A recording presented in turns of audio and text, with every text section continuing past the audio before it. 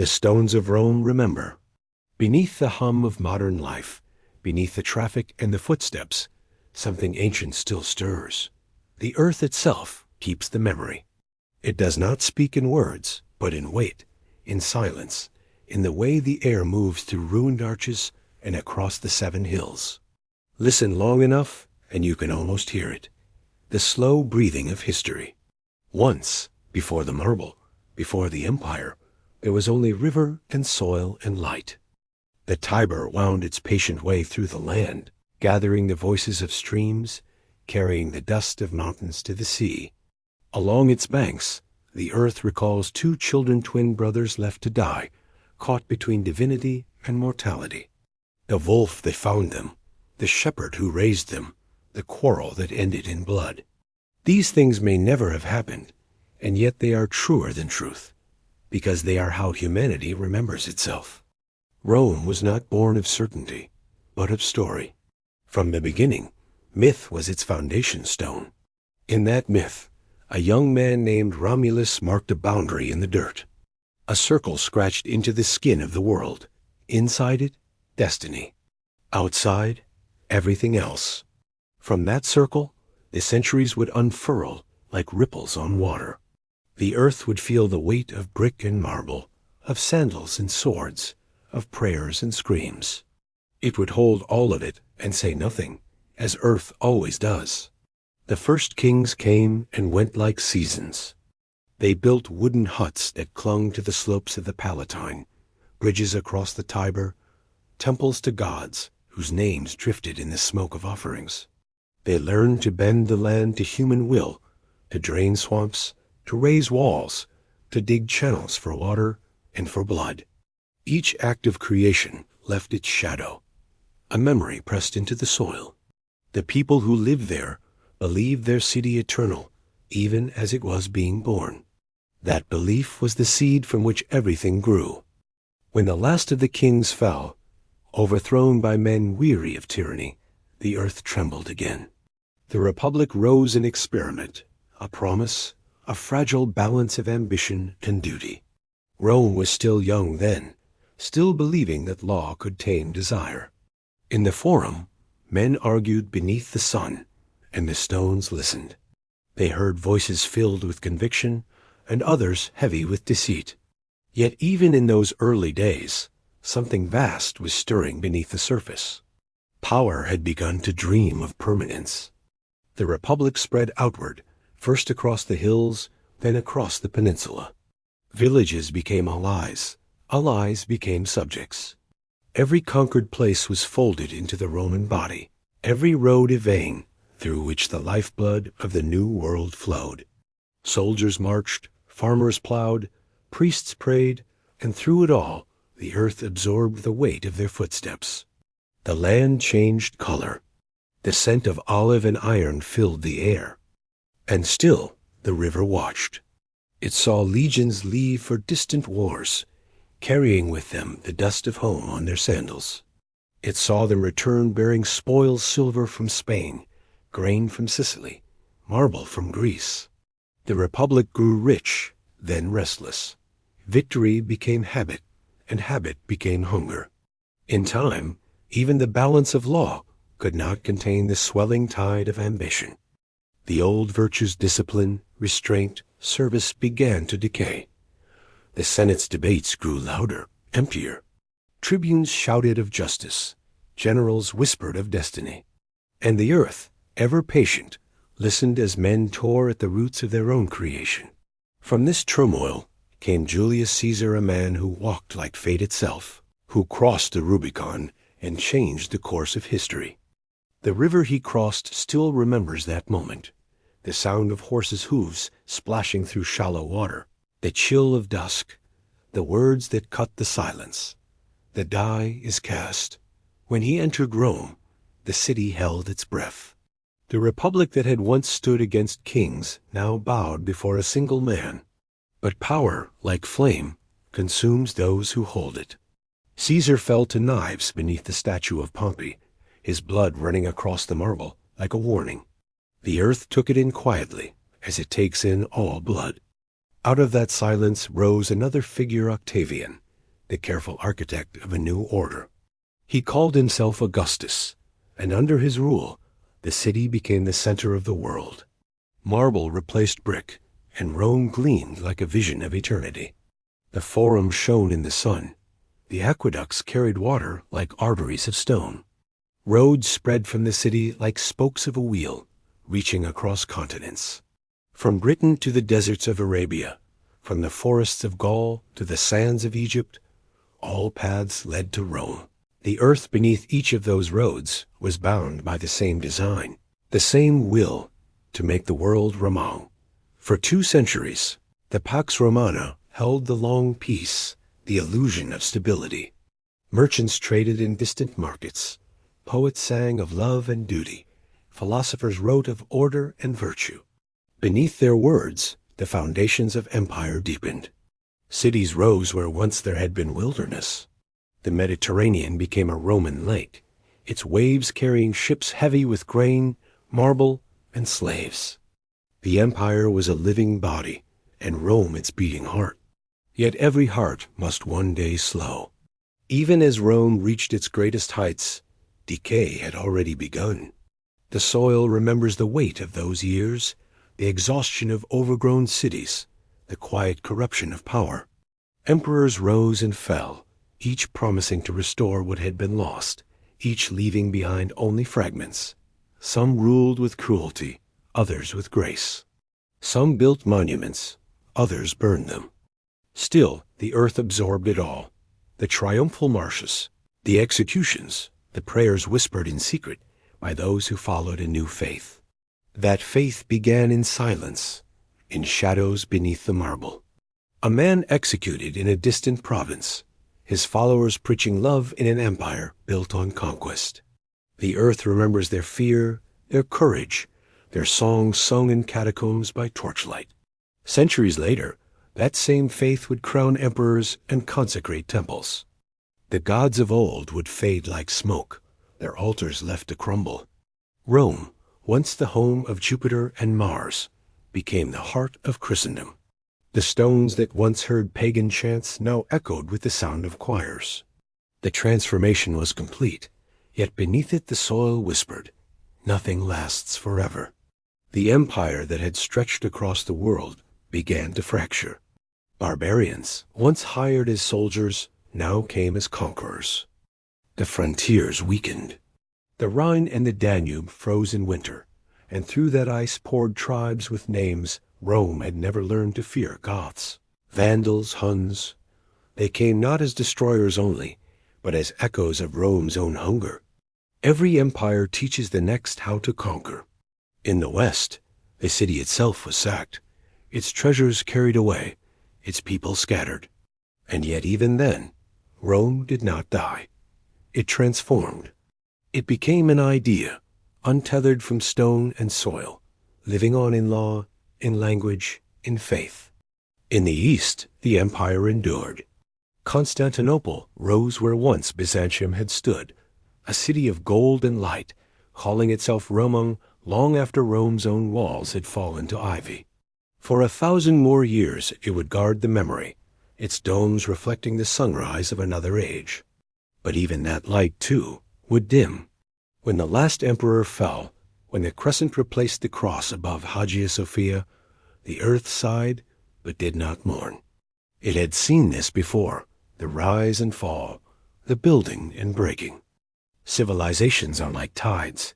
They advance, they retreat, they leave behind shells and salt, and the promise that the sea will return. The ruins of Rome became a forest of memory. Grass grew where senators once debated. Goats grazed where Caesars once paraded.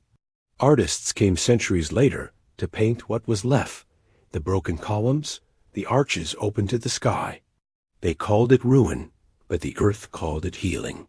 For what is ruin if not nature reclaiming its own? Even now, if you walk through Rome at dawn, before the streets awaken, you can feel it, the pulse beneath your feet. The stones still whisper. They tell of beginnings and endings, of the strange beauty of things that fade. They remember every triumph, every failure, every hope carved into marble. And they remind us that we, too, are part of this endless cycle.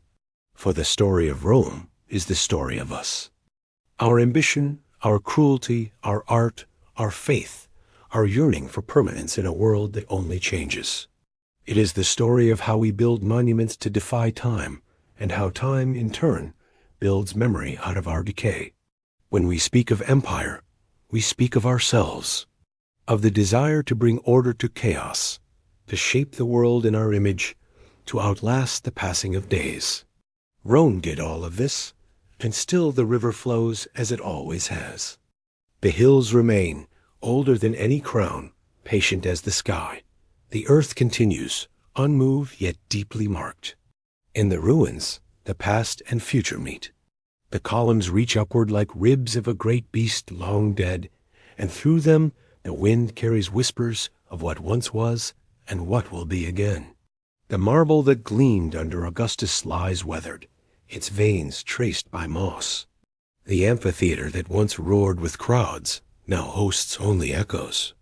Yet in those echoes lives a strange peace, a reminder that even the greatest empires must one day fall silent, and in that silence the earth breathes again. So remember Rome not as a monument, but as a moment, a long, beautiful, terrible moment in the life of the earth. Remember it as proof that even in ambition's shadow, beauty can flourish, that even in ruin there is grace. The stones remember, the soil remembers. And if you listen closely, perhaps you can too. Civilizations are like rivers. They gather from small streams of chance, from the meeting of desires and needs, from hunger and hope. They twist, they swell, they overflow. Sometimes they dry into sand. Sometimes, against all expectation, they find the sea. Rome will be one of these rivers. It will carve valleys through centuries, leave behind layers of memory thicker than bedrock.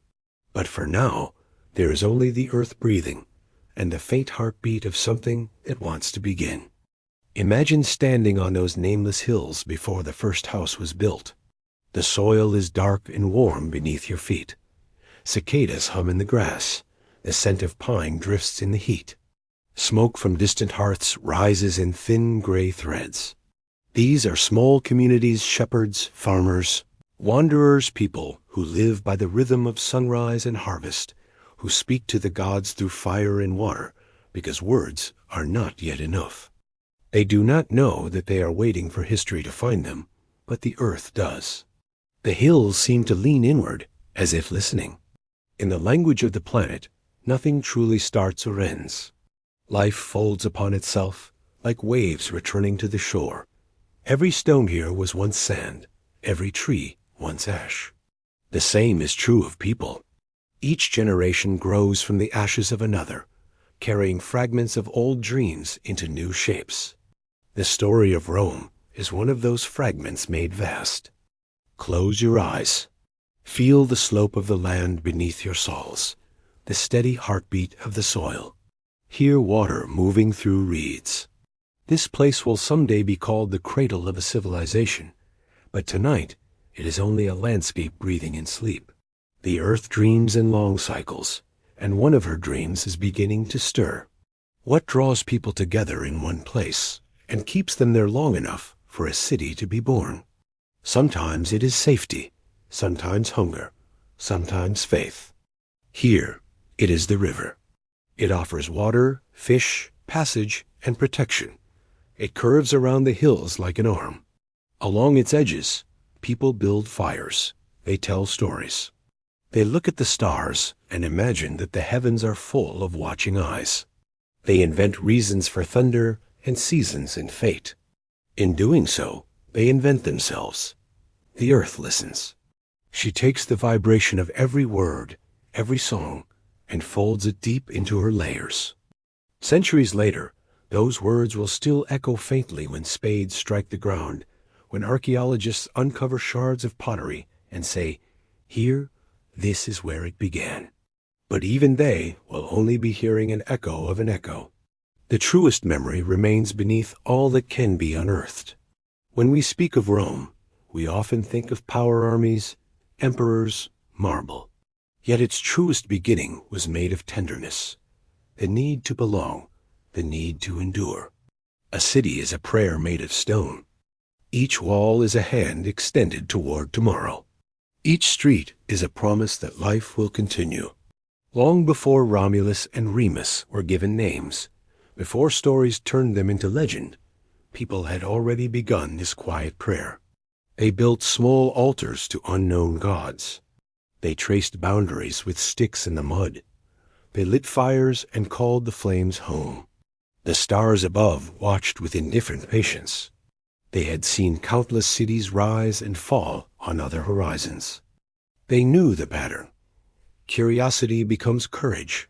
Courage becomes conquest. Conquest becomes memory.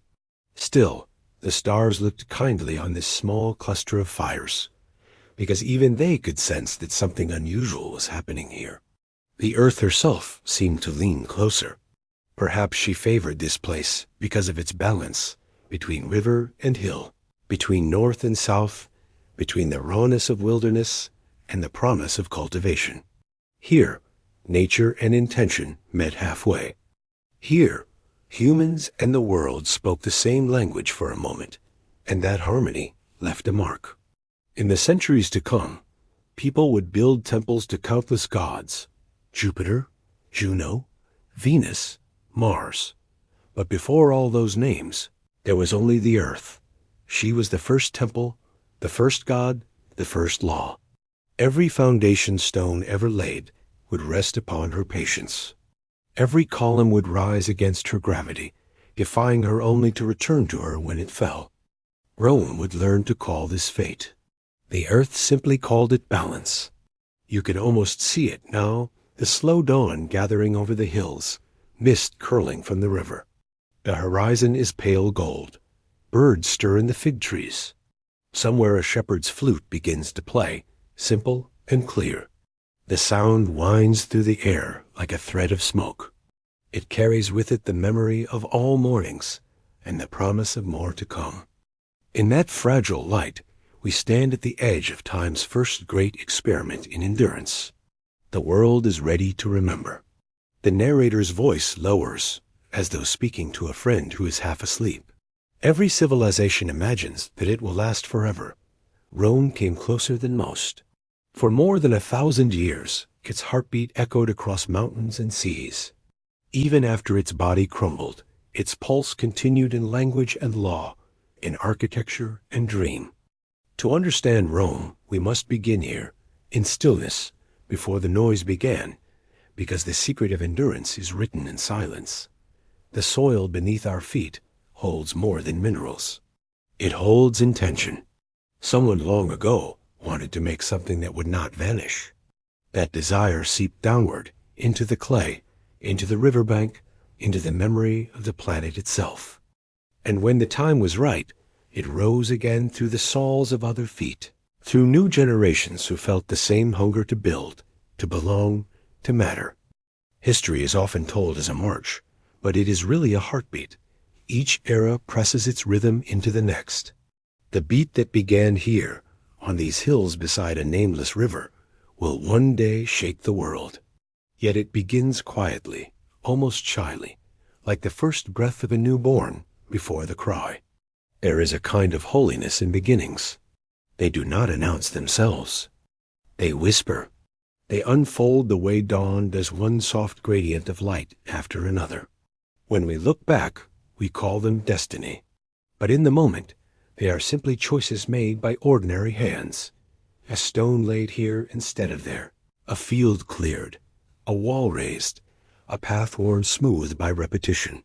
The sum of these small gestures becomes history. If you could walk through that first settlement now, you would find no grandeur. The huts are thatched, the tools crude. Children chase goats through dust. But there is something in the air, an awareness that life is gathering weight. Even the dogs seem to pause, ears pricked toward the horizon, as though sensing the approach of a future too vast to comprehend. The sun climbs higher. Shadows stretch long across the hills. The river catches the light and scatters it into fragments. Every reflection is a possibility. Every ripple carries a century not yet lived. In those ripples, if we look carefully, we can almost see the outlines of roads, aqueducts, amphitheaters, armies, the shimmering ghost of what will be. But the people here see only water. They dip their hands, drink, and feel the coolness of time itself. To be human is to build on top of memory. We are creatures who layer meaning the way the earth layers sediment. Each generation adds its dust, its triumphs, its ruins. The deeper we dig, the more we find ourselves. The story of Rome is the story of that layering carried to its fullest expression, the human wish for permanence shaped into an empire. The world around us now is loud with its descendants, cities of glass and steel, highways tracing invisible echoes of Roman roads, languages carrying Latin in their bones. But all of it began here, in this hush. And as we stand within that hush, the earth seems to sigh, content that her next great story is ready to unfold. The sky brightens. The first day of Rome has begun, though no one knows its name. The earth has opened her memory, and the story waits to be told. The first morning of Rome rises slowly, almost shyly. Dew collects on the long grass that covers the slopes of the 7 hills. The air carries the scent of wet soil and wood smoke. Across the valley, a faint column of mist rises from the river. It glows faintly, touched by the new light. Nothing extraordinary has happened, yet something invisible has shifted. The earth knows it. The hills seem to breathe a little deeper. Time has started to turn toward a different shape. A small group of people move through the haze, carrying baskets, leading goats. They speak softly, using words that sound older than language itself. Their voices blend with the sound of running water and the trill of birds. To them, this day is no different from any other, yet they are part of something that will one day reshape continents. They do not know that their footsteps will become the first lines in the story of a civilization that will one day call itself eternal. They know only the ordinary needs of life: to find food, to stay warm, to love, and to rest. All empires begin with these same hungers. The river winds through the land like a silver thread. Its movement seems patient, deliberate. Every bend, every ripple feels like a choice made long ago. It gathers sunlight and carries it away, a slow current of gold. In time, it will carry barges filled with grain and marble, but for now, it is enough that it flows. Life depends on this simple constancy. Around it, the people gather. They build their huts close enough to hear the water at night. They fall asleep to its rhythm, never realizing that its sound will someday echo beneath bridges and across harbors under the name of Rome. There is a strange intimacy between the land and those who live on it. The hills shape the people as much as they shape the hills. Over generations, their voices will take on the tone of the valleys, their gestures the steadiness of stone. They will come to believe that their destiny is tied to this soil, that to lose it would be to lose themselves. In a way, they will be right. The earth does not merely host civilizations. It absorbs them, carries their weight, their memory, their scent. As the sun climbs, the hills reveal their texture: rough grass, patches of bare rock, narrow trails worn by countless feet. Each footstep presses a tiny signature into the ground. The earth feels it, records it, holds it for millennia. One day, these tracks will be covered by marble, then by dust again, but the pattern will remain, invisible yet enduring. The ground beneath Rome will become a palimpsest of footsteps, a record of longing written directly into the skin of the world. From a distance, the scene is still humble. The huts are small, the fires fragile. A few dogs bark. A child laughs. Smoke curls into the air and fades. Yet this simplicity is deceptive. Within it lies the full potential of what will come. Order, chaos, beauty, cruelty, art, faith, empire. It all exists here already, in the quiet logic of nature's seed, growth, decay, renewal. Rome will only make this cycle visible on a grand scale. Civilizations do not begin when walls are raised or armies march. They begin when people start to dream collectively, when imagination extends beyond the horizon of a single life. Somewhere in this morning light, someone dreams of permanence. A farmer looks at the stones scattered across his field and thinks of shaping them into something that might stand longer than he will live. Perhaps it will be a wall, perhaps a shrine. It doesn't matter. What matters is the intention. To outlast time, if only by a moment. The earth feels this thought. It is small, but it vibrates. Ideas are like seeds carried by wind. They land where they can, and if the ground is ready, they take root. This land is ready. It has been waiting. The soil here is rich not only with minerals, but with memory. Every rainfall, every footstep, every buried tool adds another layer to the story. The earth is patient. It does not hurry. It allows meaning to form slowly, as stone forms from sediment. As day passes, the river thickens with light. The sky is clear, endless blue. Shadows fall from the hills like long ribbons. People move between them like ants, small but determined. They are not yet Romans, but something in them already feels the weight of that word. They live within a rhythm that will one day define an empire, the rhythm of endurance. Where other peoples might drift, these early settlers will dig in. They will build and rebuild, always returning to the same spot, as if guided by an unseen hand. In centuries to come, poets will say that destiny itself lives here, in the heart of Italy, where hills rise like the bones of the earth. They will say that the gods chose this place because it was eternal in its balance, fertile yet strong, gentle yet unyielding. But the truth is simpler. The land chose itself. It offered its strength, and humanity accepted. When night falls again, the stars appear sharp and bright. The river mirrors them, so that the world seems doubled, one above, one below. The people look up at the constellations and see patterns they barely understand. They give them names, invent stories. These stories will later mingle with others, Greek, Etruscan, Latin, until myth and history blur. But tonight, there is only wonder. The stars move slowly. The air cools. The hills hold their warmth. The world turns, carrying its secret forward. Every age believes it stands at the center of time. The people here do not think of themselves as ancient. To them, life is immediate, urgent. They are concerned with herding, with harvest, with storms and sickness. They cannot imagine that the earth beneath them holds millennia of forgotten lives.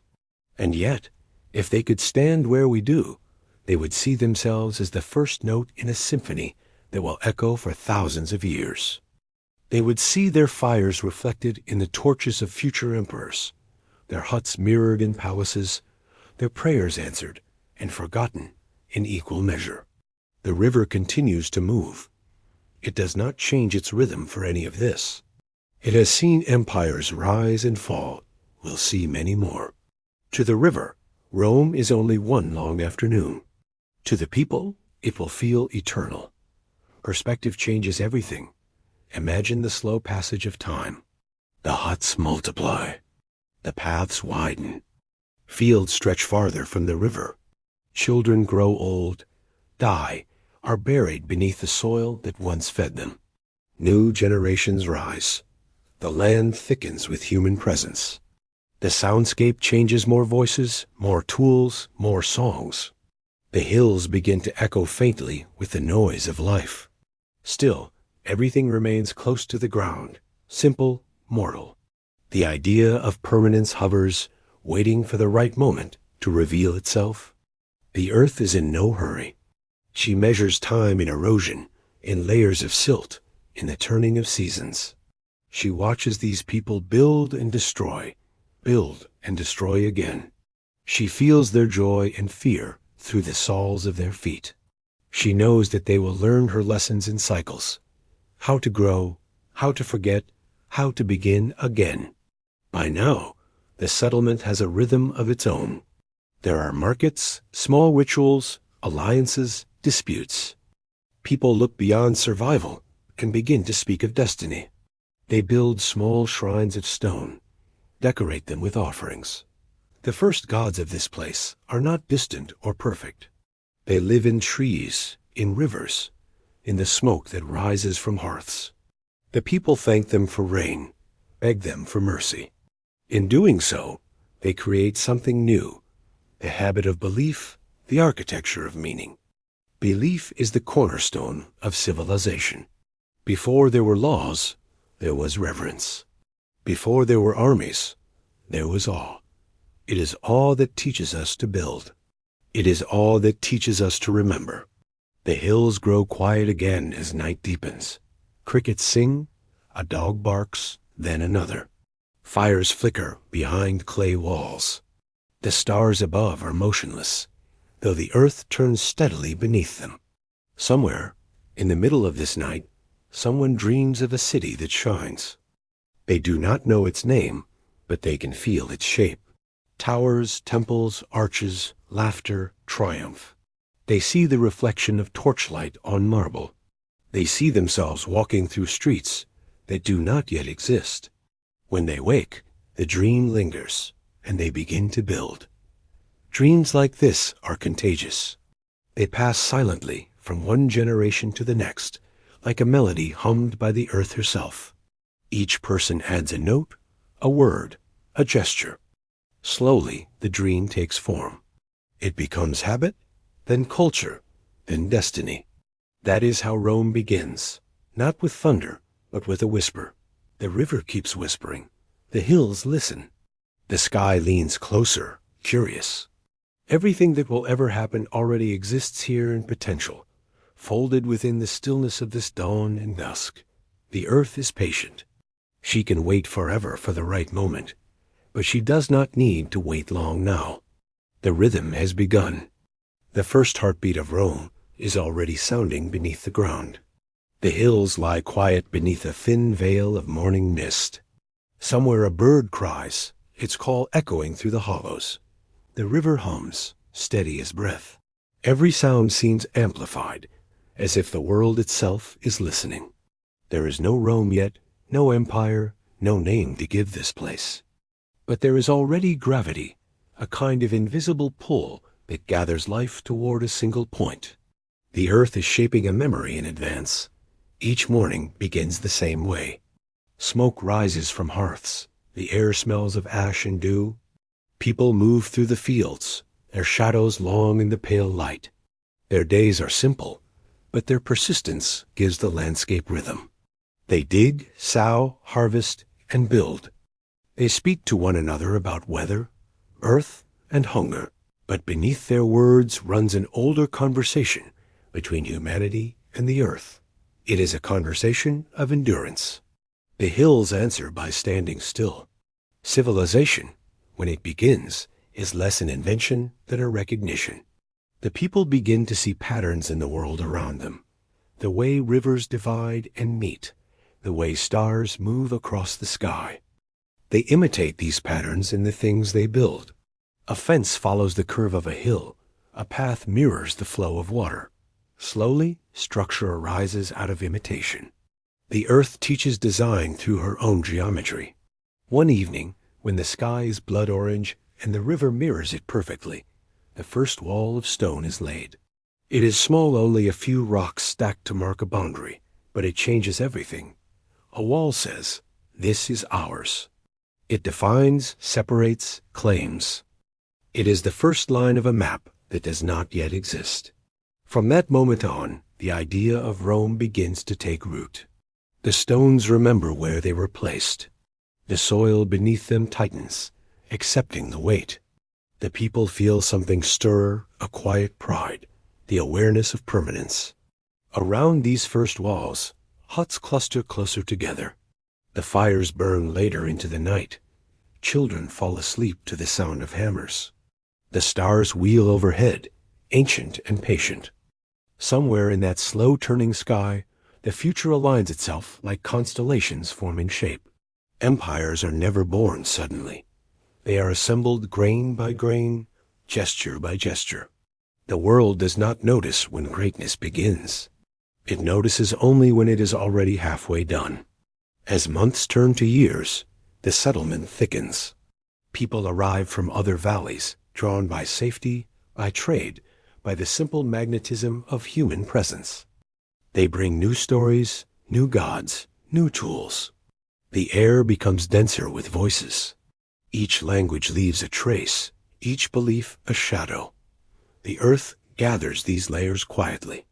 She holds them like pages in a book she will one day open again. The river remains constant. It glides past, unconcerned, carrying reflections of smoke and sunlight. Children throw stones into it, watching circles ripple outward. They do not know that the same ripples will one day spread across ocean's roads, ships, armies, ideas, all radiating from this same center. The motion of empire begins as the motion of water. The circle widens. Time moves differently for the earth. For her, these generations pass like minutes. Seasons blend together. Summer dust, autumn rain, winter frost. Each leaves a faint taste in the soil. Human life flickers above it, bright and brief. Yet together, these flickers form constellations of continuity. The people on these hills have learned something essential, not how to conquer, but how to remain. Survival itself has become ritual. It is this ritual that will evolve into empire. Night falls again. The settlement glows faintly from its scattered fires. In the darkness, the sounds of life blur laughter, footsteps, the distant bleat of animals. From the opposite bank, the hills watch in silence. The stars look down. Somewhere, lightning flashes far away, silent in the distance. The world continues to shape itself around the heartbeat of this valley. The people have begun to name things. They name the hills, the river, the gods. Names give shape to the invisible. A place becomes real only when it can be spoken aloud. The first names are rough, uncertain, but each one plants a flag in memory. To name is to claim, and to claim is to begin. In naming the land, they name themselves. They carve small idols from wood, offer them fruit and wine. They tell stories about spirits in the trees, voices in the wind. At night, they whisper prayers to unseen protectors. These stories are not yet myth, but they are the raw material from which myth will be born. Rome will grow upon these early foundations of belief, the understanding that unseen forces watch, guide, and sometimes punish. Faith, in its simplest form, is an agreement with mystery. The earth listens, as she always has, content to play her part as both witness and stage. Rain comes one afternoon, heavy and sudden. It pounds the roofs, fills the ditches, turns the ground to slick clay. The people gather inside their homes, listening to the rhythm of water on thatch. The river swells and darkens. The earth drinks deeply. When the storm passes, the air smells of wet stone and lightning. Out of such storms, fertility is born. Crops will flourish. The people will take this as a sign that the gods approve, that the place itself has chosen them. And perhaps it has. The earth, after all, is not indifferent. She rewards those who listen to her rhythm. As the years pass, the settlement develops a heartbeat all its own. There are festivals at planting and harvest, dances around fires, songs to greet the dawn. The people have learned that joy and endurance are the same thing. To celebrate is to survive another year. To build is to declare that the future exists. Each new structure, each new tradition, deepens their belonging. Slowly, the notion of community takes root. Out of community will grow law, and out of law, power. The seed of empire is not conquest, it is cooperation. If you walk through the settlement now, you would hear the language of continuity. Hammers tapping, voices bargaining, children shouting, dogs barking. The smell of bread mingles with smoke. It is still humble, but it hums with potential. Every action has weight. Every gesture leaves a mark. History has begun to write itself, though no one is holding the pen. At dusk, the hills turn amber. The river mirrors the color of molten metal. The light softens, and with it comes reflection. The people rest on thresholds and talk quietly. They tell the same stories again, changing details, exaggerating, refining. Stories are their way of rehearsing identity. In the centuries to come, one of these stories will become the legend of twins raised by a she-wolf. The details will shift, but the feeling will remain the same, that the city was born out of wildness and care, instinct and destiny. Myth is simply memory seen through the eyes of longing. The earth sighs beneath them. Content. She has seen this pattern before, how humanity dreams itself upward, how it builds temples of meaning on her back. She knows that every temple will one day fall, that every empire will return to soil. But she also knows that in falling, they enrich her. She feeds on memory. In this way, nothing is lost. The stones that will one day form the Colosseum are already forming in her depths, waiting for the right hands to lift them. Even the marble of future statues sleeps now as veins of limestone beneath the hills. The future exists quietly inside the present. When the moon rises, its reflection stretches across the river like a path of silver. A few men sit by the water, speaking in low tones. They wonder what lies beyond the horizon. They speak of other lands, of trade, of journeys. Curiosity begins to stir alongside belonging. One day, this same curiosity will lead their descendants to conquer half the known world. But tonight, it is enough to dream of crossing the river. The night deepens. The fires burn low. Crickets sing. The air cools. The people sleep, and the earth keeps watch. She listens to their breathing, to the slow rhythm of their hearts. In them, she hears her own heartbeat steady, ancient, unending. It pleases her to know that for a time, her children will walk in harmony with her. She does not think in centuries or millennia. To her, Rome will be one long breath. But for humanity, that breath will be everything. And so it begins not with conquest, not with kings, but with stillness, with soil, with a river that remembers, with a people who, without knowing, have stepped into the current of eternity. The earth has opened her story, and Rome is the word she is about to speak. The narrator's voice softens, as though speaking to the listener directly, the words drifting toward rest. Everything that will ever be, the triumphs, the wars, the art, the faith, begins here, in quiet persistence. The empire that dreamed in stone begins as a heartbeat in the dirt, as a whisper between river and hill. And when you close your eyes, you can still feel it, the pulse of the earth, the breath of beginnings, the faint hum of a city not yet born. The memory of Rome is already alive, waiting beneath your feet. Beneath the weight of the centuries, the city still breathes. Rome, not a city of stone, but of memory. The air here feels thick, not with dust alone, but with the presence of time itself. To walk its streets is to wander through the layered dreams of humankind, where every shadow holds an echo and every ruin remembers. Long before marble shone beneath the sun, before empires and emperors, there was only the Tiber, winding slow and silver through the hills. The land was wild then, untamed, fertile, humming softly with unseen life. Shepherds watched over their flocks by the riverbank, their fires flickering beneath the vast Italian sky. They could not have known that beneath their feet, history itself was stirring. From that soil came a story, part myth, part memory. 2 infants, abandoned, found by a she-wolf beneath a fig tree. Her milk, the first nourishment of Rome. Romulus and Remus, names half remembered, perhaps never real, yet more enduring than the flesh of any king. For myths are the bones of time. They are how the earth remembers what humans forget. Romulus built his walls. Remus mocked him and died by his hand. Blood marked the foundation, as it so often does when humans begin to build. Rome was born not of peace, but of hunger. The hunger to endure, to name the world, to shape it in one's image. And in that hunger lay the seed of everything that would follow: triumph and tyranny, beauty and ruin. The city grew upon its 7 hills, stone by stone, ambition by ambition.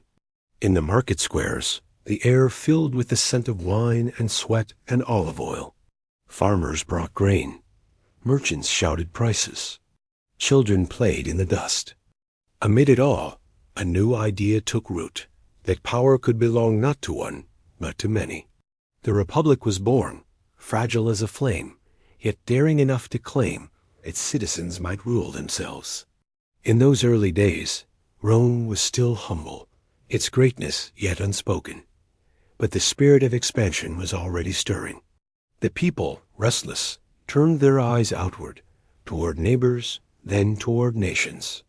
Each victory brought more land, more wealth, more reason to fight again. Soldiers returned from distant fields with scars and stories. Senators argued in marble halls beneath the flicker of oil lamps. The air itself began to hum with destiny. Rome learned to govern not only men, but ideas. It built roads, arteries of empire, that stretched across the earth like veins of ambition. Through them flowed soldiers, goods, gods, and languages. What began as a city became a system, a rhythm, a way of being. And yet, within that grandeur, something human remained, fragile, uncertain. In the Forum, a cobbler might speak beside a senator. A slave might dream of freedom while sweeping marble floors. For all its order, Rome was still alive with contradiction. And so the centuries turned. Power accumulated. The Republic grew strong, and then strained beneath its own brilliance. For when men hold power too long, they begin to confuse the state with themselves. Julius Caesar, wrapped in laurel and glory, crossed the Rubicon, and with him crossed the Republic's last breath. His rise was inevitable, his fall foreseen. The knife in the Senate was not just for a man, but for an idea, and the stones of the Curia still remember the echo of that blade. The Republic died, but Rome did not. It transformed. Under Augustus, the city became marble. Temples rose like hymns. Roads stretched farther still. The empire glimmered like a reflection of the gods themselves. Peace, the Pax Romana, fell like a soft illusion across the world. But beneath it, ambition burned quietly on, the old hunger still whispering. Every emperor believed he was eternal. Every monument was built to outlast death. Yet time does not kneel, not even to marble. Nero's flames licked the night sky. Caligula's madness turned laughter to fear. Still the city endured, patient, unbroken. For empires are fragile things, but the earth beneath them remembers. In the amphitheaters, the crowds gathered, thousands of souls breathing as one. The air thick with dust and anticipation. Below them, men fought beasts for spectacle, blood offered as entertainment. The Colosseum, vast and perfect, stood like a stone sun, its light born of cruelty and awe. And though centuries have softened it to ruin, even now one can almost hear the roar, a sound that once belonged to a people who believed they were immortal. Beyond the city, legions marched, across deserts and mountains, rivers and seas. Their sandals pressed patterns into the earth that can still be traced today. Wherever they went, they carried Rome within them, in their language, their architecture, their law. Cities rose like reflections. Londinium, Carthago Nova, Lutetia, Byzantium. The world itself seemed remade in Rome's image. But the larger the shadow, the sooner it fades. The empire grew vast, too vast. Its borders stretched thin, its heart overworked. The wealth of conquest became its poison, the luxury of victory its undoing. Corruption crept through marble halls. Armies turned against each other. The emperors came and went, puppets and tyrants alike, while the people waited, weary, for stability that never stayed. And yet, through all this, life continued. The baker still kneaded dough before dawn. The farmer still tilled his field. The mother still prayed for her child's health. Rome's eternity was not in its emperors or its wars, but in the ordinary lives woven through its grandeur. Civilization is not built only on triumphs, but on endurance, the quiet persistence of those who refuse to vanish. Then came the whispers of change, foreign voices, new faiths. In catacombs beneath the city, people gathered in darkness, whispering prayers to a single unseen God. A faith born from suffering began to take root in the empire of dominance. And from that unlikely seed, the world shifted once more. The cross replaced the eagle. The empire turned its eyes toward heaven. By then, the empire's body was failing. Borders fell. Armies dissolved. Rome was no longer the conqueror, but the conquered, its majesty dimming like the last light of day. In 476, the Western Empire drew its final breath. The eternal city stood silent, not destroyed, but emptied, like a shell left behind by the tide. And yet, the end was not an end. The East endured, Byzantium rising from the old world's bones. And within Rome herself, something deeper remained. The church grew from the ruins, reimagining empire as faith. The basilicas rose where temples once stood, and marble gods gave way to saints. The Pantheon, crowned with a Christian cross, opened its oculus still to the same infinite sky. Light fell as it always had, unjudging, eternal. The stones did not mourn the empire. They simply continued. Time moved through them as wind through grass, reshaping but never erasing. For what Rome had built was more than walls or laws. It had built the pattern of the human spirit, the restless will to rise, to fall, to build again. Centuries flowed like water. The Middle Ages wrapped the city in shadow.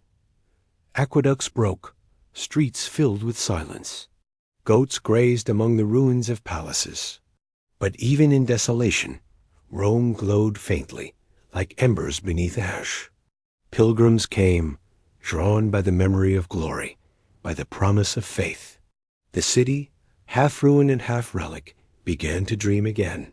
Then came the artists, men who saw not ruins but rebirth. Michelangelo, Raphael, Bramante. They walked among the fragments and listened to the stones. From shattered columns they drew inspiration. From broken beauty they carved perfection. The Renaissance was not the return of Rome's empire, but of its spirit, the rediscovery of humanity's boundless desire to create. Marble that once served emperors now praised God. Frescoes bloomed across ceilings like the heavens reborn. The old gods lingered in brushstrokes, in curves and symmetry, transfigured but not forgotten.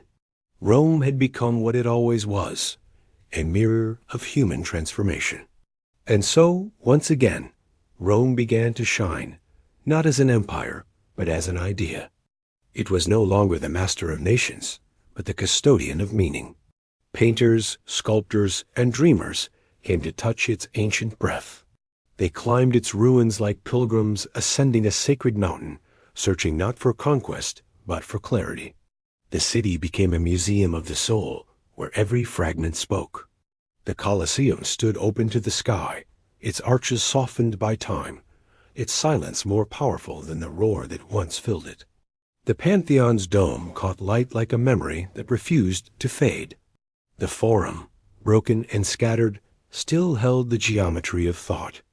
Rome had become both ruin and revelation, the earth's own reflection on mortality. For though empires fall, beauty does not die. It lingers, it transforms, it waits for those who can still hear it. In the Renaissance, the marble awoke again. The same stone that once bore the faces of gods now carried the tenderness of the human form. David's calm gaze, the virgin's sorrow, the reach of creation across a chapel ceiling. The chisel of one age became the prayer of another. The centuries moved as they always do, quietly, invisibly, reshaping all they touched. The Baroque came, filling the air with motion, with sound, with the shimmer of gold.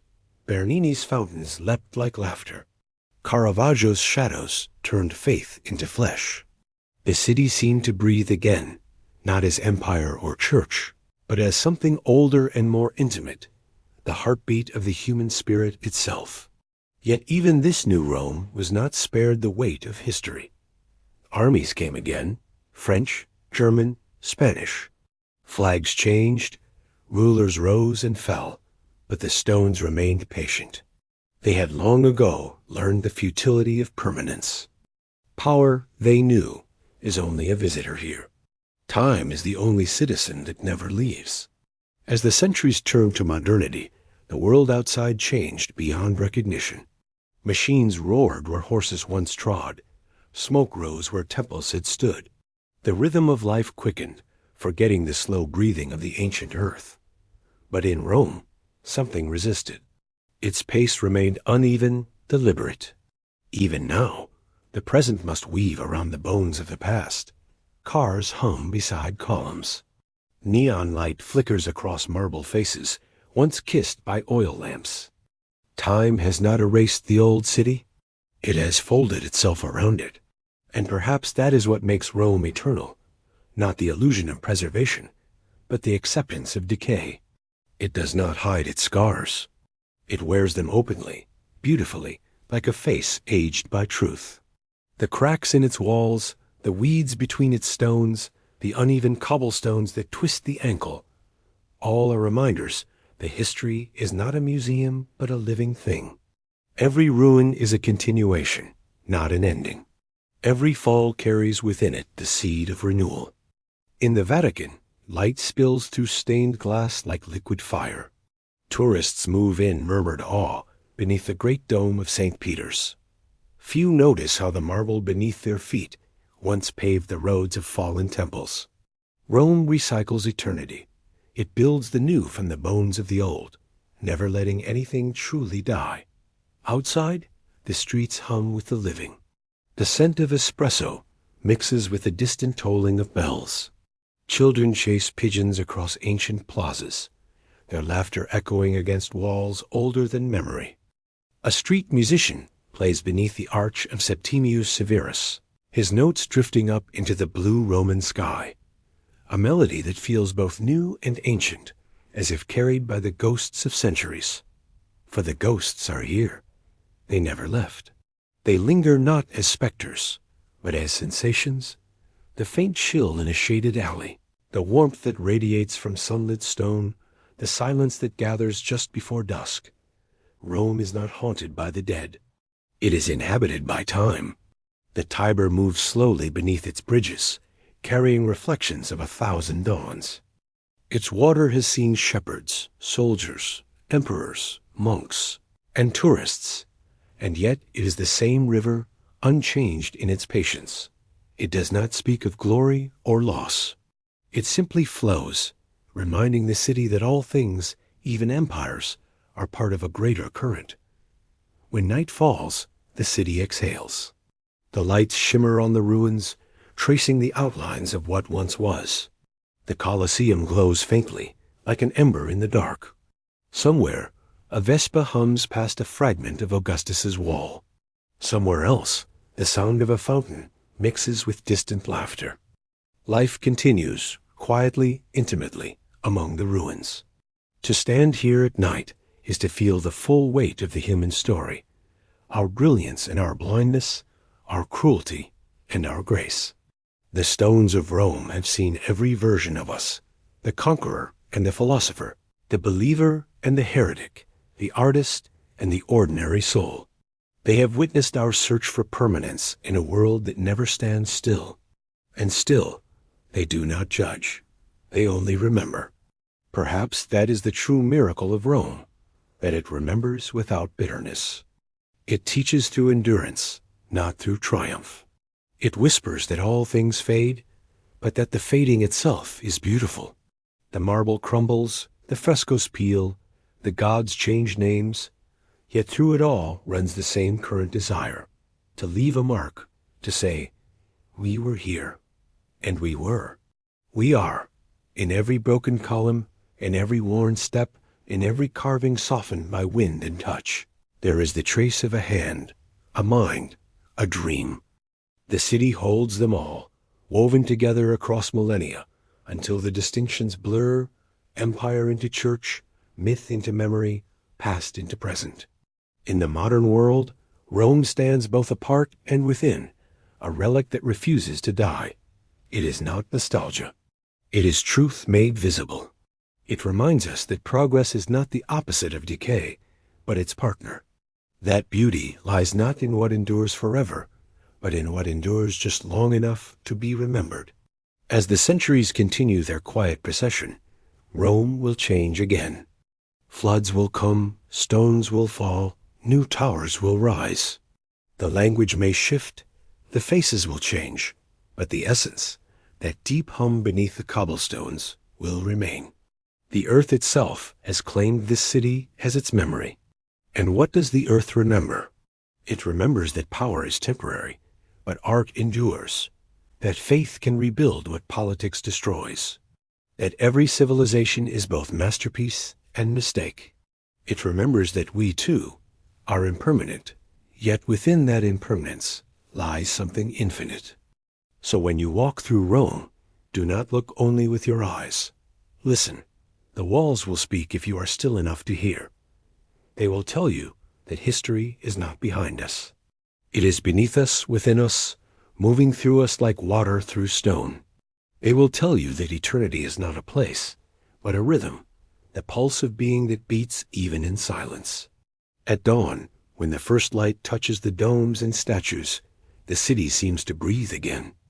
The sound of footsteps on ancient stone, the rustle of morning wind through the cypress trees, it all feels like a conversation with something greater. The birds rise above the forum, tracing invisible lines over ruins that have seen everything. Blood, prayer, music, silence. In that light, Rome is neither past nor present. It simply is. It belongs not to emperors or popes or tourists, but to time itself, to the slow and patient work of the earth, shaping and reshaping the human dream. Because that is what Rome has always been. Not an empire, not a city, but a mirror. A reflection of humanity's longing to be more than itself. We build and destroy, rise and fall, but through it all, we reach endlessly, foolishly, beautifully, toward the eternal. And perhaps that reaching is enough. Perhaps the lesson of Rome is not in its triumphs or its ruins, but in the space between, in the quiet persistence of what remains.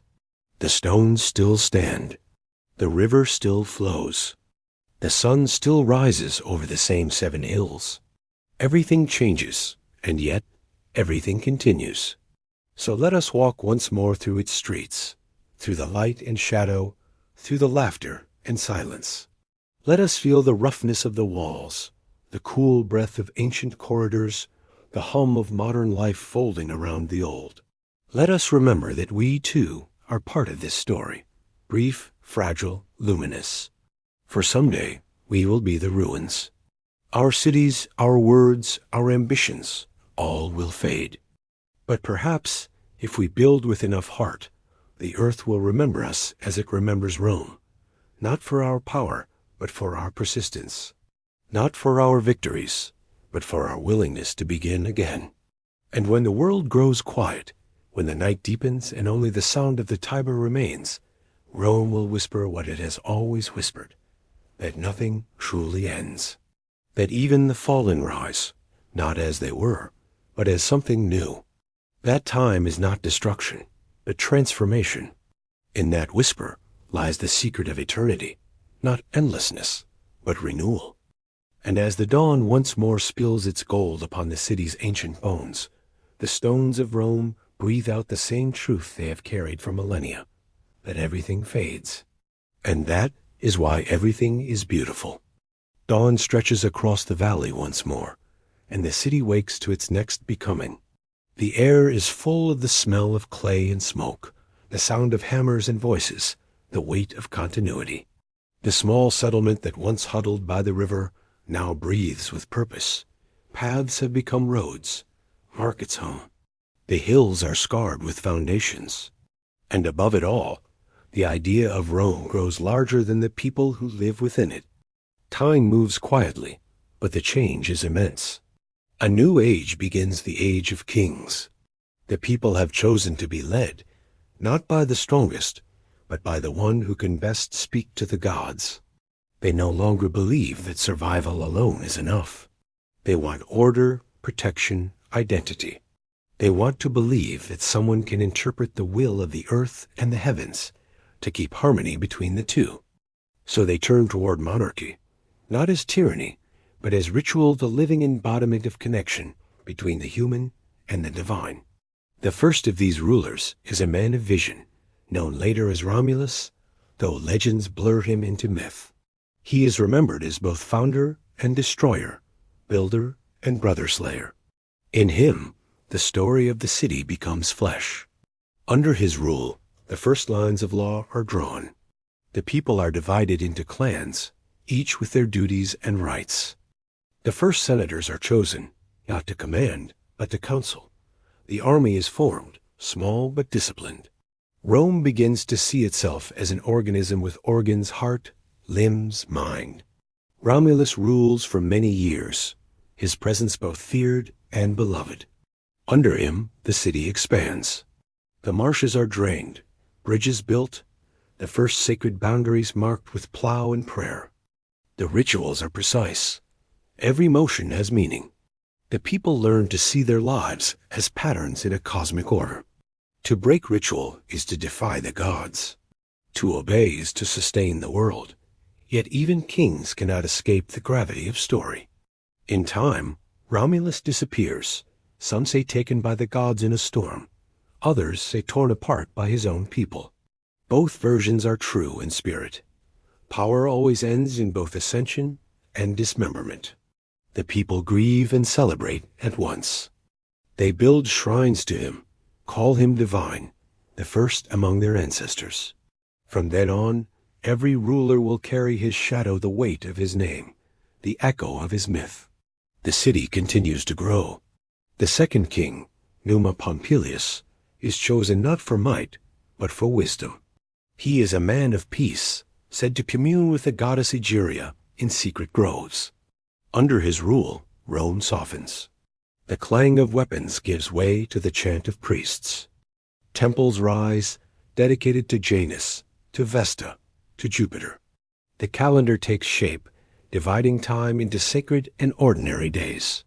The people learn to live within rhythm, to see the year as a breathing thing, opening, closing, resting, returning.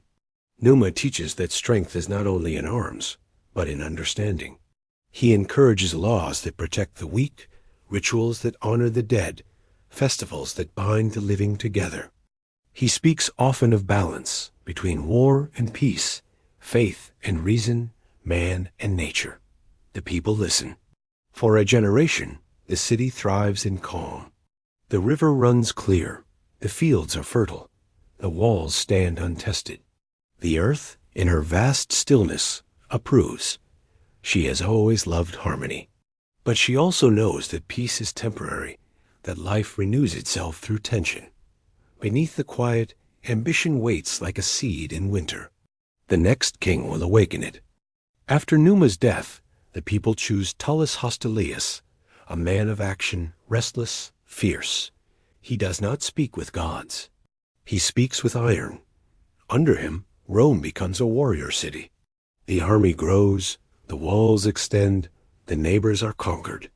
Alba Longa, once its kin, is destroyed. The smoke of burning roofs curls into the sky. For the first time, the land trembles beneath Roman feet. The earth feels the pulse quicken. A new heartbeat has begun, the rhythm of conquest. Tullus believes that greatness is forged in conflict. He builds barracks, trains soldiers, rewards courage.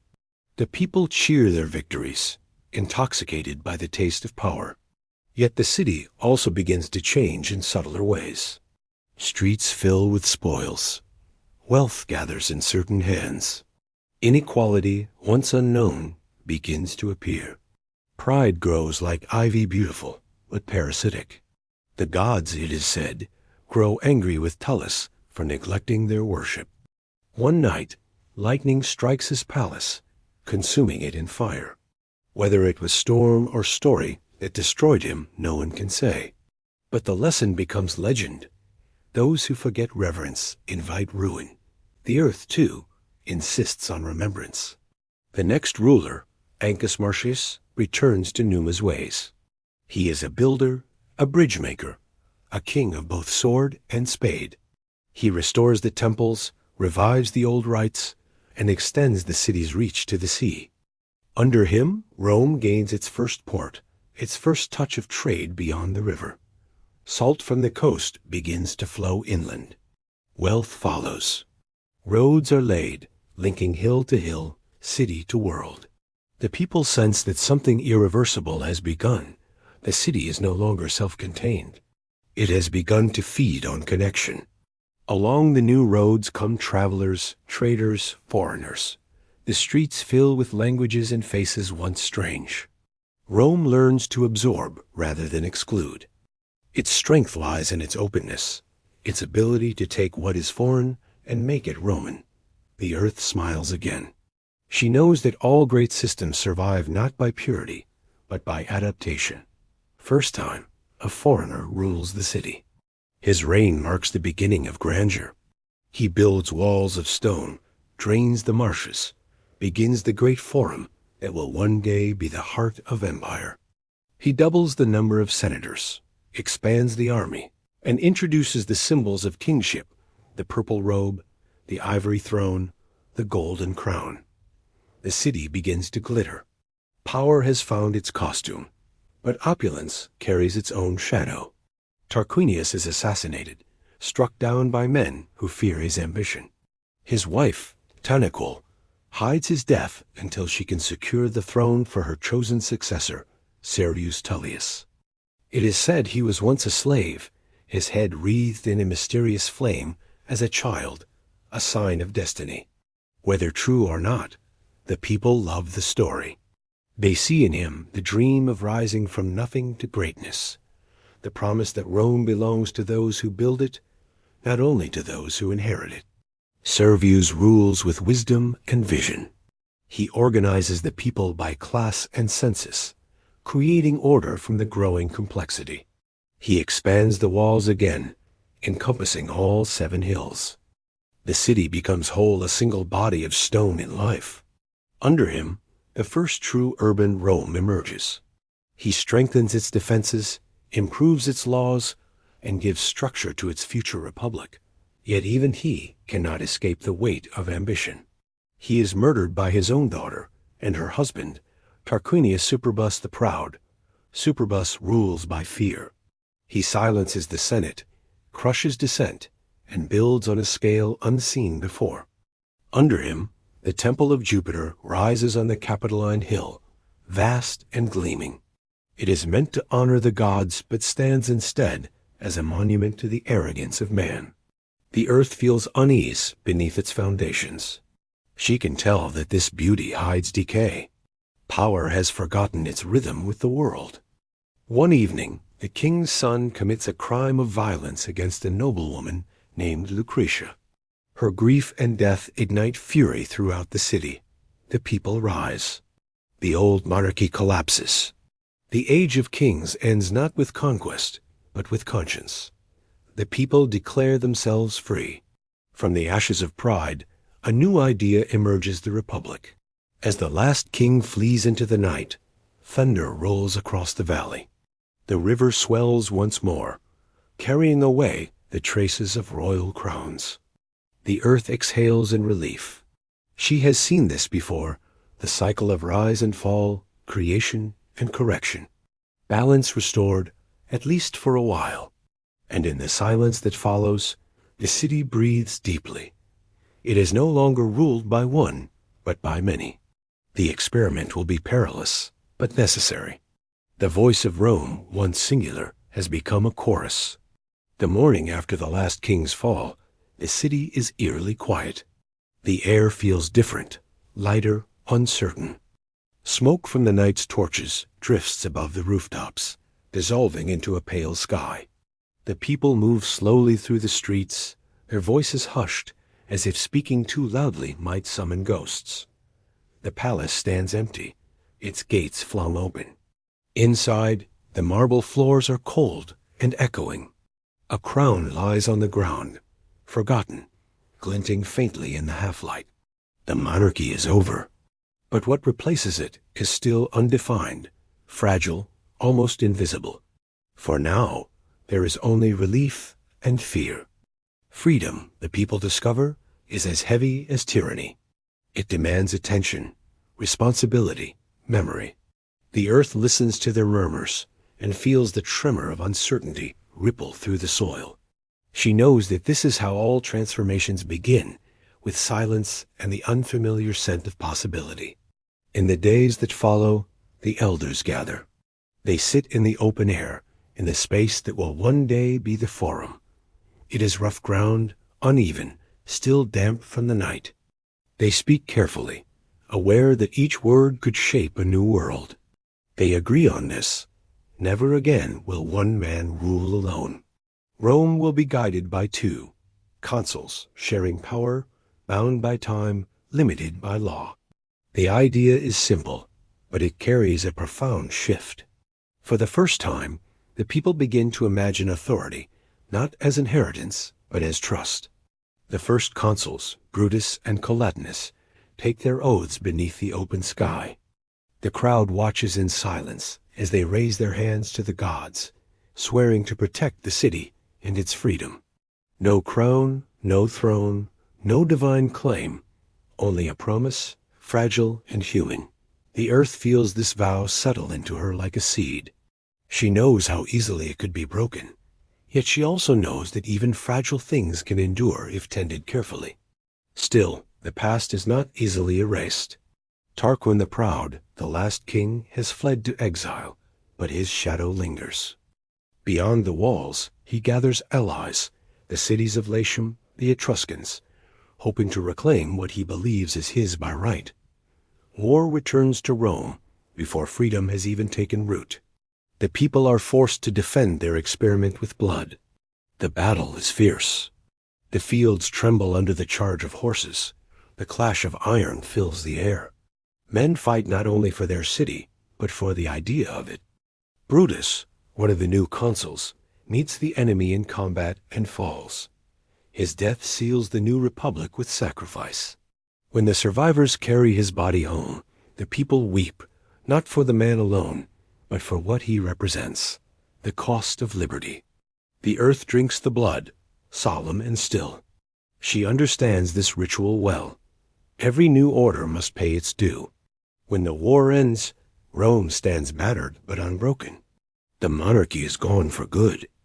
In its place, the republic begins to breathe, unevenly, uncertainly, like a newborn creature testing its lungs. The people learn new rhythms. Elections, assemblies, debate. Power shifts like the tide, pulled by argument and persuasion. It is messy, imperfect, alive.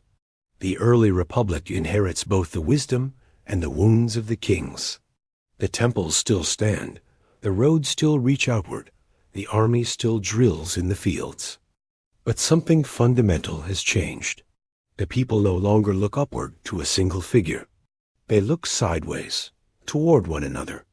Responsibility has become communal. The earth feels the shift in the way the city vibrates, less like a command, more like conversation. Yet memory is stubborn.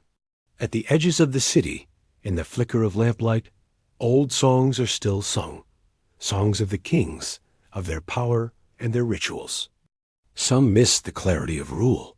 Freedom, after all, is noisy. The Senate argues late into the night, voices rising and falling like waves. The streets buzz with rumor. There are protests, disputes, petitions. The gods themselves seem unsure whom to favor. But this is what it means to be alive in a republic, to exist in motion, in dialogue. The earth approves. She, too, thrives in cycles, in conflict that births renewal. In quieter moments, the people walk through the forum at dawn. The air is cool, smelling of stone and dew. The temples cast long shadows. Traders set up their stalls. Somewhere, a potter hums while shaping clay. Life continues, indifferent to politics. This, too, is the Republic, not only in its speeches, but in its everyday acts of creation. The Senate begins to codify the customs of the kings into laws, unwritten at first, then carved into tablets of bronze. These laws, they say, belong to no ruler but to Rome itself.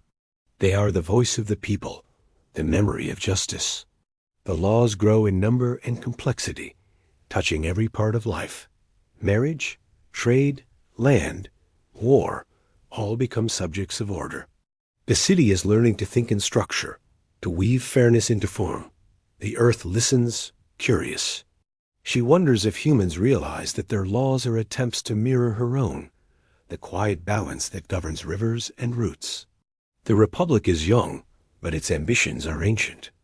Even as it learns to govern itself, it looks outward. The hills are not enough. The rivers lead elsewhere. The neighbors who once threatened Rome now seem like obstacles to its destiny. Expansion begins almost unconsciously, like a plant seeking light. The army marches, returns victorious, marches again. Each victory brings new wealth, new land, new slaves. The city swells. The forum grows louder, the temples grander. The balance between freedom and order begins to strain. But those tensions belong to another age. For now, the Republic is still young, full of belief. Festivals fill the streets. The people dance in the shadow of temples built by kings, but claimed by citizens. The air smells of olive oil, of roasted grain, of wet stone after rain. Children run barefoot through the forum, laughing. Their voices echo off marble and brick. The city, for a moment, feels eternal. At night, when the fires dim, the river glows faintly beneath the moon. It remembers everything, the kings, the wars, the coronations, the cries of rebellion. It carries these memories downstream, whispering them into the sea. The earth, listening, hums in reply. She knows that Rome has only begun to speak. The voices of its rulers, its thinkers, its dreamers are still unborn. For now, the city sleeps lightly, like a giant just beginning to stir. The city grows quieter in the years that follow the fall of the kings, yet the silence is not emptiness. It is the deep inhale before a long journey. Rome, reborn as a republic, is learning how to move through the world without a crown to lead it. The people are adjusting to their own voices, realizing that freedom is not a gift given once, but a task that must be renewed each morning. They gather in the open squares, debating beneath the rising sun. Some speak with passion, others with doubt. There is no single voice now, no divine decree. Decisions are shaped by persuasion, by compromise, by the slow rhythm of human reason. It is chaotic, fragile, often frustrating, but it is alive. The earth listens, and in the murmurs of the crowds, she hears a new kind of music, not the command of a ruler, but the chorus of a people learning to govern themselves. Still, the memory of kingship lingers in the soil. The streets, the temples, the very language of ceremony remember monarchy. Some miss its certainty, its clarity. Others fear its return. Between these two feelings, Rome begins to define itself, not by what it is, but by what it refuses to be. Freedom, like all living things, requires boundaries. The people are still learning where to draw them. In those early years, the Senate becomes the city's spine. Old families fill its benches, men of lineage and memory. They argue over land, law, and honor. They preserve tradition, but they also guard power. Beneath their civility lies competition, quiet, sharp, relentless. Ambition has not died with the kings. It has merely changed form. The earth can feel it humming through the marble floors of the Curia, like tension before a storm. Beyond the city, the land stretches outward. Forests, hills, valleys, filled with other tribes who watch Rome's experiments with wary curiosity. Some trade, others raid. The borders are fluid, the alliance is temporary. The young republic must defend itself again and again, as though the gods are testing its will to survive. Each victory adds to its confidence. Each defeat deepens its resolve. Through conflict, the city finds rhythm. Through rhythm, identity. The first great test comes when the Etruscans, once Rome's rulers, march south to reclaim what was lost. The armies meet on open ground, beneath a gray sky heavy with rain. The battle is fierce, brutal, intimate. Spears clash, shields splinter. The sound of iron on iron echoes like thunder. The earth drinks deeply that day, her fields darkened with blood. But when the storm clears, Rome still stands. Its citizens return home weary, changed, but united by survival. The Republic is no longer an idea. It is a reality paid for in sacrifice. After victory, the people hold a festival. They light torches and walk through the streets, singing hymns to liberty. The air glows orange and gold. Children wave small branches of laurel. The city hums with gratitude and exhaustion. For a night, it feels as though the stars themselves lean closer to listen. In that glow, Rome discovers something deeper than pride, a sense of destiny. Not the divine fate of kings, but a collective belief that they, together, are chosen to shape the world. In the years that follow, peace returns, but it is never still. Beneath the calm, tension simmers, between classes, between rich and poor, between patrician and plebeian. The Republic, for all its ideals, is not equal. Power gathers in certain hands. The poor labor in the fields and workshops, while the noble families debate philosophy and policy. The divide grows slowly, like a crack in marble, almost invisible at first, but the earth feels it. She knows how cracks widen, how small injustices can become avalanches. One morning, a crowd gathers at the edge of the forum. They demand rights, a voice in government, protection under law. The patricians resist at first, but the people persist. The pressure builds until the Senate yields. The laws of the Republic are written down at last, inscribed on 12 bronze tablets displayed for all to see. The 12 tables, the foundation of Roman law. No longer hidden knowledge, no longer the privilege of the powerful. Justice has become visible, tangible, carved into metal and memory alike. When the tablets are unveiled, the people stand in silence. Sunlight glints off the bronze, casting bright reflections on the ground. Children reach out to touch them. For the first time, the law feels like something real, something that belongs to everyone. The earth watches the light flicker on the metal and smiles. She has seen this pattern before. Chaos giving birth to order, order softening into fairness. Civilization learning to look itself in the mirror. Life resumes. Markets bustle. The smell of bread and olive oil fills the air. The streets hum with merchants calling out prices, with animals shuffling through dust. Soldiers train in open fields, their armor gleaming in the sun. Rome is busy, vibrant, endlessly awake. And yet, amid the noise, there is still a current of reverence for the gods, for the ancestors, for the river that never ceases to flow. The sacred and the ordinary coexist here, woven together like threads in a single tapestry.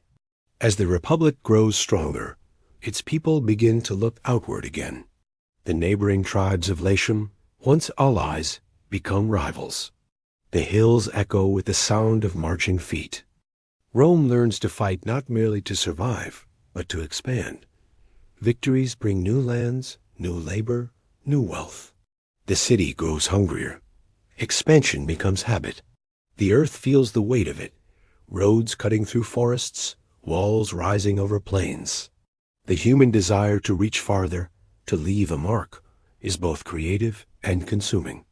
She lets them build, knowing that even the mightiest walls will one day crumble back into dust. Still, not all stories are written in conquest. In quiet corners of the city, new traditions blossom.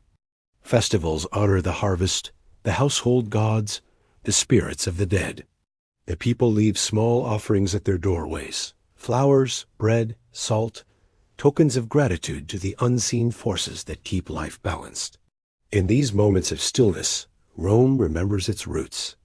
Beneath the grandeur, beneath the politics and the wars, it is still a city of families, of kitchens, of hands working clay and stone.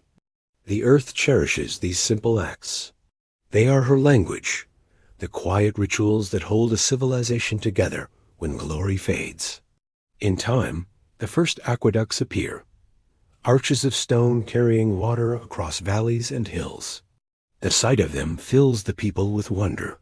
They call it engineering, but it is also faith. Faith that they can reshape nature without destroying it.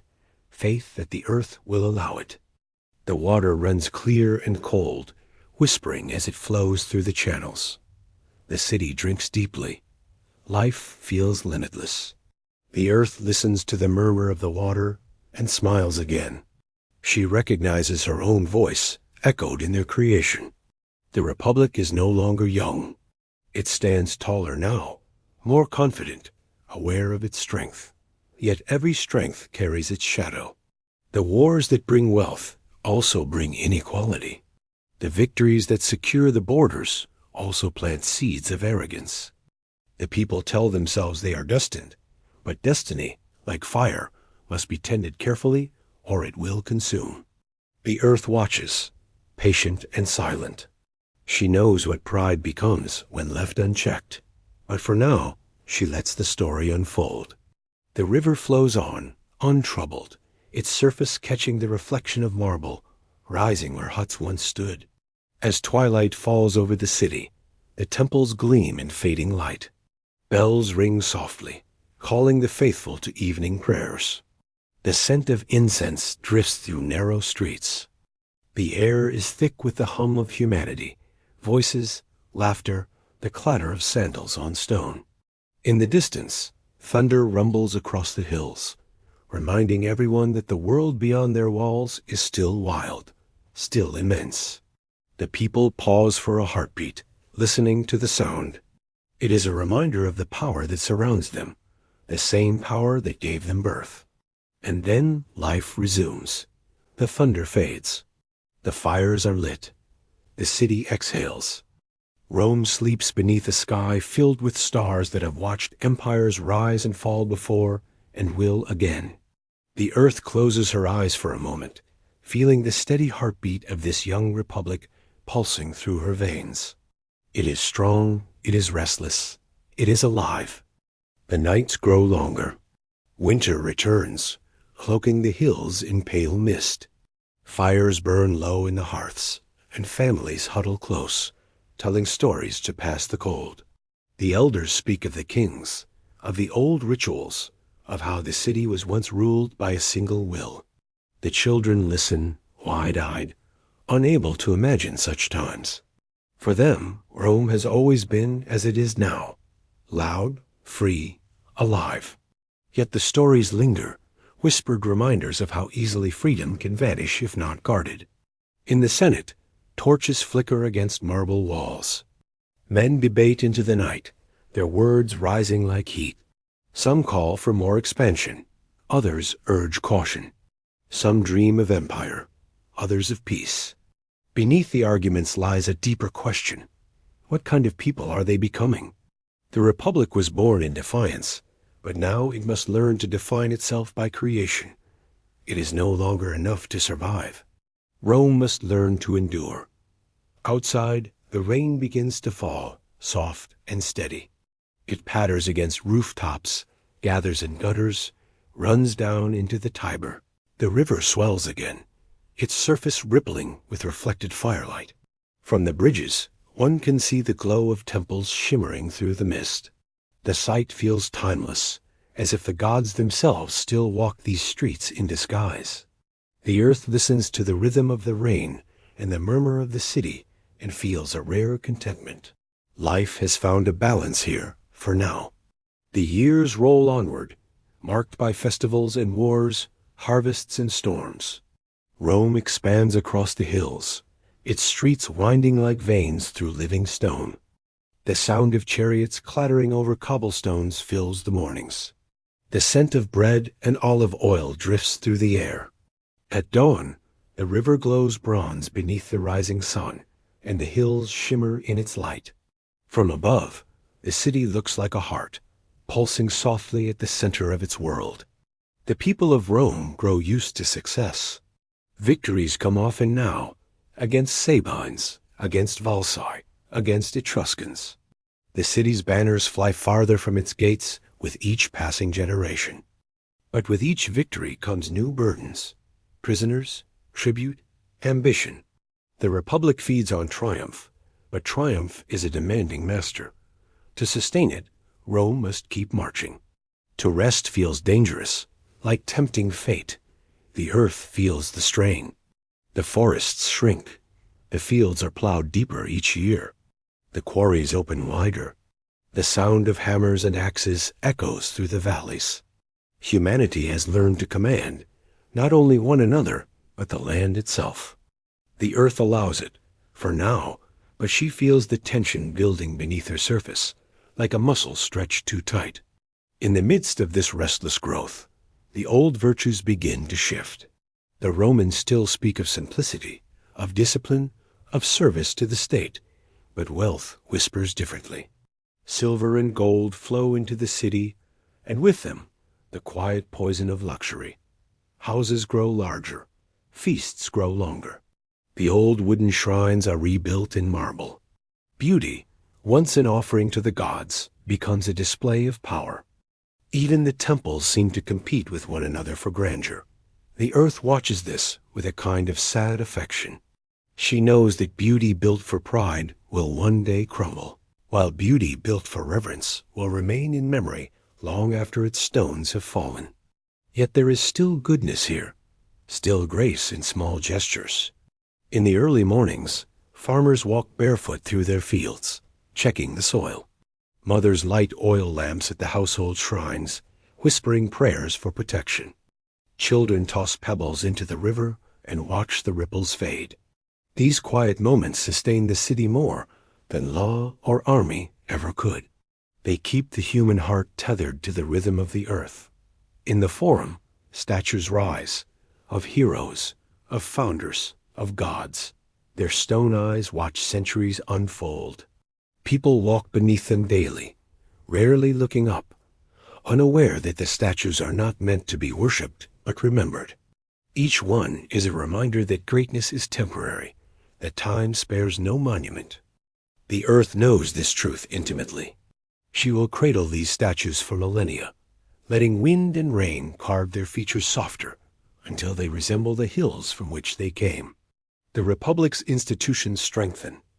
Consuls rise and fall. Magistrates are chosen and replaced. The Senate debates, the assemblies vote. Order becomes habit. Stability becomes identity.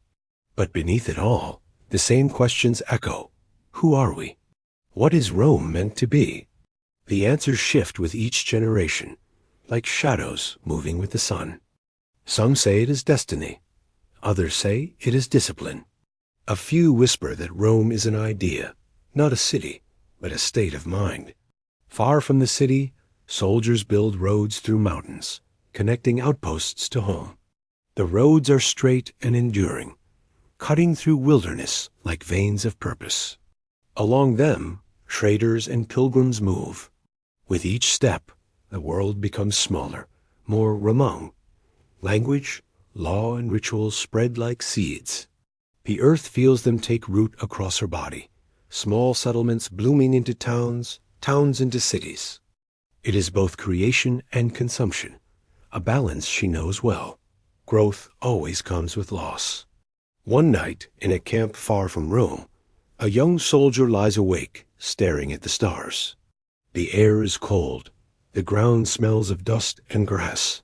He thinks of home, of the river's sound, of the warmth of the market at dusk. He wonders if Rome will remember him, if the city knows the names of those who keep its borders alive. The earth hears his thoughts and murmurs back in silence. She remembers them all, every life given to the dream of permanence. Back in the city, the Senate honors victories with processions.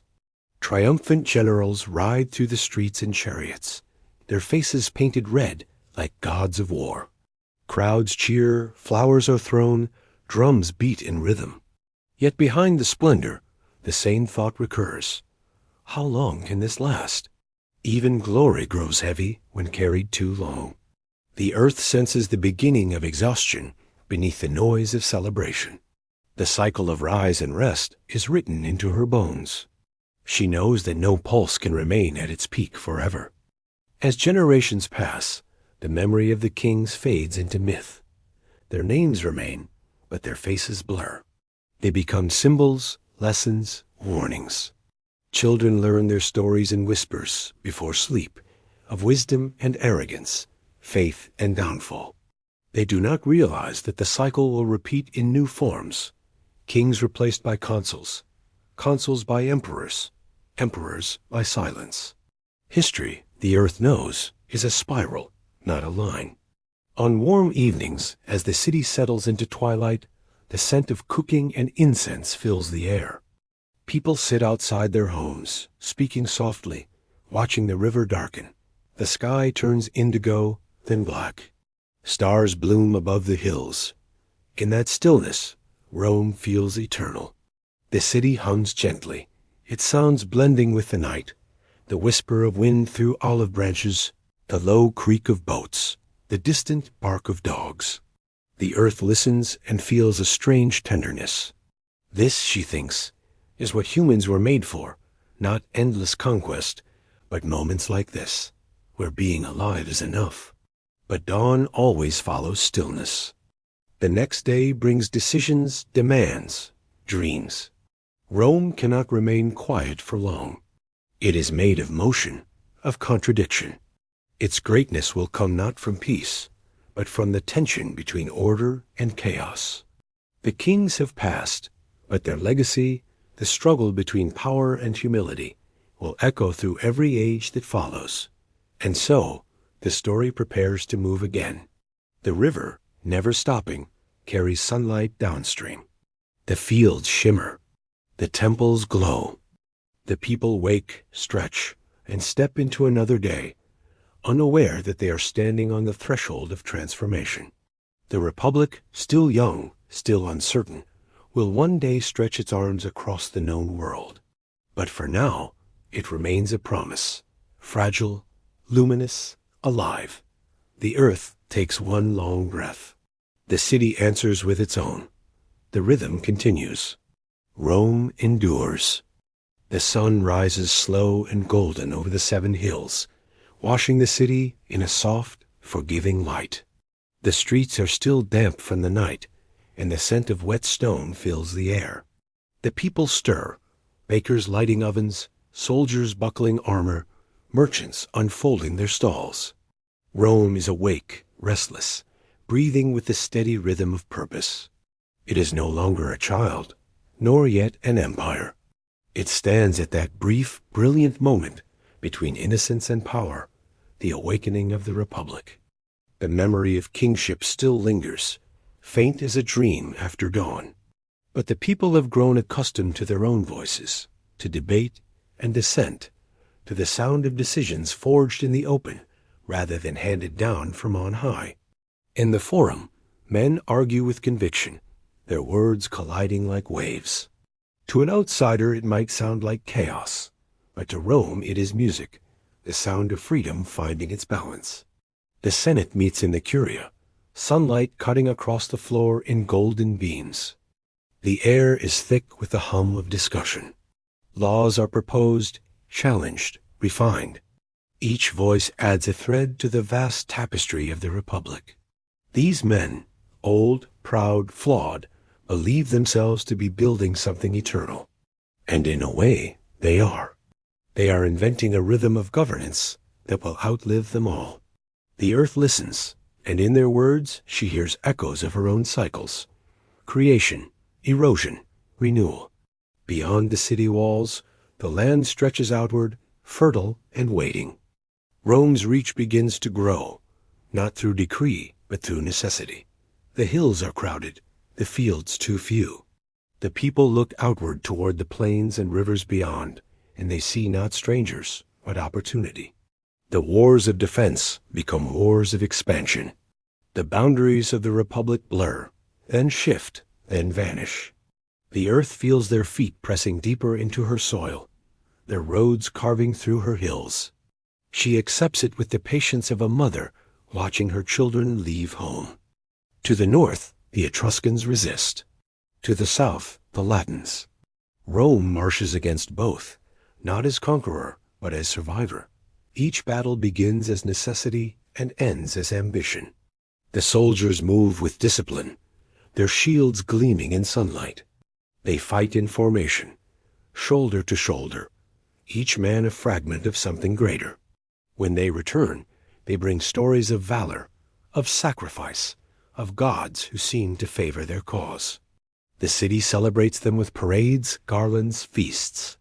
Children watch in awe as the legions march through the streets. In their eyes, war becomes not horror, but heritage. In time, the wars turn outward still, to the Sabines, the Samnites, the Gauls. Each conflict adds another stone to the monument of Roman identity. Strength, discipline, order. These become the virtues of the Republic. The citizens begin to speak of virtues, a word that means courage, but also manhood, dignity, worth. It is not only about victory in battle, but about composure, restraint, endurance. To be Roman is to stand firm when others falter, to hold the line when chaos presses close. The earth watches as these ideals take root. They are noble, but she knows they carry a hidden danger. When a people define themselves by strength, they can forget the grace of weakness. Yet she does not interfere. All life must learn balance by losing it. Between wars, the city builds. New temples rise, their marble columns bright against the sky. Roads spread outward like veins, connecting the far reaches of the Republic. The aqueducts grow longer, their arches crossing valleys with quiet confidence. The earth feels her own shape reflected in these constructions, her hills echoed in domes, her rivers in stone channels. Humanity, she thinks, has always been her mirror, translating her curves and rhythms into architecture and art. The forum becomes the heart of the world. Here, merchants shout their prices, philosophers debate beneath porticos, and citizens gather to hear the latest decrees. The sound of Rome is layered. Laughter, argument, prayer, the distant hammering of builders. Life hums with purpose. Yet amid the noise, moments of stillness still bloom. An old man feeding pigeons, a woman lighting incense at a household shrine, a child watching the dust dance in a shaft of light. These small silences are what keep the city alive. The earth lingers in them, breathing softly. As generations pass, Rome's population swells. Fields turn into villages, villages into towns. The Senate struggles to manage it all. The Republic was built for simplicity, but life grows complicated.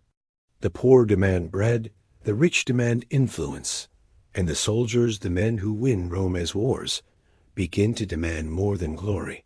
They want land, reward, recognition. The earth feels the tremor of imbalance again, faint but growing. To appease them, new colonies are founded on conquered land. Veterans become settlers. Roads stretch farther still, linking coast to mountain, city to frontier. The landscape itself begins to carry Rome's signature: straight lines, right angles, order imposed upon wilderness. From the sky, if one could look down, the earth would appear cross-hatched with intention. She sighs, half proud, half wary. Civilization is a kind of geometry drawn on her skin. Yet for all its reach, the Republic remains deeply human. Its citizens still gather for festivals, for games, for rites of passage. They celebrate the Saturnalia, when masters and servants trade places for a day. They dance in the streets, their laughter echoing off stone. For a brief moment, hierarchy dissolves and joy reigns. Even the gods seem to smile. The earth feels the pulse of their happiness ripple through her. A reminder that the heart of Rome is not its power, but its capacity for wonder. Then come darker omens. The Gauls, fierce and unyielding, descend from the north and sack the city. Temples burn, streets run red, the forum lies in ruin. The people flee to the hills, clutching what little they can carry. For a moment, it seems the story might end here, smothered beneath smoke and grief. But when the fires die, the survivors return. They walk among the ashes and begin, once again, to rebuild. Their resilience astonishes even the earth. So, she thinks, they have learned my secret, that destruction is only the beginning of renewal. From those ruins rises a stronger Rome. The walls are rebuilt higher, the army reorganized, the spirit hardened. The Senate grows more cautious, more disciplined. The memory of fire lingers in every law, every prayer, every heartbeat. To fall and rise again becomes the Republic's defining rhythm. It is no longer afraid of ruin, because it has survived it once. In the generations that follow, the Republic expands southward into Campania and north into Etruria. It is no longer a single city, but a network, a system of loyalty, law, and language. Allies and colonies join under Roman protection, their gods adopted into the Roman pantheon. The city absorbs difference, like a living organism, turning foreign into familiar. It is a kind of magic, the ability to take in the world without losing itself. The earth admires this adaptability. It is one of her oldest laws. Only what bends can endure. Yet she senses that Rome's flexibility hides a deeper rigidity, an insistence that everything it touches must, eventually, become Rome. Diversity is tolerated, but only within Roman order. It is a subtle arrogance, and it will one day return to test them. At night, the city glows. Torches line the streets, their light flickering on marble and bronze. The river reflects it all, temples, arches, bridges, a moving mirror of civilization. The air hums with the sound of distant conversation, with the low chant of priests preparing sacrifices for the dawn. Above it all, the stars remain unchanged. The same constellations that guided shepherds centuries ago now watch over generals and senators. The earth feels the symmetry, the endless return of the same under new names, new forms. In her depths, beneath the stone foundations, time gathers quietly. Fossils sleep. Water drips through limestone. Roots wind around forgotten walls. The earth knows that all of this, the marble, the words, the glory, will one day return to silence. But she does not hurry it. She allows the Republic its season of brilliance, knowing that its fall will come not from without, but from within. For now, though, Rome stands radiant, a city of reason and ritual, of law and poetry, of blood and dream. The age of awakening is in full bloom, and the world is beginning to notice.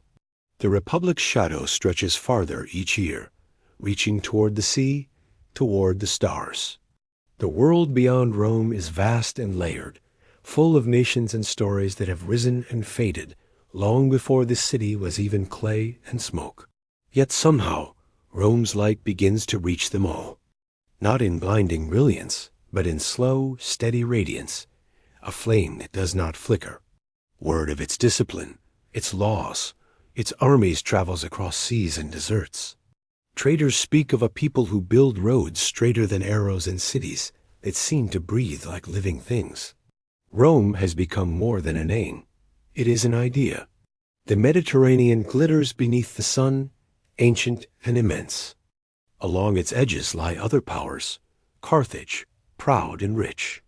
The Greek colonies of Sicily and southern Italy, radiant with art and philosophy. The Republic looks outward now, its curiosity sharpened by necessity. The sea that once seemed distant becomes a mirror of possibility. The Romans, who once feared the waves, begin to learn their rhythm. They build ships, they send envoys, they trade. The earth feels their ambition spreading over water, the pulse of humanity extending its reach. Yet with new horizons come new conflicts.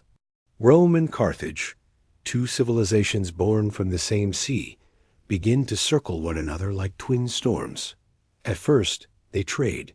Then they compete. Then they fight. The wars that follow are vast, greater than any Rome has known. The First Punic War stretches across decades, a struggle of endurance as much as strategy. The sea becomes a graveyard of shattered ships, their masts jutting from the water like broken ribs. The earth listens to the cries of sailors, the clash of oars and iron, the silence that follows. She feels the sorrow of both sides and wonders if humanity will ever learn that victory and loss are made of the same dust. When the war ends, Rome stands triumphant but altered. It has become something it never intended, a maritime power, master of islands and coasts. The city celebrates, but beneath the cheers there is fatigue. The price of greatness is beginning to show. Grain from Sicily fills the markets, but so do the whispers of greed. Wealth flows inward, cooling in the hands of a few. The gap between patrician and plebeian widens again. The republic's heart beats faster, but unevenly. Still, life goes on. The city grows larger, more complex. Temples multiply, forums expand, the Senate debates endlessly. Philosophers from Greece arrive, bringing new ideas about reason, virtue, the soul. Roman youth listen, fascinated. They begin to mix discipline with curiosity, order with imagination. The culture deepens. The earth watches this exchange and smiles faintly. She loves when knowledge crosses borders, when thought, like wind, refuses to belong to one place alone. But peace, as always, is brief. Carthage rises again under Hannibal, a general of genius and fury. He leads his army and his elephants across the Alps, a feat the world had thought impossible. Snow and stone echo with the sound of hooves and breath. The earth herself feels the weight of it, the trembling of the mountains beneath so much will. When Hannibal descends into Italy, the people of Rome tremble for the first time in generations. Villages burn. Armies are destroyed. The fields that once glowed with harvest turn to ash. At Cannae, tens of thousands of Romans fall. The wind carries their cries across the plain. For a moment, the Republic teeters. It seems the dream may finally collapse, not from within, but from an enemy's brilliance. Yet Rome does not yield. It refuses to die. The survivors return to the city, rebuild the legions, and fight on with grim resolve. Years pass. Hannibal remains undefeated in Italy, but the Romans strike at Carthage itself. Eventually, the tide turns. The war ends. Hannibal flees, hunted by the shadow of his own legend. When the news of victory reaches the city, the celebrations are muted. The cost has been too great. The earth feels the exhaustion in the soil, in the bones of the people. They have learned the cruel truth of endurance, that survival often feels like loss. The Republic has proven its strength, but at a price it will pay for centuries. The spirit that once sought peace now finds purpose only in struggle. War has become the city's heartbeat. Time moves on. The ashes of Carthage cool, and Rome grows richer.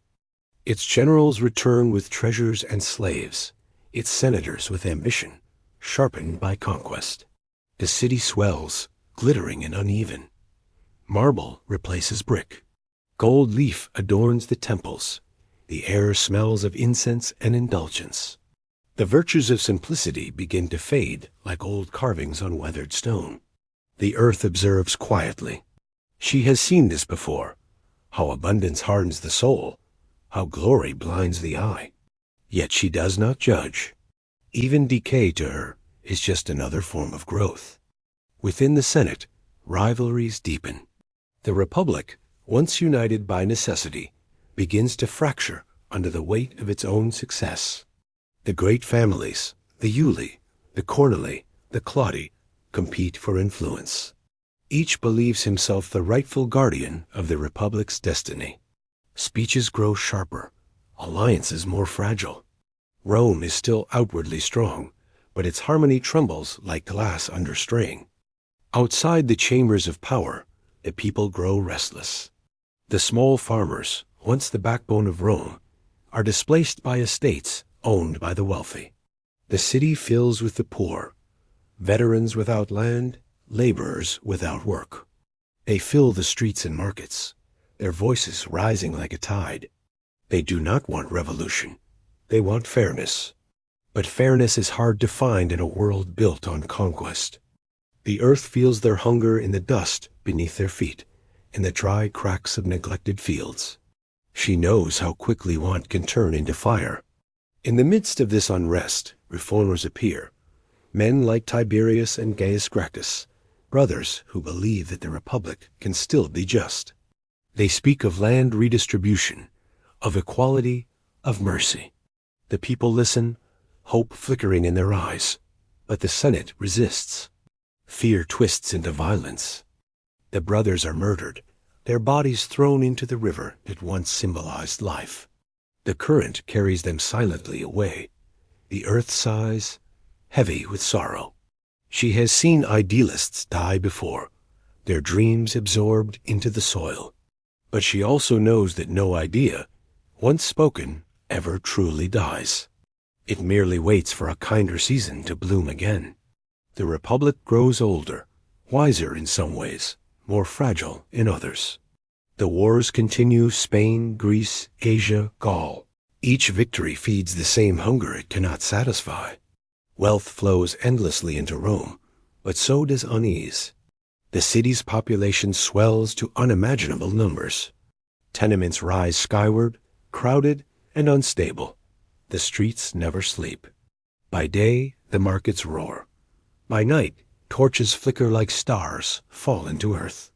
The air smells of smoke, sweat, and the faint sweetness of decay. The earth absorbs it all, the life, the noise, the endless motion. She feels the city's pulse quicken, its heart growing fevered. Still, amid the chaos, beauty persists. Poets write of virtue and love. Sculptors carve faces that seem to breathe.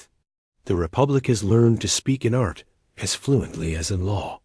In marble and bronze, it expresses what it cannot always sustain in life: balance, order, grace. The earth delights in this paradox. Humans, she thinks, are most divine when they try to remember what divinity feels like. As centuries turn, a quiet weariness seeps into the Republic's bones. The same systems that once ensured stability now breed corruption. The same laws that once bound citizens together now bind them in endless bureaucracy. The same ambition that built roads and aqueducts now builds armies of loyalty, not to Rome, but to men. Somewhere between virtue and victory, something essential begins to erode.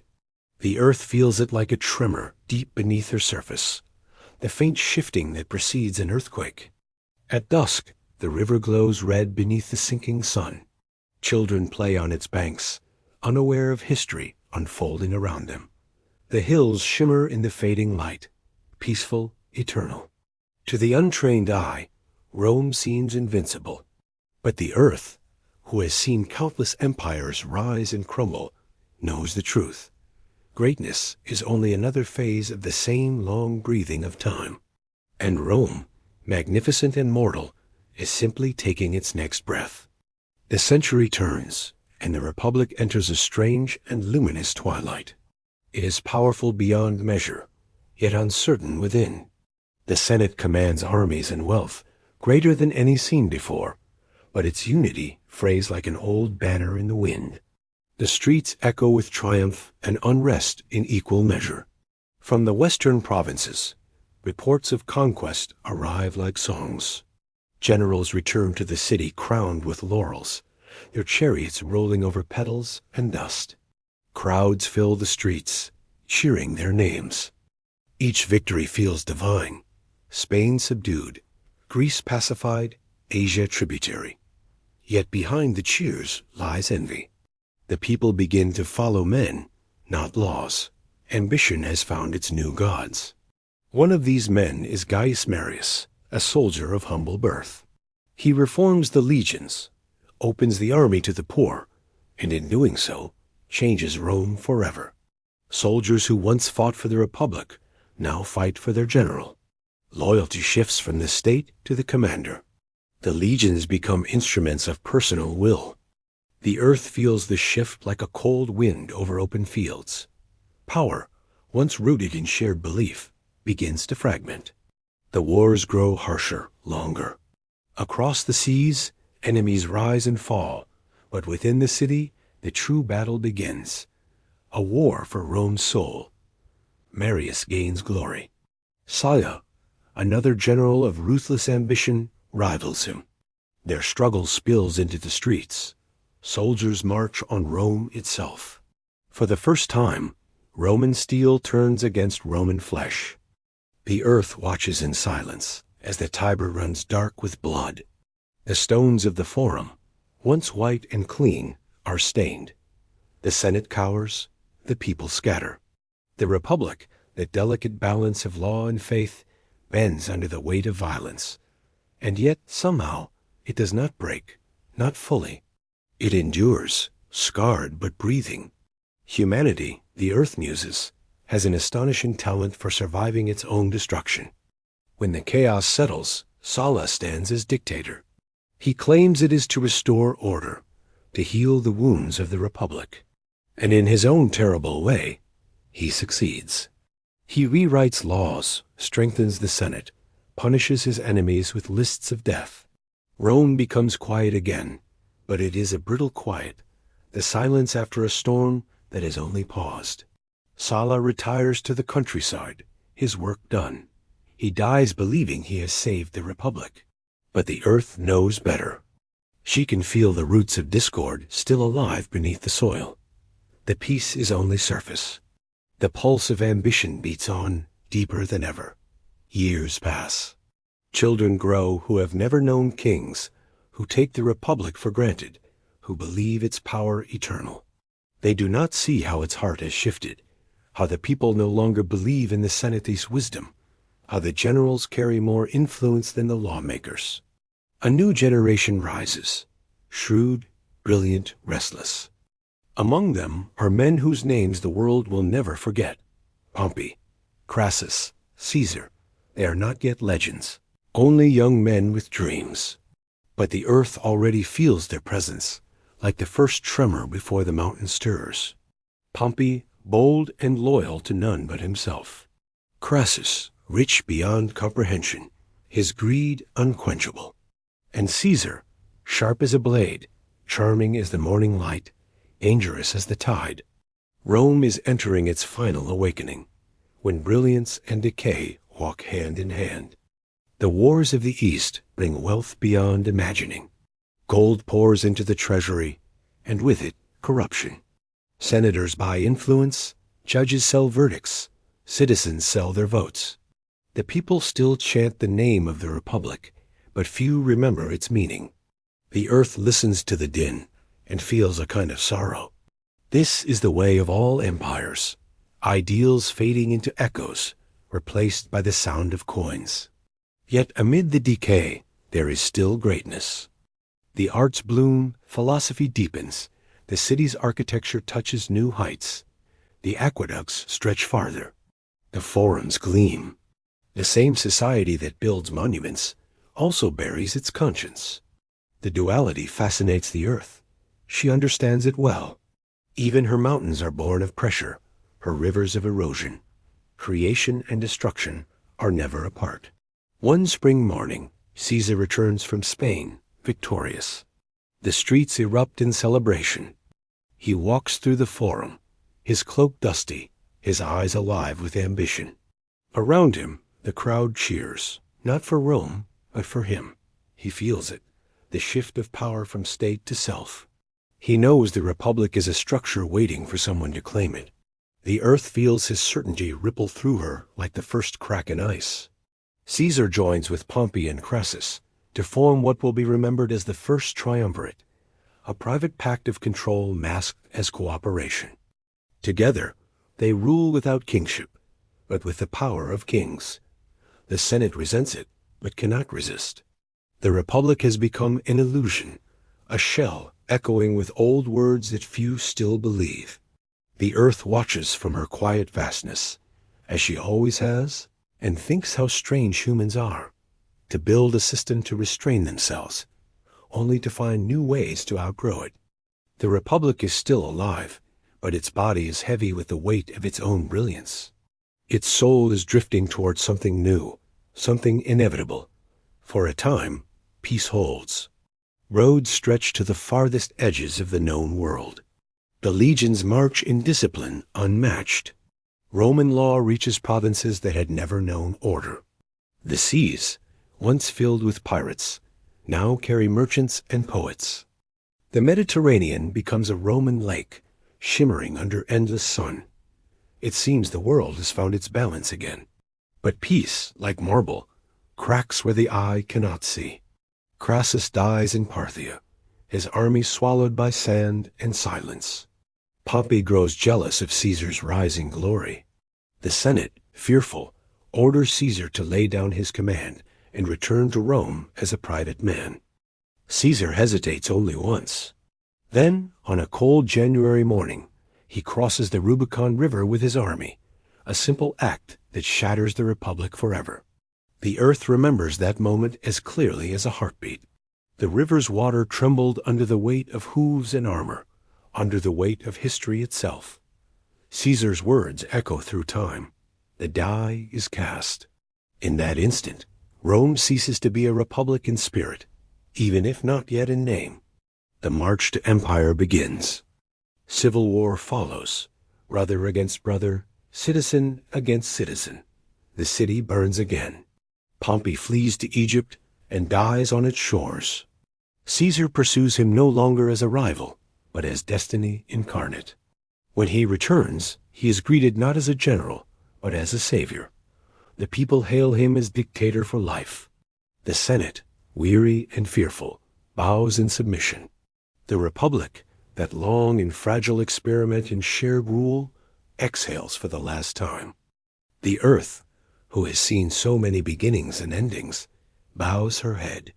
She does not mourn, for she knows that nothing truly dies, only transforms. The Republic will become empire, the dream will shift form, and history will continue its patient breathing. For now, the city glows in the light of victory. Caesar rides through the streets, his laurel crown catching the sun. Behind him, the people shout his name, their voices filling the sky. He smiles, not with joy, but with understanding. Power, he knows, is a river that can never be crossed the same way twice. The earth listens. The river hums. The world holds its breath. Rome is awake, and the dream is about to change. The city is restless. Even in triumph, Rome cannot sleep. The streets glow with torchlight. Voices echo deep into the night. The air is thick with incense and expectation. The people sense that something vast has shifted, though they cannot yet name it. The Republic that had endured for nearly 5 centuries still stands in law, but in spirit it has melted into something new. The earth feels the change like the turn of a tide. In the Senate, Caesar sits beneath marble columns. His face is calm, almost serene. He listens as petitions are read, as titles are offered, as honors pile one upon another. Dictator for life, father of the nation, sacred, untouchable, necessary. He accepts with quiet grace, though he knows what these words mean. They are not praise. They are surrender. The Republic's last breath dissolves into applause. The earth, who has seen so many leaders rise and fall, feels no malice. Power, she knows, is a natural force, like wind or fire. It can warm or destroy, depending on how it is held. Caesar is both storm and flame. He brings reform, forgiveness, creation. He rebuilds temples, reorganizes the calendar, spreads Roman law across continents. Under his hand, the Republic's weary limbs seem to move again with purpose. And yet, beneath the surface, something fragile shivers. The Senate murmurs in private chambers. Old families whisper of liberty and legacy. Fear coils around their hearts like smoke. They begin to dream of knives. Outside, the world glitters. In the markets, life continues. Children chase each other between columns. Merchants call out prices for grain, olives, and salt. The river hums softly under the bridges. Rome appears eternal, but eternity, the earth knows, is always an illusion. Everything that endures does so by changing its form. On a March morning, the sky is unusually clear. The city wakes with ordinary sounds: footsteps, laughter, the creak of carts. Caesar walks to the Senate house, unaware that his name will soon belong to myth. The air is cool, the kind that carries the scent of iron. Inside, his enemies gather, their faces pale but resolute. When he enters, they rise. They greet him with smiles. The earth feels the moment tighten, like breath held too long. The knives flash only once, then again, and again. The marble floor drinks quietly, indifferent. The great man falls, not with anger, but with astonishment, that even glory must obey the same rule as all living things: to end. Silence follows, broken only by the echo of sandals retreating down the hall. Outside, the city waits. Rumors spread like fire in dry grass. Some cheer, some weep, some simply stare at the sky, unsure whether it has darkened or brightened. The earth does not move. She has seen this pattern infinite times, creation devouring itself to make way for renewal. The body of Caesar is carried through the streets. The people who once adored him now tear at their hair, their clothes, their hearts. Grief fills the air like smoke. The Senate had hoped to restore the Republic. Instead, they have buried it with the man they feared. The pyre burns for days. Flames leap high, casting orange light across the night. The river reflects it, turning to molten gold. The scent of cedar and ash drifts through the city. People leave offerings, flowers, coins, broken weapons, tokens of devotion and guilt. In that glow, a new faith begins to form, unspoken but certain. Rome needs a single hand to guide it. Freedom is a noble dream, but order is survival. The earth listens to their voices and feels both sorrow and pride. Humanity's longing for stability is as ancient as stone. The Republic has ended not because it failed, but because it succeeded too well. It built something too vast, too intricate, too heavy for shared hands to hold. And so, it must evolve. It must become singular again, a circle returning to its beginning. From the ashes of Caesar's death rises another shape of destiny. His heir, Octavian, a quiet, observant youth with calm eyes, steps into the light. He does not speak of vengeance at first, only of justice. But justice, once awakened, never sleeps quietly. Alliances form, break, and form again. The conspirators flee or die. Rome tears itself open once more, as though purging the last ghosts of its old self. The earth watches the pattern unfold with patient inevitability. Rivers of loyalty split and rejoin like tributaries, merging toward a greater current. Every war, every betrayal, every march brings the world closer to its next heartbeat. The Republic, though dead in form, still lingers like a spirit, haunting the living until the new order is born. The battles rage. Philippi, Actium, the sea turned to bronze by ships on fire. The smoke of burned sails drifts for days across the water, mingling with gulls and salt. When it clears, one figure remains. Octavian stands alone, unchallenged, quiet, almost solemn. The Republic has at last transformed. Its death, like the earth's seasons, was only a prelude to rebirth. When Octavian returns to Rome, the city greets him not with fear, but with relief. The wars are over. The temples are repaired. The granaries are full again. People whisper a new name for him, Augustus, the revered one. He accepts it with grace, calling himself not king, but princeps, first among equals. But everyone knows. The Republic has become empire. The circle has closed. The earth feels the shift settle through her layers. The age of kings that began in myth has returned, refined, and reborn in marble. She does not resist it. She knows that empires, like trees, must grow tall before they can fall. And Rome, magnificent and mortal, is about to reach for the sun. The streets of the city gleam with new marble. Columns rise like forests of stone. Statues of gods and emperors stand side by side, their gazes fixed on eternity. Poets sing of golden ages, of peace, of destiny fulfilled. The people believe that history itself has reached perfection. The wounds of the Republic fade into legend. Time begins to flow differently, slower, more certain, as though Rome itself has convinced the world to pause and listen. At night, the earth hums softly beneath it all. She feels the heartbeat of this new creation, steady and luminous. She knows it will not last forever, but she loves it anyway. The audacity, the artistry, the sheer will to exist. Civilization to her is like the tide, always advancing, always retreating, leaving behind traces of beauty that glimmer even as they fade. Somewhere in the city, a young sculptor chisels a block of marble. Each strike of his hammer echoes through the air like a pulse. He is carving the face of Augustus, not the man, but the idea of him, serene, eternal, divine. The dust gathers on the floor, pale as snow. Outside, the wind carries it into the streets, where it mingles with the breath of the living. Even now, the earth is reclaiming her own creation. Dawn returns. The light falls gently over the river, the temples, the domes. Rome glows. The age of the Republic has ended, but its dream endures, woven into law, language, architecture, memory.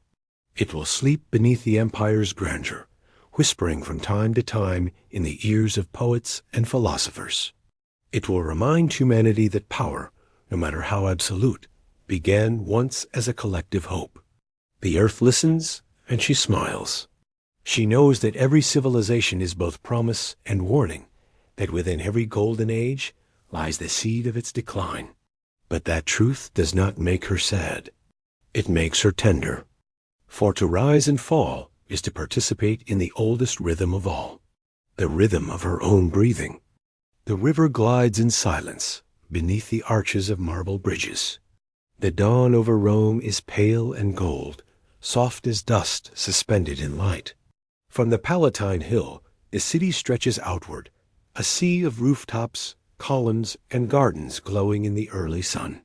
The wounds of civil war are still faintly visible, but the people move with a new rhythm, as though the air itself has changed. The Republic's chaos has quieted. The age of Augustus has begun. He walks through the streets, not as a conqueror, but as a restorer. His step is measured, his voice calm, his eyes steady like the horizon after storm. He speaks not of conquest, but of harmony, of peace between men, between gods, between the restless heart of Rome and the steady pulse of the earth beneath it. He rebuilds temples, repairs aqueducts, lays out new roads that spread from the city's core like veins from a living heart. Each stone he sets carries a promise that Rome, at last, will endure. The people believe him. They call him Princeps, the first citizen, though all know he is more. He has learned from Caesar's fate that power, to survive, must wear the mask of humility. He wears no crown, sits on no throne. His power is quiet, woven into law and reverence. The Senate still meets, votes are still cast, but every decision drifts inevitably toward his will. The illusion of choice remains, and in that illusion, peace is born. The earth watches and approves. For the first time in generations, the soil rests. Fields are sown instead of burned, Roads are repaired, not broken. The wind carries laughter rather than the cries of soldiers. It is as if the planet herself exhales, relieved. She feels the slow settling of dust, the patient healing of the land. After centuries of turmoil, Rome breathes again. Augustus knows the power of symbols. He fills the city with them. Arches of triumph, columns inscribed with victories, temples dedicated to harmony and law. The marble glows like captured sunlight. He finds poets and gives them purpose. Virgil, with his calm and noble verse, writes of Aeneas, the wanderer who became Rome's seed. In the rhythm of those lines, Rome finds a myth for itself. Born of struggle, sanctified by destiny, chosen by the gods to bring order to a chaotic world. The earth listens to these stories and smiles. She knows destiny is a name humans give to persistence. Every empire, every dream, begins with survival. But she also senses the quiet danger of perfection, the way still water hides its depth, the way marble conceals its cracks. The years roll forward like gentle waves. Under Augustus, Rome grows not through conquest, but consolidation. Provinces become partners. Frontiers turn to thresholds. Trade flows from the edges of the known world. Amber from the north, spices from the east, ivory and silk, and stories from lands that shimmer at the border of imagination. The Mediterranean becomes a mirror of peace. Sailors call it Mare Nostrum, our sea.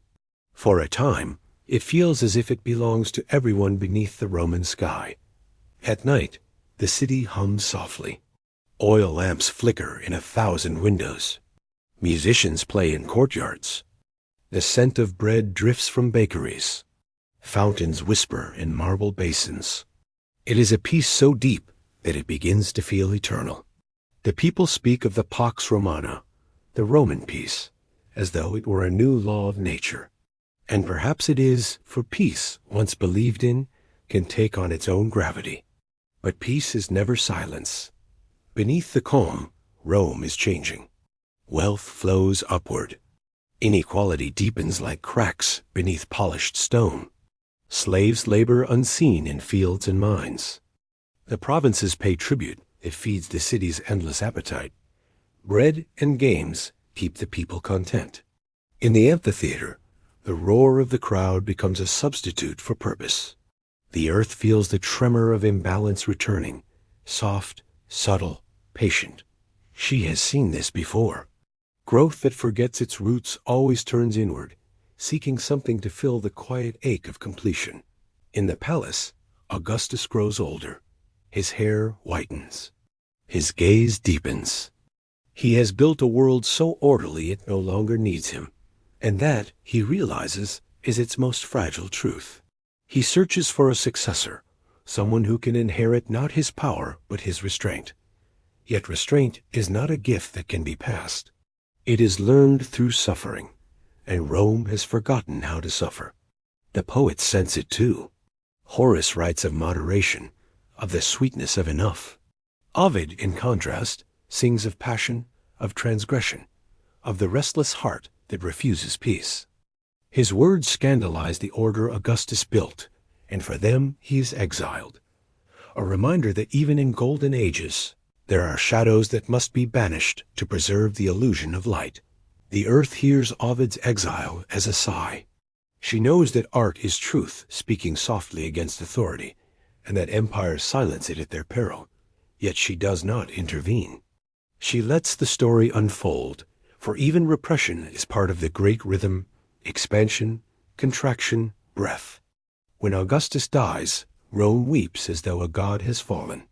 His body is carried through the streets, and the people whisper prayers of gratitude and fear. They do not know what comes next. The peace has lasted so long it feels unnatural to imagine anything else. The Senate deifies him, naming him among the stars. The empire, they say, will live forever. But forever, the earth knows, is made of moments. The mantle passes to Tiberius, a man of intellect but without warmth. He rules from afar, retreating to his island, sending commands through messengers. The city obeys, but uneasily. Fear returns like a faint pulse beneath the marble calm. The earth senses the shift, the empire's tone changing from harmony to control. The machinery of order still turns, but it creaks now, powered less by faith than by habit.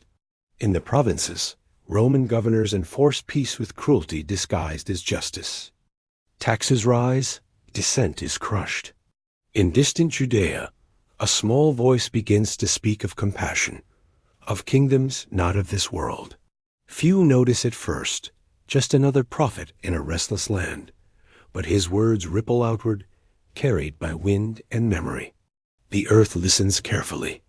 She has heard many messages, but this one feels different. It speaks not of power, but of mercy. And mercy, she knows, is a force empires rarely understand until they crumble. In Rome, the spectacle grows. The games swell with color and sound. The parades stretch for miles, banners fluttering like captured sunsets. Bread and entertainment become the rhythm of civic life. The crowd cheers not for freedom, but for distraction, for the thunder of chariots and the gleam of armor under noon light. Senators bow to emperors they once would have debated. The line between politics and theater dissolves. Yet beauty remains, in mosaics that shimmer like rivers of glass, in domes that hold the weight of heaven, in the steady hum of aqueducts that carry mountain water to the heart of the city. Civilization, even when corrupted, continues to build. That is its strange nobility. The earth looks upon it all without judgment. She knows every civilization dreams of permanence, even as it unconsciously rehearses its own decline. She listens to the rumble of carts over stone, to the laughter echoing through colonnades, and she whispers tenderly, "Be still. You are alive, and that is enough." For now, Rome shines. The empire stretches from the deserts of Africa to the green hills of Britain, from the Rhine to the Euphrates. It is a world within the world, vast and luminous, believing itself the final form of human order. And in that belief, it dreams, not knowing that all dreams, even golden ones, are meant to end. The empire settles into rhythm, vast and gleaming, as though the earth herself has stretched her skin to hold its weight. The aqueducts sing their endless song of flowing water. The legions march in precise silence along the straight lines of stone roads. From every province come offerings of grain, wine, silver, and silk. Rome has become more than a city. It is an organism, a living body whose veins pulse with trade, law, and power. To the north, in fog-bound lands beyond the Rhine, soldiers build forts that stand like teeth along the edge of the world. To the east, in deserts shimmering with heat, Roman banners ripple beside the ruins of older empires. In Africa, fields of wheat sway golden beneath the sun, feeding millions far away. The empire is a web, and at its center sits the city, shining and restless, never sleeping. But even perfection demands sacrifice.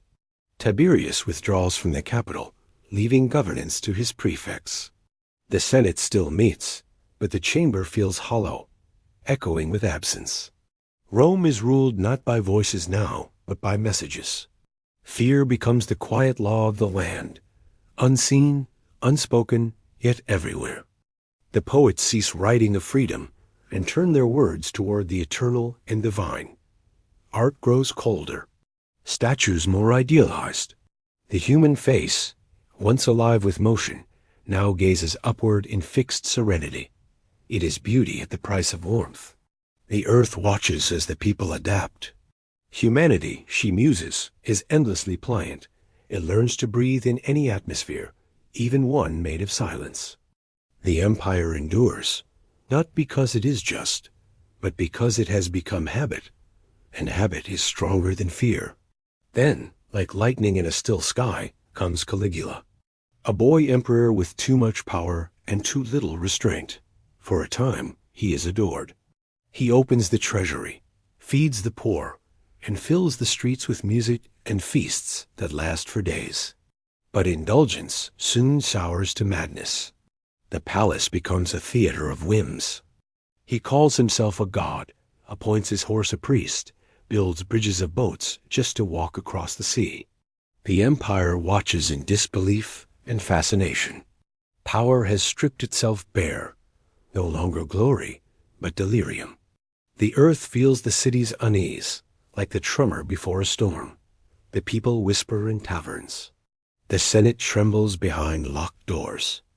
Then, as suddenly as he rose, Caligula falls, struck down by his own guards in a hallway of marble and shadow. The echo of his death rolls through the empire like thunder. For a brief moment, everyone breathes again. Balance, it seems, has returned. His successor, Claudius, is quiet, scholarly, unsure. The world expects weakness, but he surprises them. He governs with reason, expands the empire into Britain, and steadies what had wavered. The earth feels tension ease, the soil of the provinces firming beneath the weight of new roads. The empire, she thinks, is like the tide. When it recedes, it gathers strength to surge again. Claudius dies, and the mantle passes to Nero. The line of Augustus, once divine, now seems cursed by its own shadow. Nero begins with promise. He lowers taxes, nurtures the arts, and fills the city with song and spectacle. Rome, for a moment, feels young again, but fame and fear twist him. Paranoia blooms like a dark flower. Friends become traitors. Mother becomes enemy. Virtue turns to vanity. He builds a palace of impossible scale. Walls gilded, ceilings painted with stars, gardens filled with sculptures of himself. The earth sighs. She knows this pattern well. When mortals forget their own size, she reminds them, sometimes gently, sometimes with flame. One summer night, fire sweeps through the city. It moves with the wind, a living creature devouring wood and marble alike. Roofs collapse, temples burn, the sky turns crimson. People flee to the river, clutching children and relics, while the air thickens with smoke and despair. For 9 days, the city burns. The earth watches, not in wrath, but in grief. She does not destroy, she transforms. In ashes, she plants memory. When the flames die, Rome is half ruin, half promise. Nero rebuilds it grander, broad streets, fireproof walls, monuments of stone. But his name is forever tied to the blaze. The people whisper that he watched from his tower, singing while the city died. Whether true or not, the rumor burns brighter than truth. His reign ends as all tyrannies do, in panic, betrayal, and the echo of fleeing footsteps. Nero dies alone, whispering that the world has lost an artist. The earth listens and forgives. Even vanity, she knows, is only longing for immortality. The empire wavers. In a single year, 4 emperors rise and fall. Civil war sweeps the provinces like wind through dry grass. Soldiers crown their generals, kill them, and crown others. The idea of Rome trembles, but does not collapse. Out of chaos emerges Vespasian, a soldier of humble origin, pragmatic and patient. He rebuilds the treasury, restores law, and commands with quiet humor. Under him, the city steadies. He begins construction on an amphitheater unlike any other, vast, circular, eternal in form. It will be called the Colosseum. The earth feels its foundations press into her skin and accepts it as she accepts. All human ambition, with amusement and affection. The games return, more magnificent than ever. Lions and gladiators, music and blood, pageantry and prayer. To the Romans, the arena is not cruelty. It is ritual, a reflection of life and death intertwined. The earth feels the roar of the crowd as vibration through her bones. She knows this paradox. Even in violence, humans seek meaning, seek beauty. After Vespasian comes Titus, his son, noble, brief, remembered kindly. He finishes the Colosseum and opens it with 100 days of games. The city overflows with strangers, merchants, pilgrims, and poets, red and roses, laughter and tears, lions and music.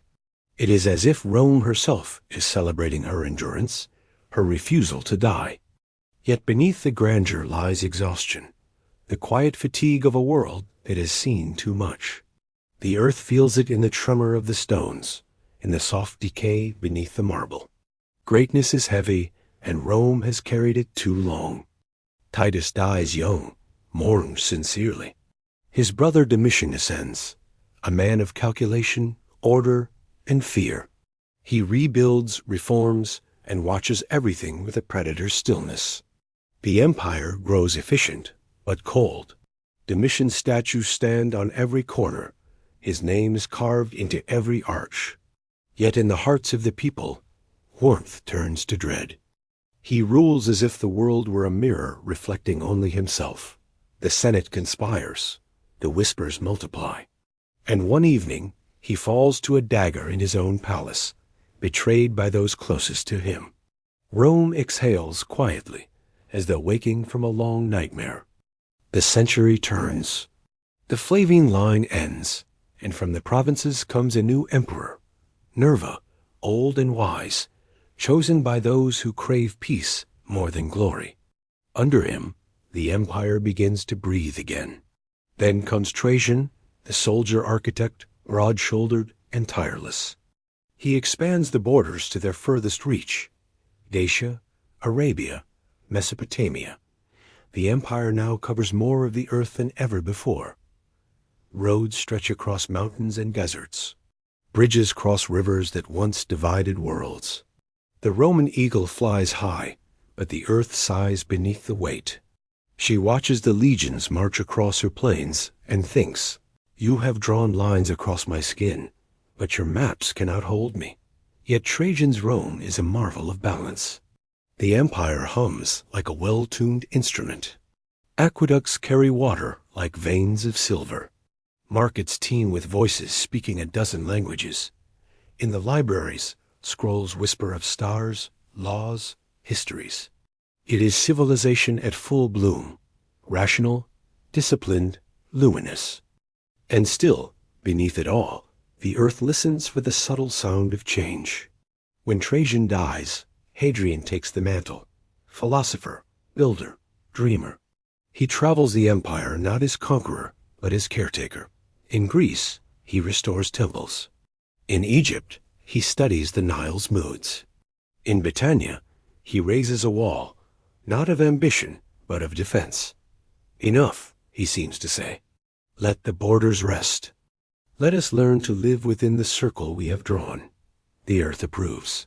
She sees in him a rare thing, a ruler who understands that permanence is an illusion, but harmony is possible. Hadrian builds not to dominate, but to endure. His villa at Tivoli becomes a world in miniature.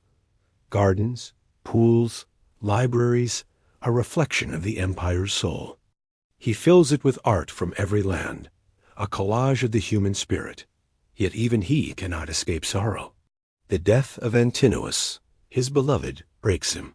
He deifies the boy, builds statues across the empire, names a city in his honor. To modern eyes, it is obsession. To the earth, it is grief made visible, an emperor's attempt to wrestle mortality into stone. As years pass, Hadrian's health fades. He writes letters to his successor, Marcus Aurelius, who will one day be called the Philosopher King. The torch passes gently. When Hadrian dies, the earth gathers his dust with tenderness. Of all Rome's rulers, he had loved her most. Under Antoninus Pius, peace returns, long, golden, quiet. The world forgets war. Trade thrives, the arts flourish, temples gleam beneath sunlight. Rome reaches its most stable era. It is as if humanity has found equilibrium with the world itself.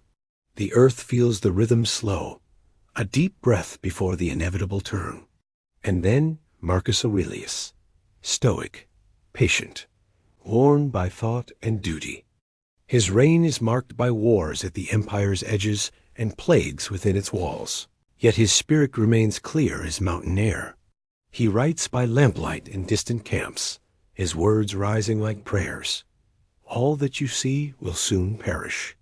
What matters is how you act, how you love, how you endure. The earth hears him and smiles. Here, at last, is understanding. Marcus rules not by fear, but by wisdom. He knows that empires, like seasons, must change.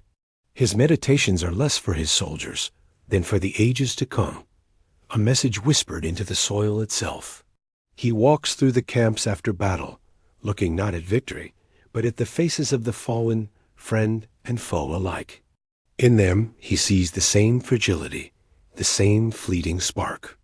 Power, he knows, is a loan from time. When he dies, the world mourns. Even the earth seems to pause, as if acknowledging a mind that truly listened to her. But with his death, the long balance breaks. His son Commodus inherits the throne, young, impulsive, enthralled by spectacle. The philosopher's lamp is replaced by the glare of the arena.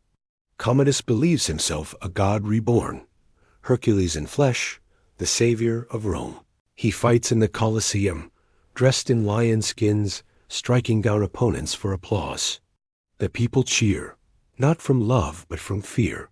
The Senate recoils, the generals plot. The empire begins to fray at the edges. The earth watches, silent, knowing that the cycle has turned. Every civilization, no matter how enlightened, must eventually face its shadow. The marble starts to crack. The aqueducts still flow, but their arches grow weary. The fields of Egypt yield less grain. The legions grow restless. What was once a unified hum becomes scattered noise, uprisings, corruption, decadence. Yet beauty lingers stubbornly. Painters still shape color into light. Poets still sing to the stars. Even in decay, Rome is luminous. Commodus falls, strangled by his own guard, his reign collapsing overnight. Another wave of chaos follows. Emperors rise and vanish like sparks. Civil wars tear the provinces apart. The empire, once infinite, begins to fold inward. The earth feels relief, not cruel joy, but the deep sigh of renewal. She has seen this pattern countless times.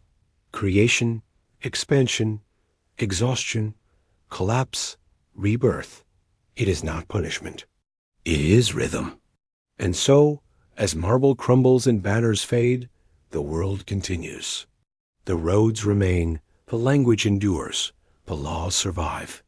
Even in ruin, Rome plants seeds. Its ideas scatter like pollen, carried by wind and memory. The earth gathers them, tucks them into her soil, and waits. For though empires fall, the dream of meaning persists. Humanity, she knows, will try again. Always building, always reaching, always forgetting, and always remembering anew. The empire exhales. After centuries of conquest and chaos, Rome has learned at last how to breathe. The sound is gentle, not the roar of triumph, but the murmur of a world settling into rhythm. Across mountains, deserts, forests, and seas, the same laws, the same roads, the same tongue bind humanity together. The dream that began in a small settlement by a river has become the skin of the world. In the markets of Rome, morning begins with music. Traders from every province call out in a dozen accents. Spice merchants from Arabia lift lids from their jars and release clouds of scent, cinnamon, myrrh, saffron. Potters from Gaul stack their wares in pyramids of clay. A child chases pigeons through the crowd, laughing. The air hums with the mingled smell of bread, olive oil, and sunlight. Above it all, the temples gleam, their columns glowing pale gold. The earth feels the warmth of footsteps pressing into her stones and thinks, for now they have found balance. Beyond the city, the countryside stretches wide and serene. Villas nestle among olive groves, their walls painted with scenes of quiet pleasure, musicians by fountains, lovers in gardens, gods reclining in eternal ease. The farmers rise early, their hands rough, their movements practiced. They know the seasons better than the calendar decreed by emperors. Wheat ripples like water. Vines twist upward toward a forgetting sky. Each harvest becomes an act of worship, not to a god, but to the steady mercy of time. The aqueducts march across valleys, each arch casting a perfect shadow. Water glides through them with the patience of eternity, feeding fountains and baths, carrying the sound of mountain springs into the heart of the city. It is one of Rome's quiet miracles, the ability to make nature serve without breaking her. The earth listens to the whisper of that flowing water and forgives their arrogance. For in this, at least, they have learned to harmonize with her rhythm. Inside the baths, steam rises like incense. Men and women move through warm chambers, speaking softly, sharing gossip, philosophy, dreams. To bathe is to commune, with body, with mind, with one another. The air smells of cedar and oil. Light spills through oculi onto marble floors. The sound of dripping echoes like slow rain. Here, the empire's citizens feel themselves equal, if only for an hour. Senators beside soldiers, poets beside merchants.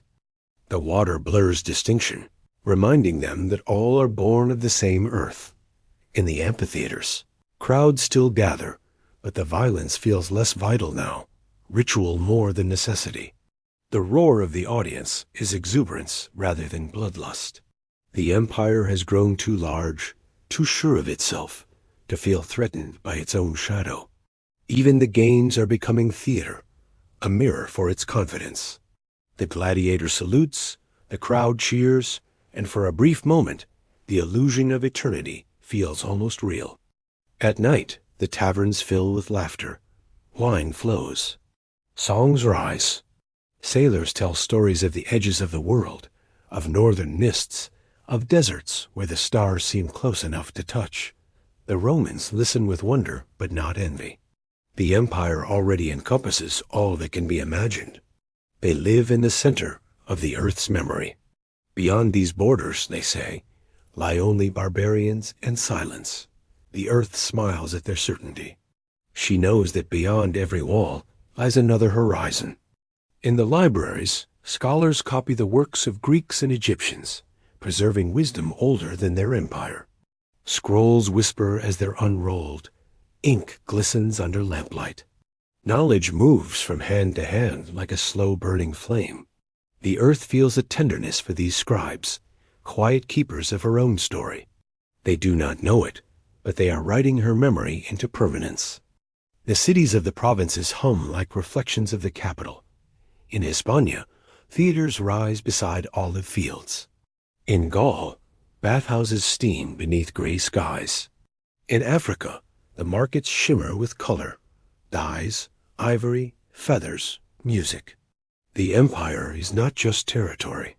It is texture, a blending of landscapes and souls. The earth feels the unity like a single breath moving across her continents. Somewhere in Alexandria, philosophers argue by the harbor about the nature of reality. In Ephesus, a priestess tends a flame that has burned for 100 years. In Antioch, merchants haggle in a dozen languages, their voices echoing through colonnades. Each place believes itself the heart of the world, and in a way, each is right. Rome's gift, and its illusion, is that it allows everyone to feel central. The empire is a mirror that reflects countless faces and calls them one. Within the city itself, life is both grand and fragile. The streets never sleep. Lanterns swing over narrow alleys. Water glimmers in gutters.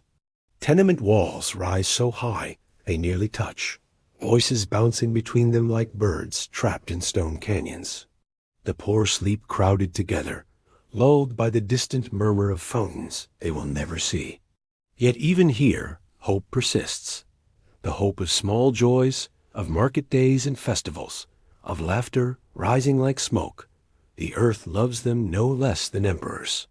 She feels their footsteps and hears their prayers, soft as rain. Festivals fill the calendar. Saturnalia turns the city upside down. Slaves dine like masters. Masters serve wine with laughter. For one brief week, hierarchy dissolves into joy. The streets bloom with garlands. The air smells of pine and honey. The people dance, forgetting for a moment the weight of empire. The earth adores this inversion, her favorite reminder that all order, no matter how grand, is only play pretending to be truth. In the temples, incense curls upward like breath. The gods of every land dwell here now. Jupiter beside Isis, Mithras beside Mercury, Christ's faint symbol carved quietly on hidden doors. The pantheon has become a map of humanity's longing. The earth, who needs no altar, watches with affection. Each prayer, she thinks, is only another way of saying thank you to existence. She does not need to be named to be known. Even the empire's boundaries seem peaceful. Along the Rhine and Danube, the legions build, trade, intermarry. The barbarians beyond the walls are not yet enemies. They are neighbors who share stories by fires and exchange goods through watchtowers. Peace has become its own economy. The soldiers grow old in these quiet frontiers, their swords rusting, their children learning Latin lullabies. The empire breathes outward, not with conquest, but with conversation. And beneath it all, the earth hums, the same deep note she has sung since before men spoke, before Rome dreamed. She feels the balance of this moment and holds it gently, knowing how rare it is. Civilizations often shout. Few learn to listen. But here, for a heartbeat of history, humanity and planet move in rhythm. Roads follow the curves of valleys. Aqueducts trace the courses of rivers. Law mirrors the fairness of seasons. For once, they have remembered they are part of her, not apart from her. The days lengthen, the years pass. Children are born into peace and believe it natural. They cannot imagine the sound of war, the smell of burning, the taste of fear. They grow up thinking the world itself wears Roman sandals. It is an illusion, yes, but a beautiful one, and the earth lets them keep it a little longer.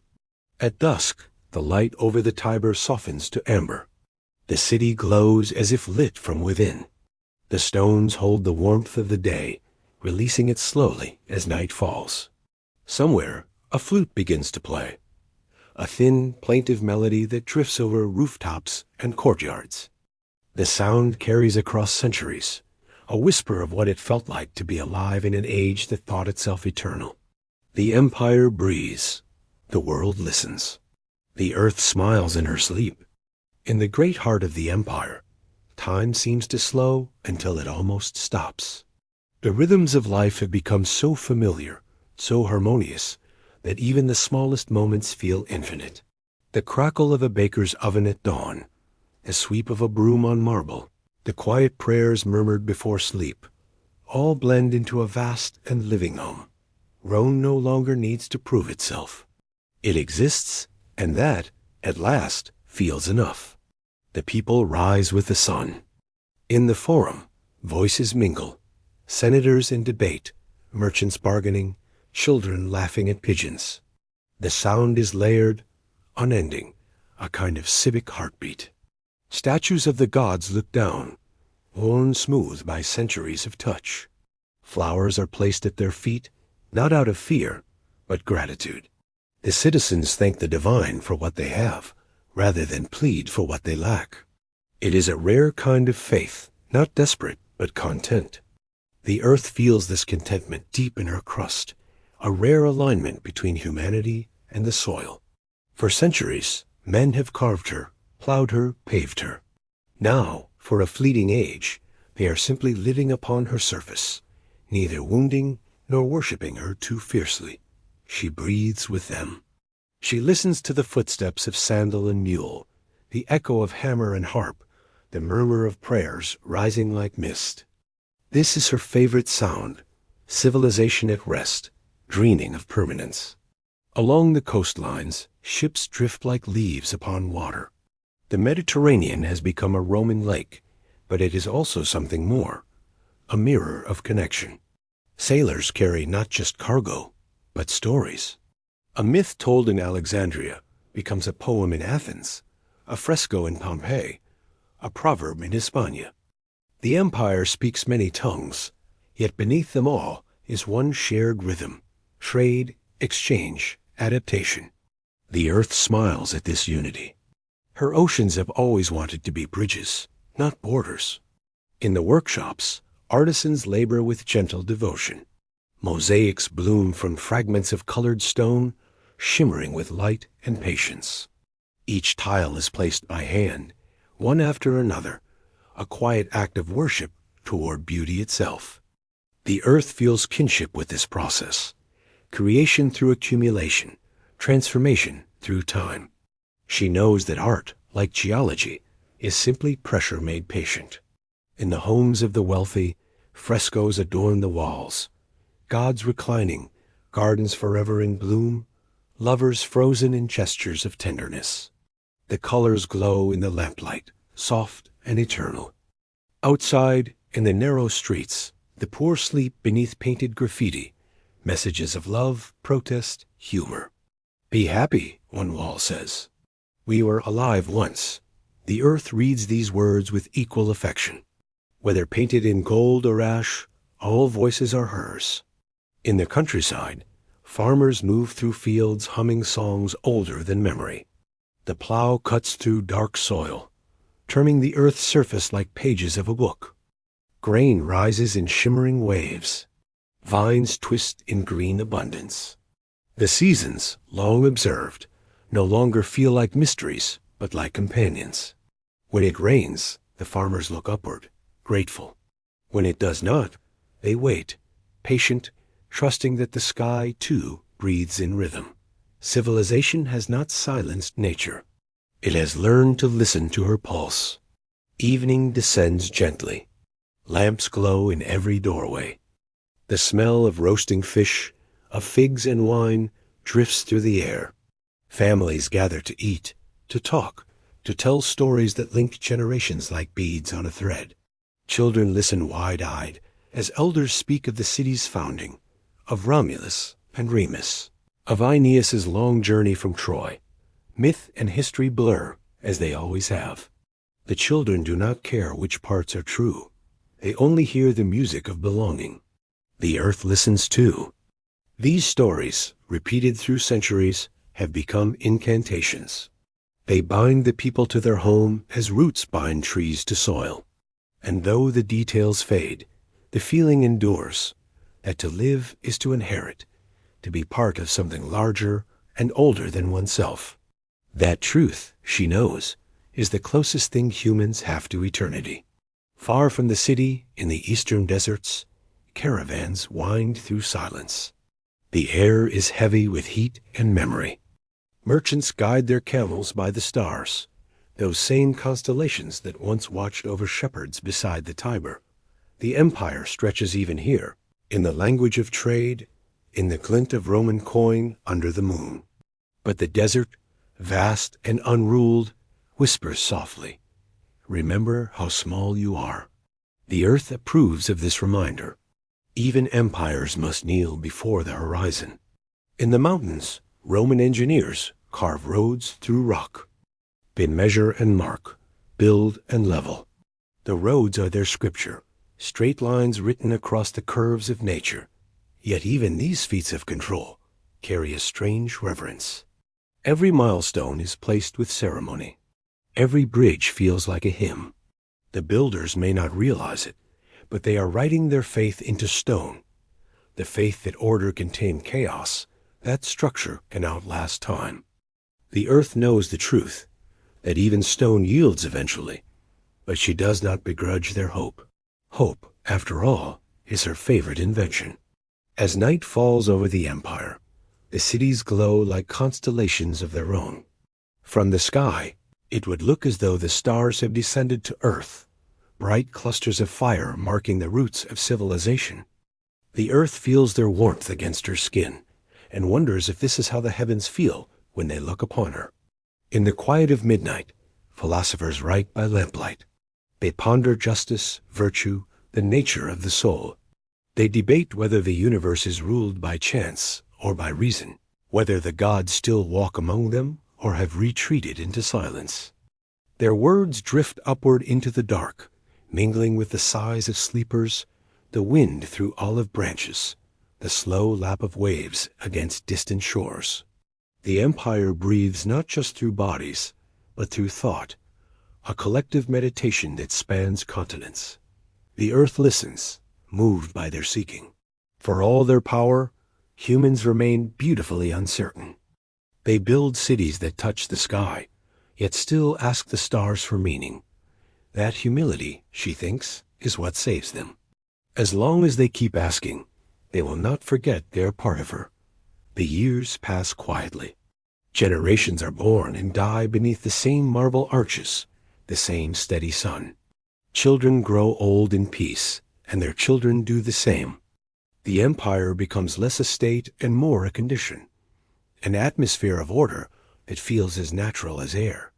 No one imagines it could ever vanish. Even the word Rome begins to mean not just a place, but the world itself. And yet, somewhere deep within the earth, a different rhythm stirs, slow, imperceptible, inevitable. She knows what the people do not. That stillness is only the pause between tides. For now, though, she lets them dream. The empire breathes, and she breathes with it. Together, they share the illusion of eternity. Morning comes softly over the empire. Dew clings to the fields, and the first light paints the walls of villas in hues of rose and gold. The world feels newly made, yet it has been here for centuries. Farmers lead their oxen into the fields. Craftsmen open their shutters. Scholars gather in porticos to speak of stars and fate.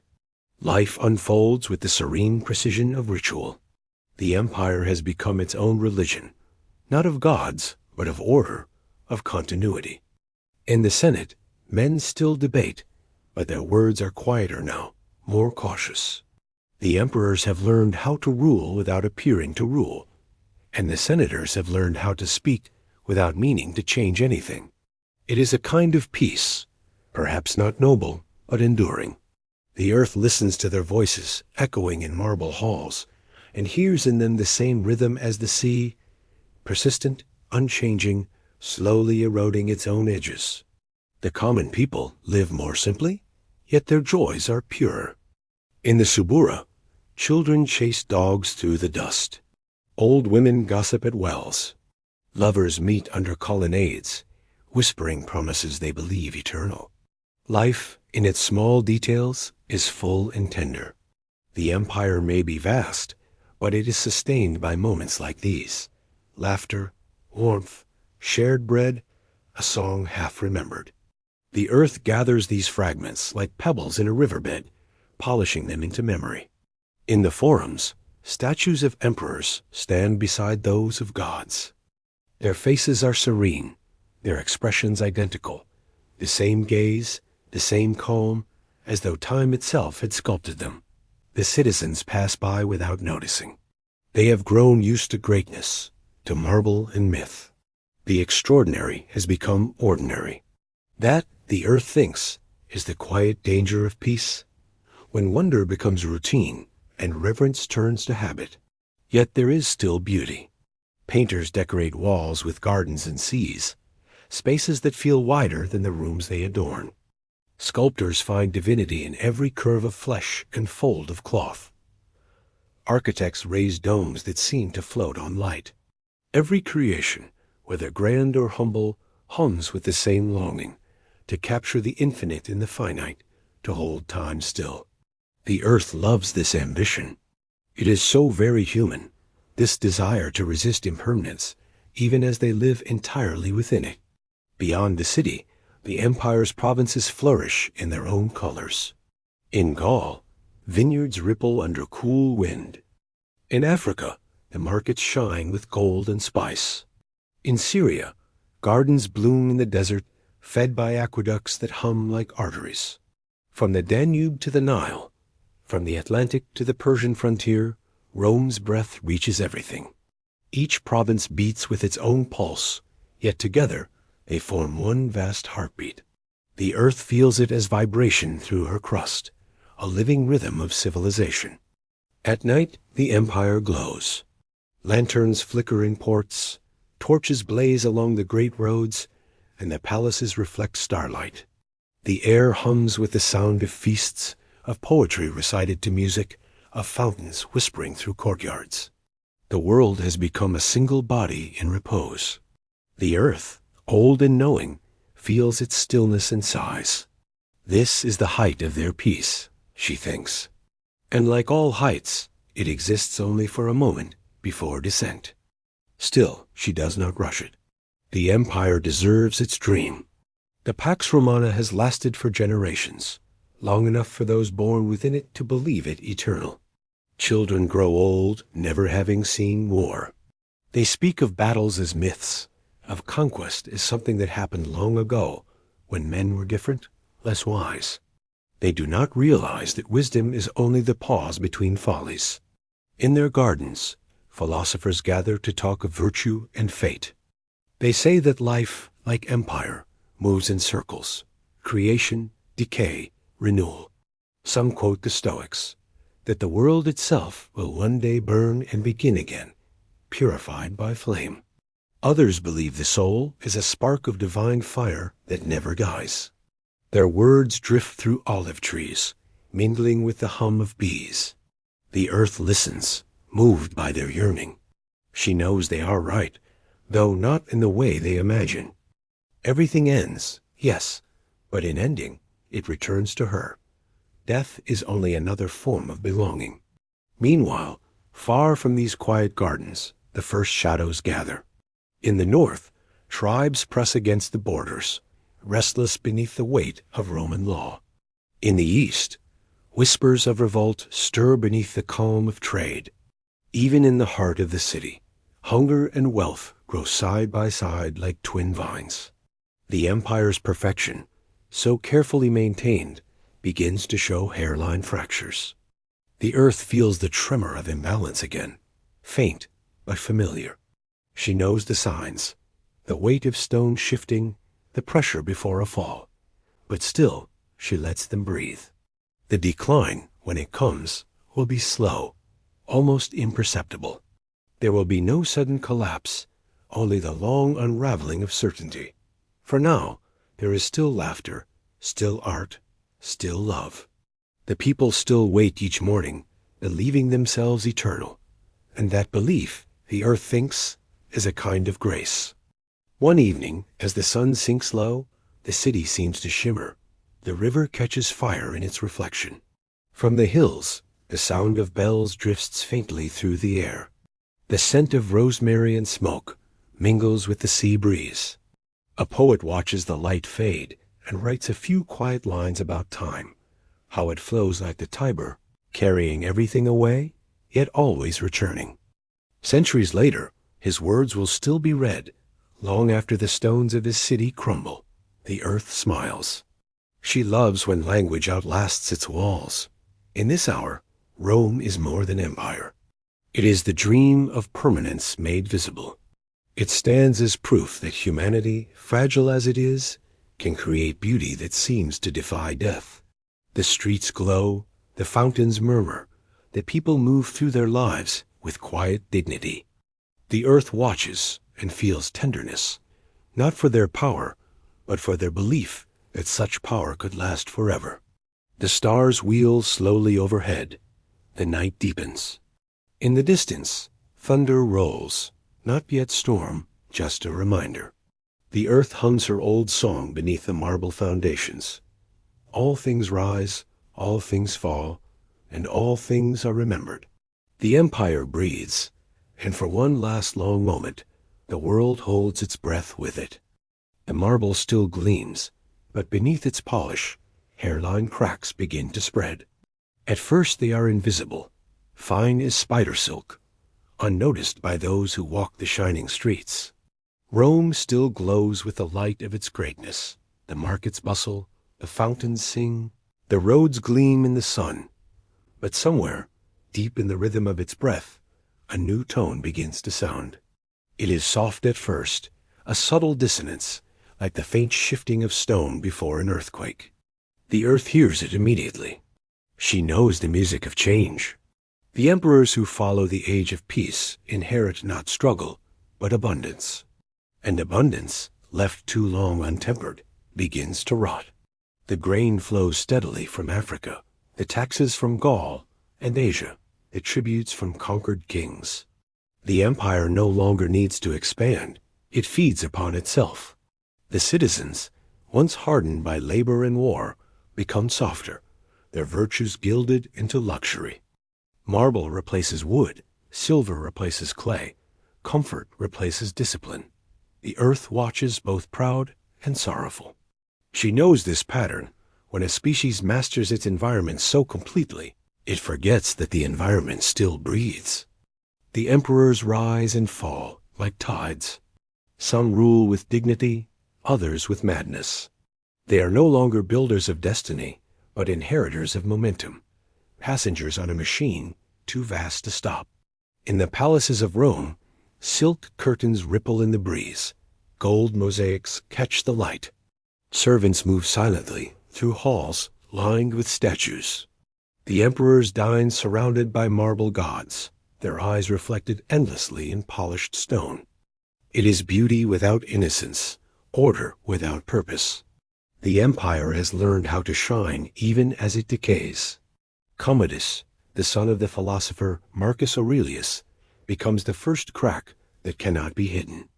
He renames the months after himself, calls Rome by his own name, and fights as a gladiator before adoring crowds. The people cheer, not out of love, but habit. The Senate watches, paralyzed. The dream of reason, once so carefully cultivated, dissolves into theater. The earth feels the city's shame and pain like a fever rising through her skin. Even brilliance, she thinks, can lose its light when it forgets its source. When Commodus dies, strangled in his bath by those sworn to protect him, the empire trembles. For the first time in generations, there is no clear heir, no calm succession. The illusion of eternal stability shatters. In a single year, 4 emperors claim the throne. Armies march against each other. Loyalty becomes a currency. The earth listens to the thunder of hooves, the clash of steel, the prayers of those who no longer know which name to invoke. Chaos, her oldest child, has returned. And yet, even in chaos, Rome refuses to die. Out of the blood and ruin emerges Septimius Severus, soldier, foreign-born, relentless. He restores order through discipline, through strength. The legions once more become the pillars of power. The Senate fades to ceremony. The sword becomes law. Rome endures, but the cost is felt in spirit. What was once republic and then empire has become garrison, a fortress too heavy to move. The earth sighs, patient as always. She does not mourn the change, she only marks it. Every civilization must choose, at some point, between freedom and survival. Rome, she realizes, has chosen survival, and with that choice, a kind of sleep. In the great cities, life continues, glittering and strange. The rich retreat to villas lined with fountains and frescoes, their gardens filled with statues of Greek gods and Roman ancestors. They dine on peacock and honeyed fruit, drink wine aged in amphorae buried deep in the ground. The poor, meanwhile, fill the slums, crowded, noisy, vibrant with life, but heavy with hunger. Bread and games keep them quiet. The arenas roar as beasts and men meet beneath the sun. The spectacle is blood, but also communion, the empire's own heartbeat made visible. The earth feels every vibration, every cheer. She cannot decide if it is celebration or mourning. In the provinces, governors grow rich, armies restless. Taxes rise. Corruption blooms in the cracks of bureaucracy. The empire is too vast, its roads too long, its systems too intricate to manage. Messages take weeks to cross its body. By the time decisions reach the frontier, the world has already changed. The earth feels the slowness, the strain, the vast organism struggling under its own size. Rome, she thinks, has become a giant who cannot feel his limbs. And yet, even now, beauty does not vanish. Architects still build, poets still sing, philosophers still write. In Alexandria, scholars study the stars, naming constellations that shimmer over Rome's rooftops. In Carthage, artists paint frescoes of dolphins and gods. In Athens, teachers speak of virtue to rooms half empty, but still hopeful. The empire is fraying, but its culture, that strange, luminous residue of greatness, continues to glow. The earth loves this contradiction. Decay and creation have always shared the same bed. Then come the emperors who wear crowns not of laurel, but of iron. Caracalla, fierce and proud, grants citizenship to all free men in the empire, not from mercy, but from taxation. He marches, conquers, kills. The baths that bear his name rise in Rome, vast as cathedrals, their vaults echoing with the splash of water and the laughter of the few who can afford leisure. To bathe there is to stand inside a monument to contradiction. Magnificence built from suffering, peace paid for by conquest. The earth feels the heat of those stones, the steam rising from marble pools, and wonders how long such splendor can last before the walls themselves begin to whisper of weariness. After Caracalla's death, the empire splinters again. Generals proclaim themselves emperors. Soldiers pledge loyalty to the highest bidder. Provinces rise in rebellion, borders tremble, and the silver in Roman coins begins to fade, mixed with lesser metals. Even money loses faith in itself. The earth listens to the soft sound of decline, not a crash, but a slow unraveling, thread by thread. And still Rome does not fall. The city stands, stubborn, magnificent, breathing through its cracks. Fires burn and are rebuilt. Plagues come and pass, yet the roads remain, the laws endure.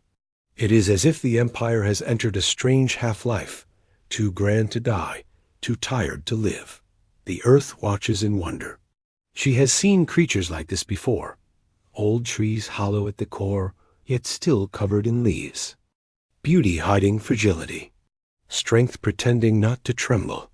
At night, under the same stars that once guided the shepherds of Latium, Rome still glows. The marble shines faintly, the river hums, the wind moves gently through empty colonnades. From far away, it looks eternal.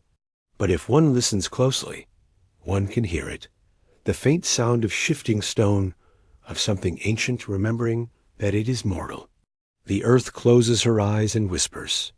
Even marble dreams of dust. The empire begins to tremble not from invasion, but from exhaustion.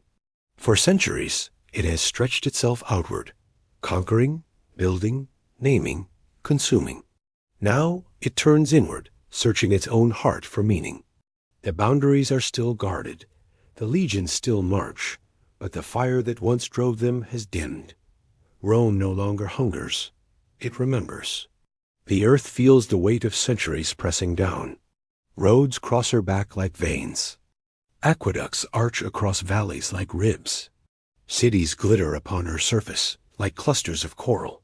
Once these were signs of vigor, of humanity's grand ascent.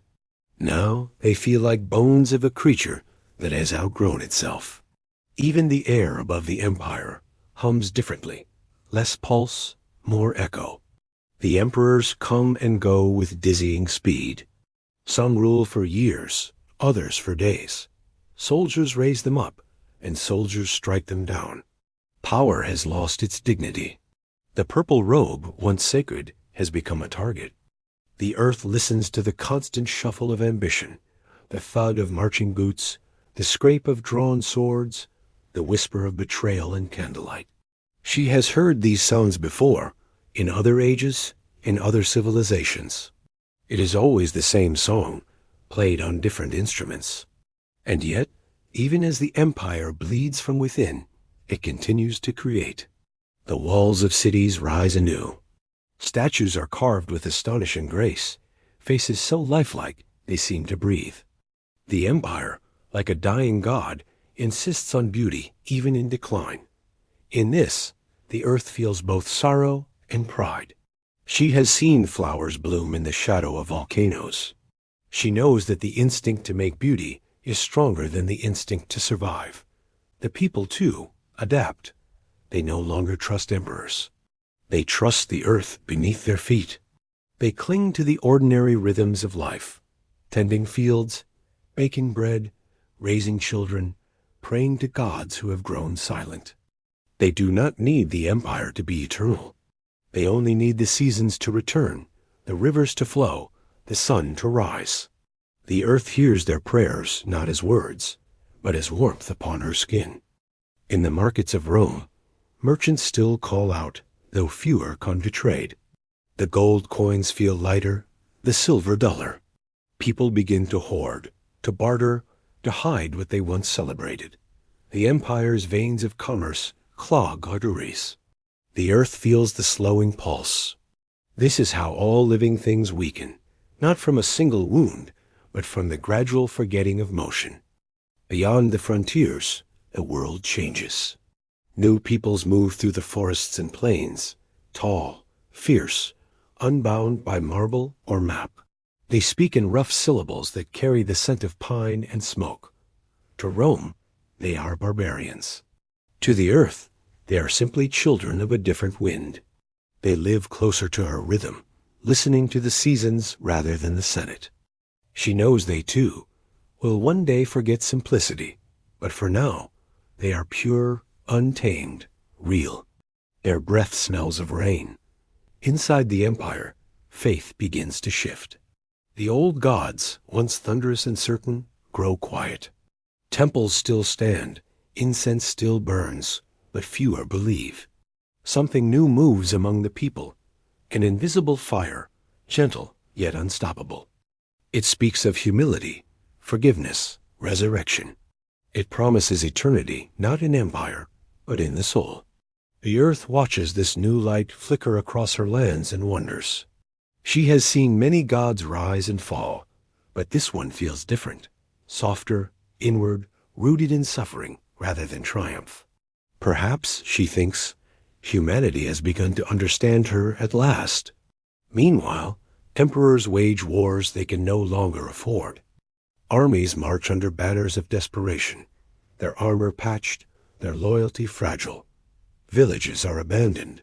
Fields go untended. Famine stalks the borders like a slow, patient predator. The roads crumble, the aqueducts dry, the baths go silent. The empire's great body begins to feel its age.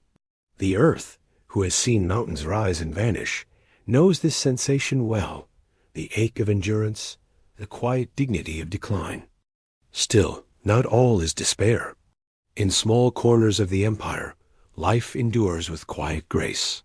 A teacher in Gaul gathers children to teach them letters carved from wax and patience. A midwife in Egypt brings a new child into the world beneath the hum of desert wind. A poet in Rome writes verses about the moon and the loneliness of empire. The earth treasures these moments. They are her seeds, proof that even in ruin, humanity continues to bloom. In time, Diocletian comes. A soldier, stern and methodical, he sees the empire for what it has become, too vast, too weary to be ruled as one. He divides it, east and west, not in anger, but in mercy. Two capitals, two emperors, two halves of a tired heart. The earth admires his clarity.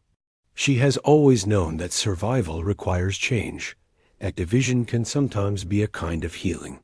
He reforms, rebuilds, restores. He creates order again, harsh but steady. The borders strengthen.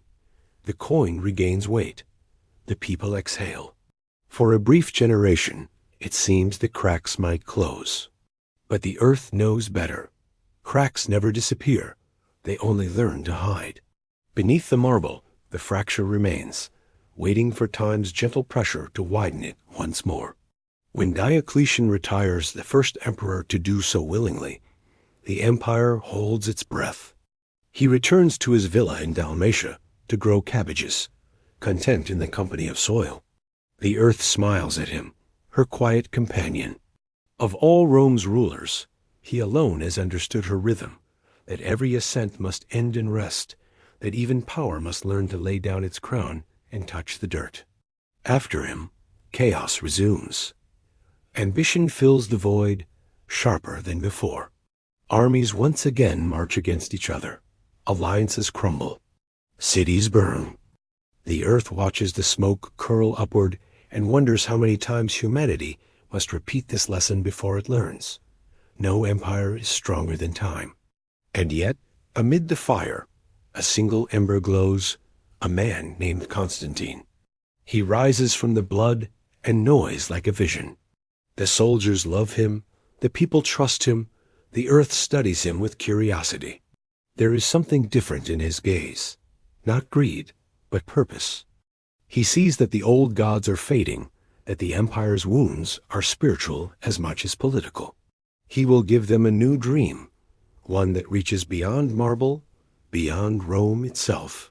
But that belongs to the next chapter. For now, the cracks have widened, the marble has begun to sigh, and the earth hunts her quiet. Eternal refrain, all things built upon me must one day return to me. The city sleeps. The wind moves softly through broken arches. The moonlight spills over statues with missing hands. The empire still breathes, but slower now, deeper, as if remembering how to rest. The earth listens, patient as ever. The song of Rome continues, softer, but still beautiful. A melody played on fractured stone. The wind moves gently through the ruins long before the people call them ruins. It threads through the empty courtyards of palaces, through colonnades where senators once argued and servants once hurried. The city still stands, but silence has begun to make a home here, the soft silence that follows exhaustion, not death. Rome has not fallen. It has simply grown tired of holding itself upright. The earth feels this weariness deep within herself. She knows what it is to endure, to bear the weight of mountains, to hold oceans in her arms, to let forests grow and die upon her skin. Rome's fatigue is her own. For centuries, she carried this empire's ambition like a crown of marble. Now she feels it loosen, stone by stone, as the city exhales.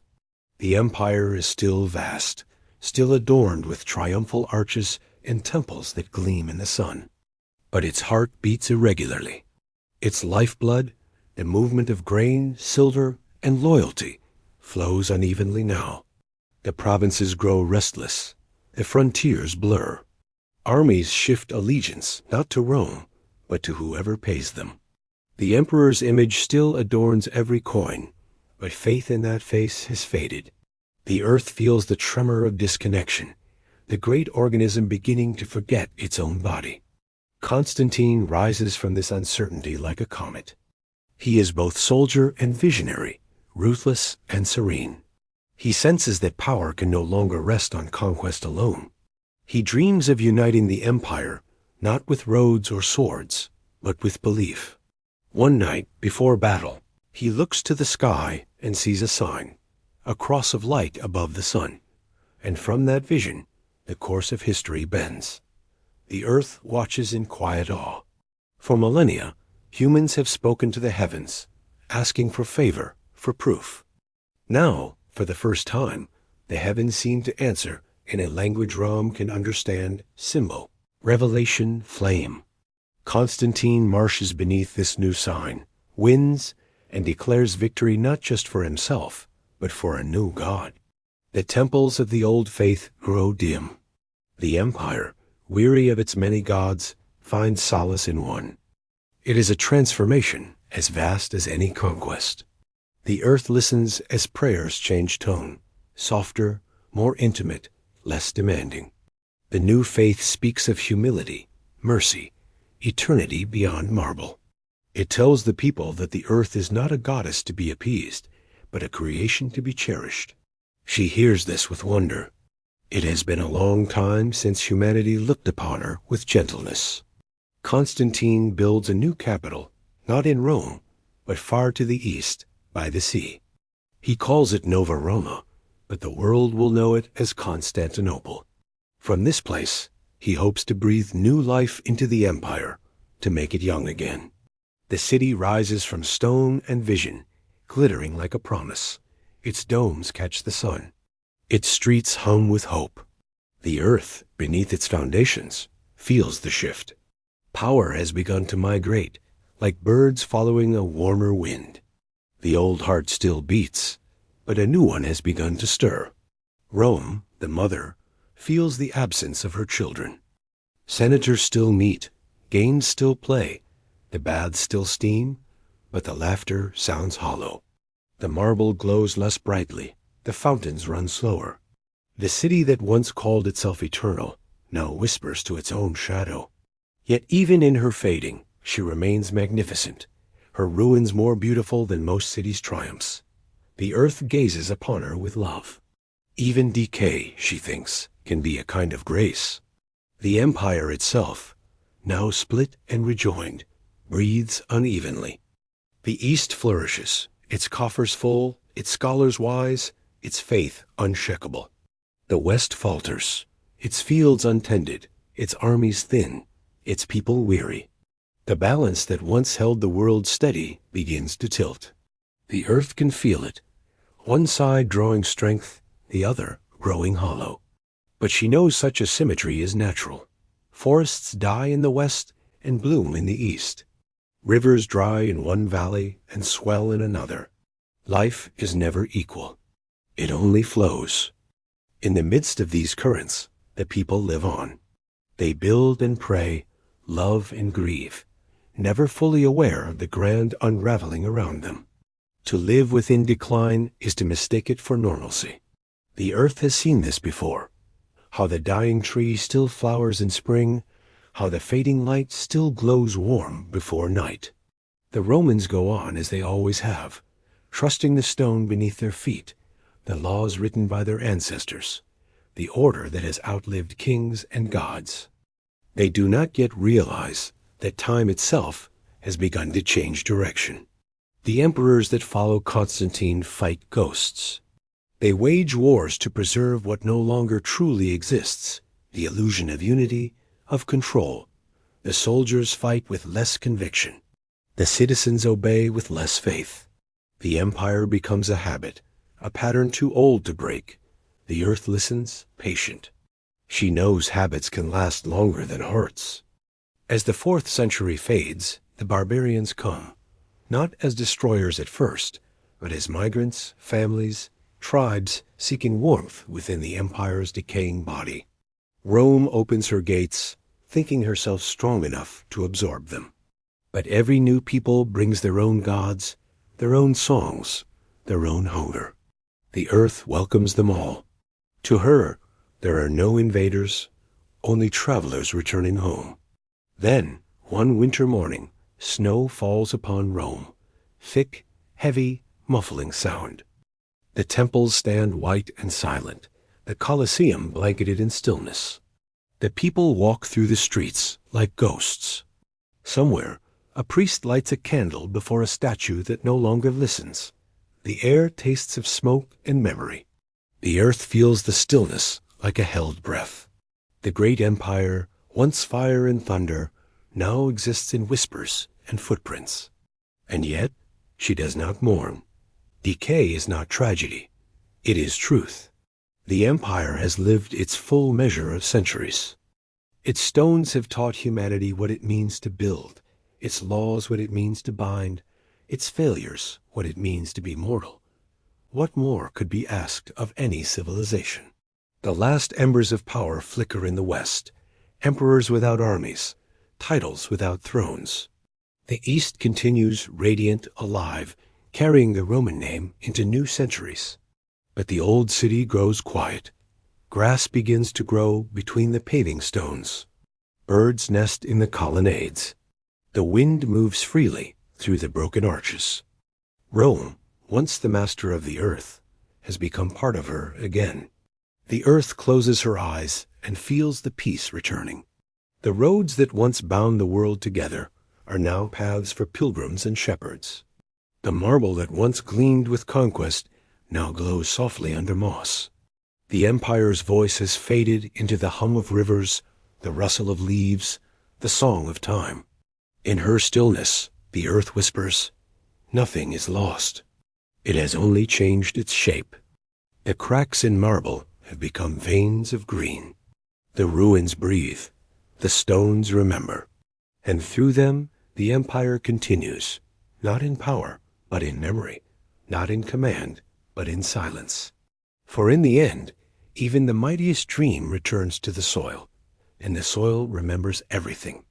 The sun has not yet set on Rome, but its light has changed. It falls differently now, softer, angled, heavy with memory.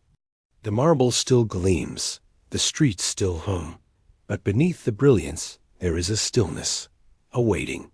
It is the kind of silence that comes before the tide withdraws. The earth feels it too, the faint hesitation of an age preparing to exhale. For centuries, the empire had seemed eternal. Its roads wound across mountains, deserts, and seas like veins through the body of the earth. Its legions stood like the bones of continents. But now, those roads carry refugees as often as traders. The legions, scattered and underpaid, look less like guardians and more like shadows of the past. The world has begun to move again, restless beneath the weight of Roman order. The frontiers tremble first. Along the Rhine and the Danube, new peoples gather. Vandals, Goths, Franks, Lombards, names that roll like thunder across the cold northern winds. They are drawn by warmth, by land, by rumor of a city that once ruled the earth. They do not come to destroy. At first, they come to belong. But Rome, too proud or too weary to understand, greets them with mistrust. The borders that once opened to trade now harden into walls. The earth watches, amused and sorrowful. These tribes, she thinks, are her wild children, long estranged. They come not as enemies, but as reminders that no fence can hold back the horizon. That civilization is only one season among many. Within the empire, the seasons themselves seem to shift. The harvests are poorer, the winters longer. The great cities begin to empty as people flee to the countryside in search of safety and food. The baths grow cold, the fountains dry. The marble walls, once washed clean every week, gather soot. Rome's arteries, the aqueducts and roads, begin to clog with silence. Yet still, the people endure. They plant, they pray, they whisper the old names of gods and saints. Life continues, as it always does, in the cracks of empire. The emperors in the West grow smaller, their names forgettable. They reign not through strength, but through inheritance, accident, survival. Their palaces are guarded by soldiers who speak foreign tongues. Gold is replaced by promises, law by habit. The Senate still meets, but its debates echo in near-empty halls. The grandeur remains only in memory. And yet, even now, the earth feels tenderness for them. She loves this stage of decline, this quiet hum of endurance after glory.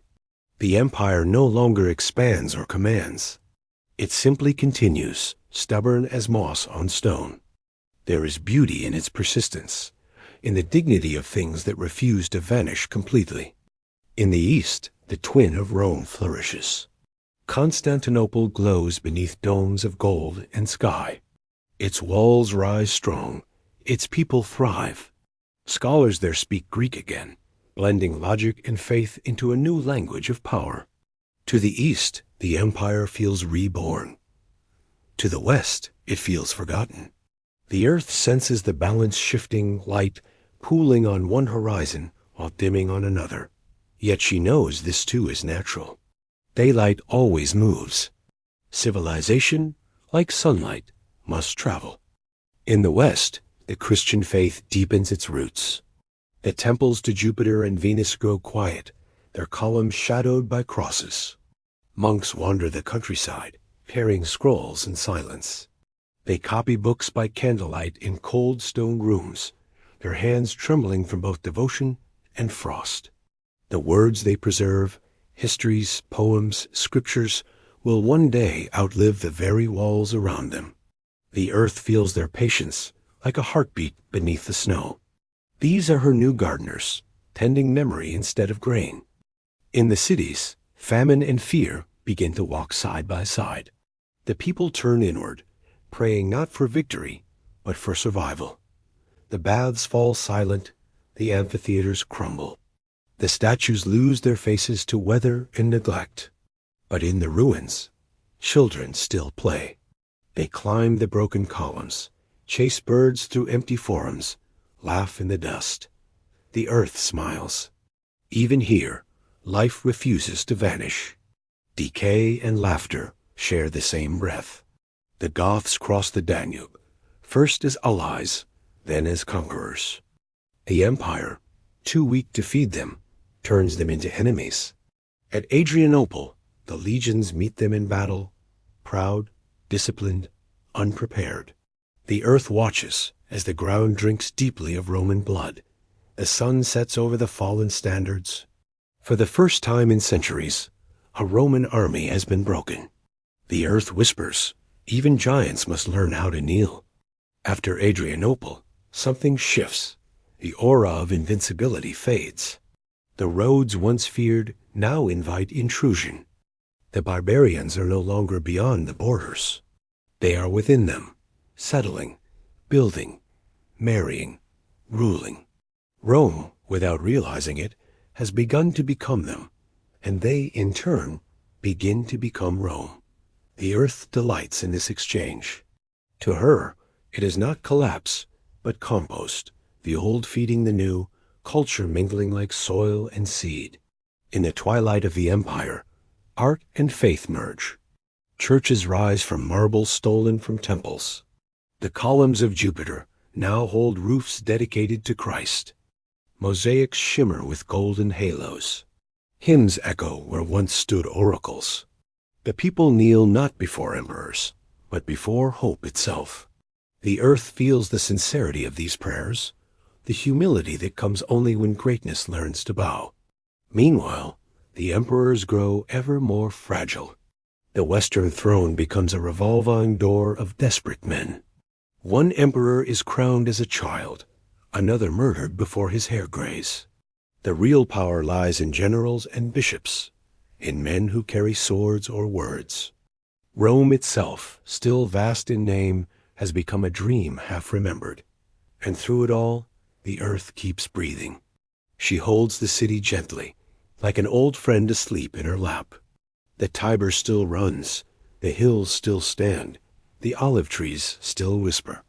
The seasons turn, unconcerned with politics. To the earth, nothing is ended. Rome is only changing shape, returning slowly to the rhythm that birthed it.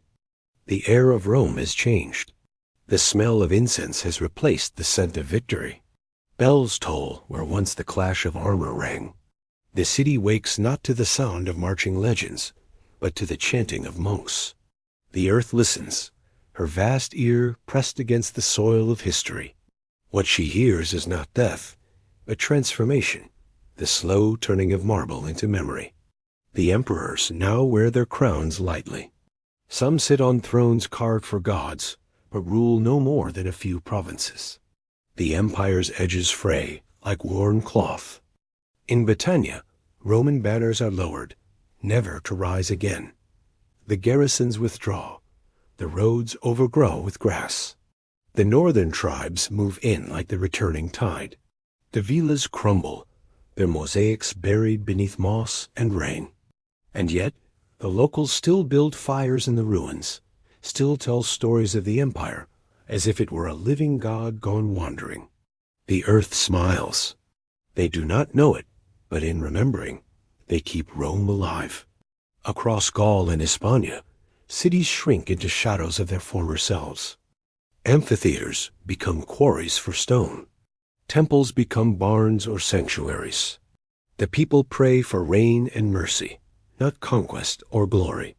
Yet amid decline, a strange peace begins to grow. A smaller, humbler rhythm that feels closer to the soil. The empire has ceased to rule the world, but in losing its dominion, it has rediscovered the simplicity of existence. The earth feels this like a breath returning home. In Africa, The granaries that once fed the empire still gleam beneath the sun, but ships no longer come to carry their grain. The ports fall silent except for the cry of gulls. The desert begins to reclaim what was once tamed. Sand fills the courtyards, covers the mosaics, silences the fountains. The earth moves swiftly here, her hand both tender and absolute.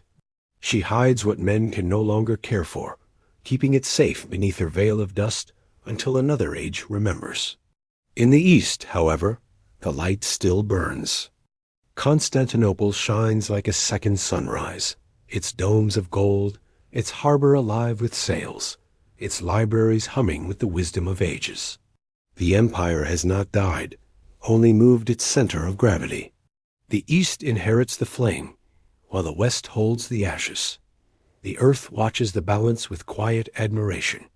It is her way to let the sun fall in one place so that it may rise in another. In Rome, the Senate still convenes, though its power is ceremonial. The senators wear their robes and speak their Latin, but outside, the city speaks a dozen languages. Traders from Africa, soldiers from Gaul, monks from the East, all mingle in the markets beneath the shadow of the Colosseum. The empire has become a memory that breathes, a relic that still moves.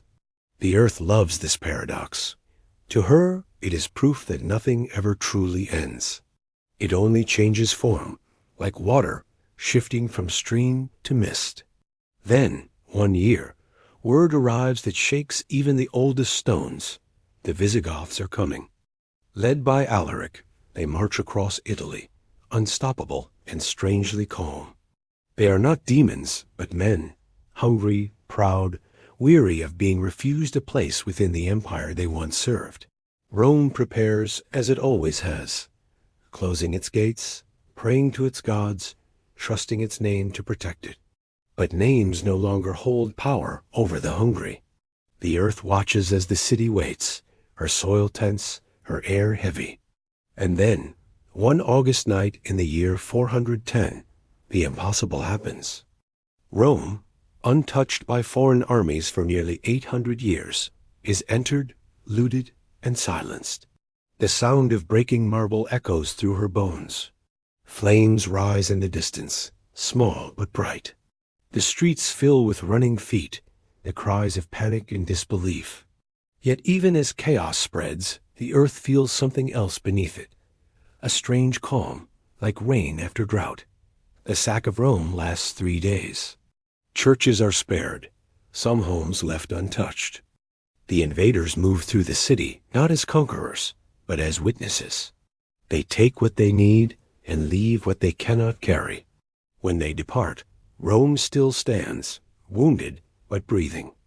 The citizens step out into the ash-filled dawn, dazed.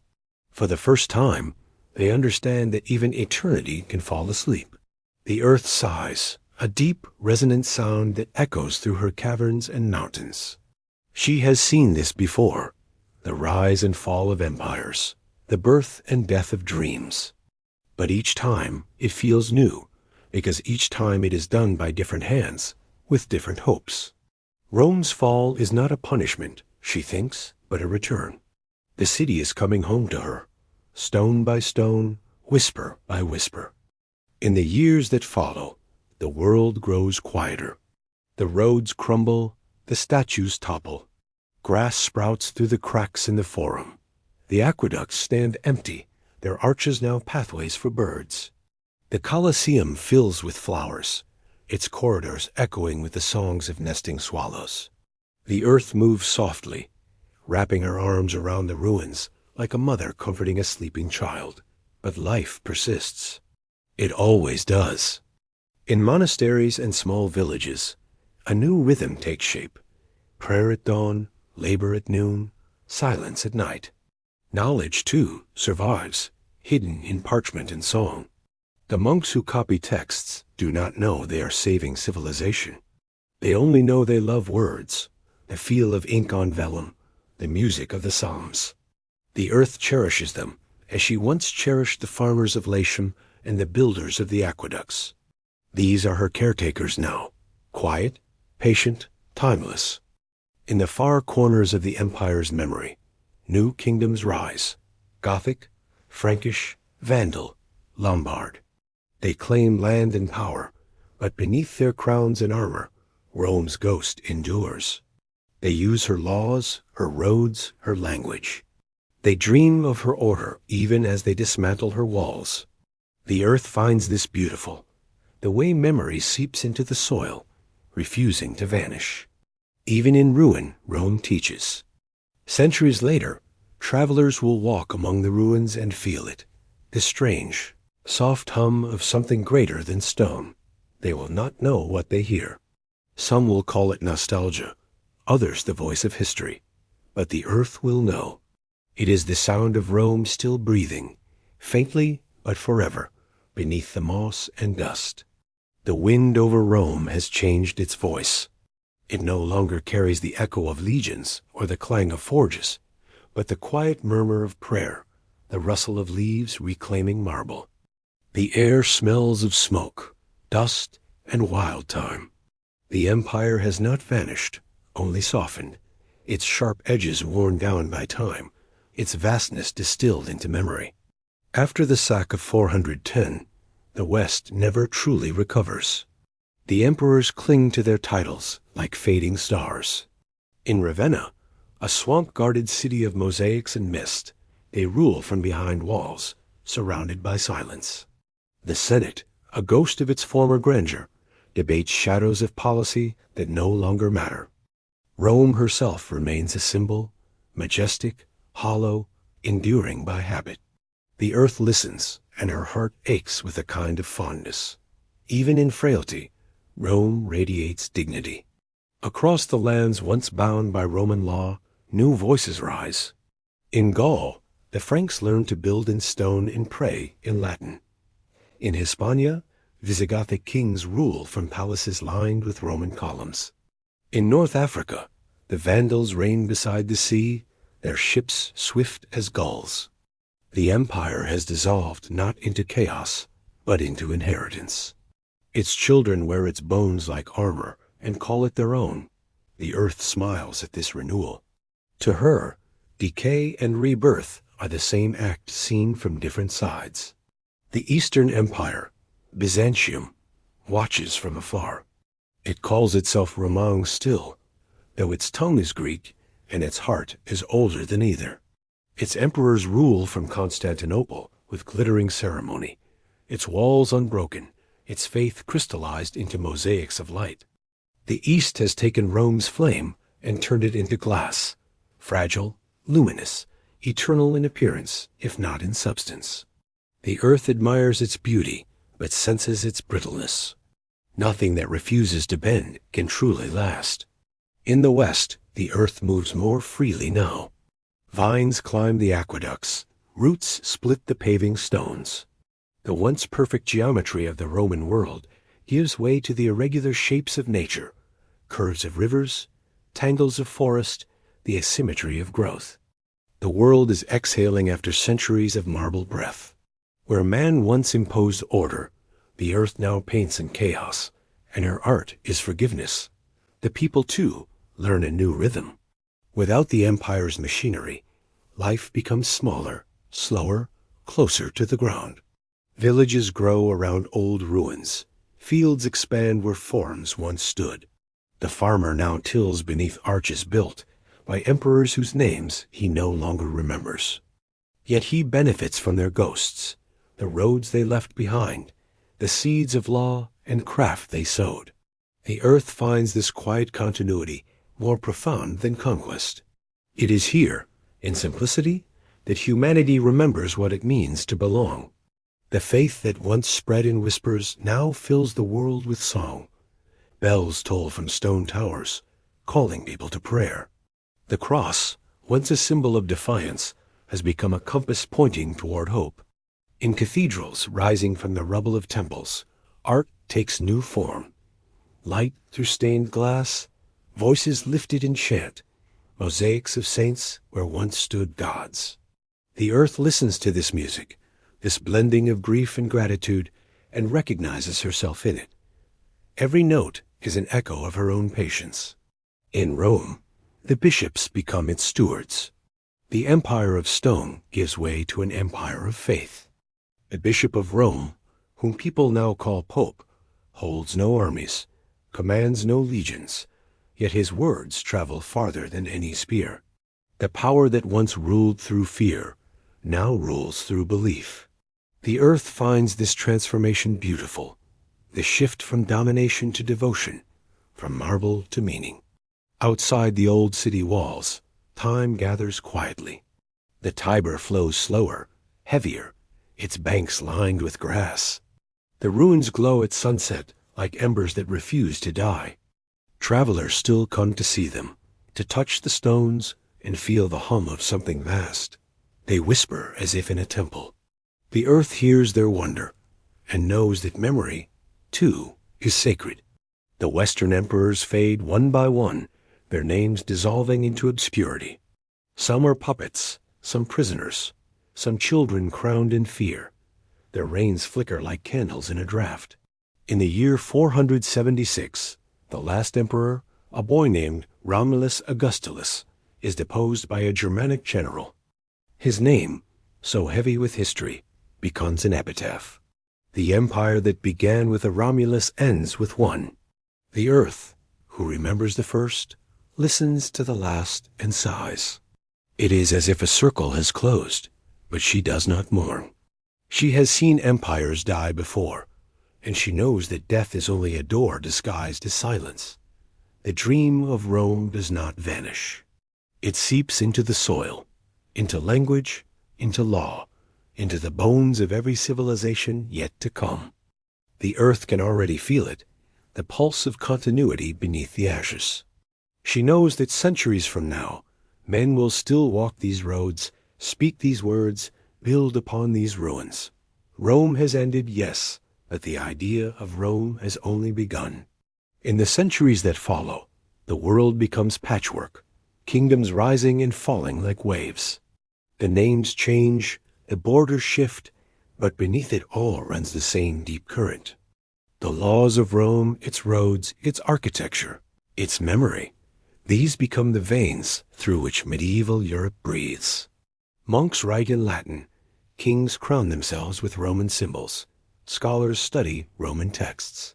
Even those who never knew the empire live within its shadow. The earth smiles, proud. Her child has become immortal through imitation. Night falls often in this new world. Dark ages, they will call them. Yet even in darkness, the stars remain. The legacy of Rome glimmers like constellations. The curve of an arch, the logic of a law, the rhythm of a road leading home. The earth feels those faint lights and hums with quiet satisfaction. The empire that once thought itself eternal was right, though not in the way it imagined. Eternity was never in the marble. It was in the memory. Dawn rises over the ruins of an empire that no longer knows its own name. The birds sing where emperors once gave orders. Grass glitters with dew upon the stones that once bore triumphal processions. The city breathes, faint but steady, wrapped in the quiet of a world that has learned to live without command. Rome is not gone. She has simply become something gentler, a dream half buried, half awake. The earth walks through her in silence. She feels the warmth of the new sun on the same marble that once burned beneath torches. She listens to the hum of bees in gardens that sprout between broken columns. For the first time in centuries, no one claims dominion over her. She belongs to herself again, and in that belonging she is merciful. Around the Mediterranean, the empire's old borders dissolve into kingdoms, tribes, and faiths, yet the roads remain. The stones laid by Roman hands still lead pilgrims and merchants, soldiers and monks, dreamers and thieves. Every footprint upon them is another verse in the same poem. The earth smiles. Her surface has become scripture. Each civilization writes its stanza, then fades, leaving the rhythm intact. In the east, Byzantium glows like a beacon across the darkened centuries. Its domes shimmer with mosaics of gold and blue.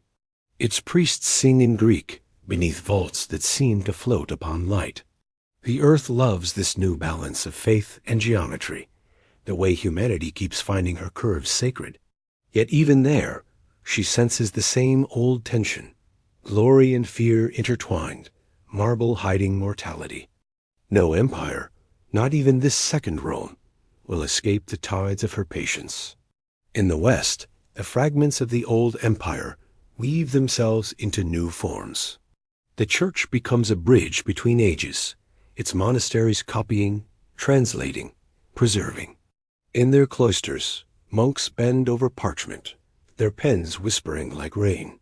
They draw letters that glow with devotion, gilded with patience, as if every word might rebuild the world. They do not know it, but through their stillness, Rome speaks again. Outside, peasants till the soil that once fed emperors. They sow wheat upon the ruins of villas, build cottages beside broken aqueducts. They plow through marble dust and find it fertile. The earth watches and approves. This is her way, to take the grand and make it humble, to turn empire into nourishment. Each furrow, each seed, each breath of wind over the Tiber carries her quiet promise that nothing is wasted. At night, under skies vast and ancient, travelers tell stories beside their fires, stories of Caesar and Augustus, of roads that reached the edge of the world, of cities of light where the gods once walked among men. They do not know if these tales are true, but truth is not the point. The stories keep warmth alive.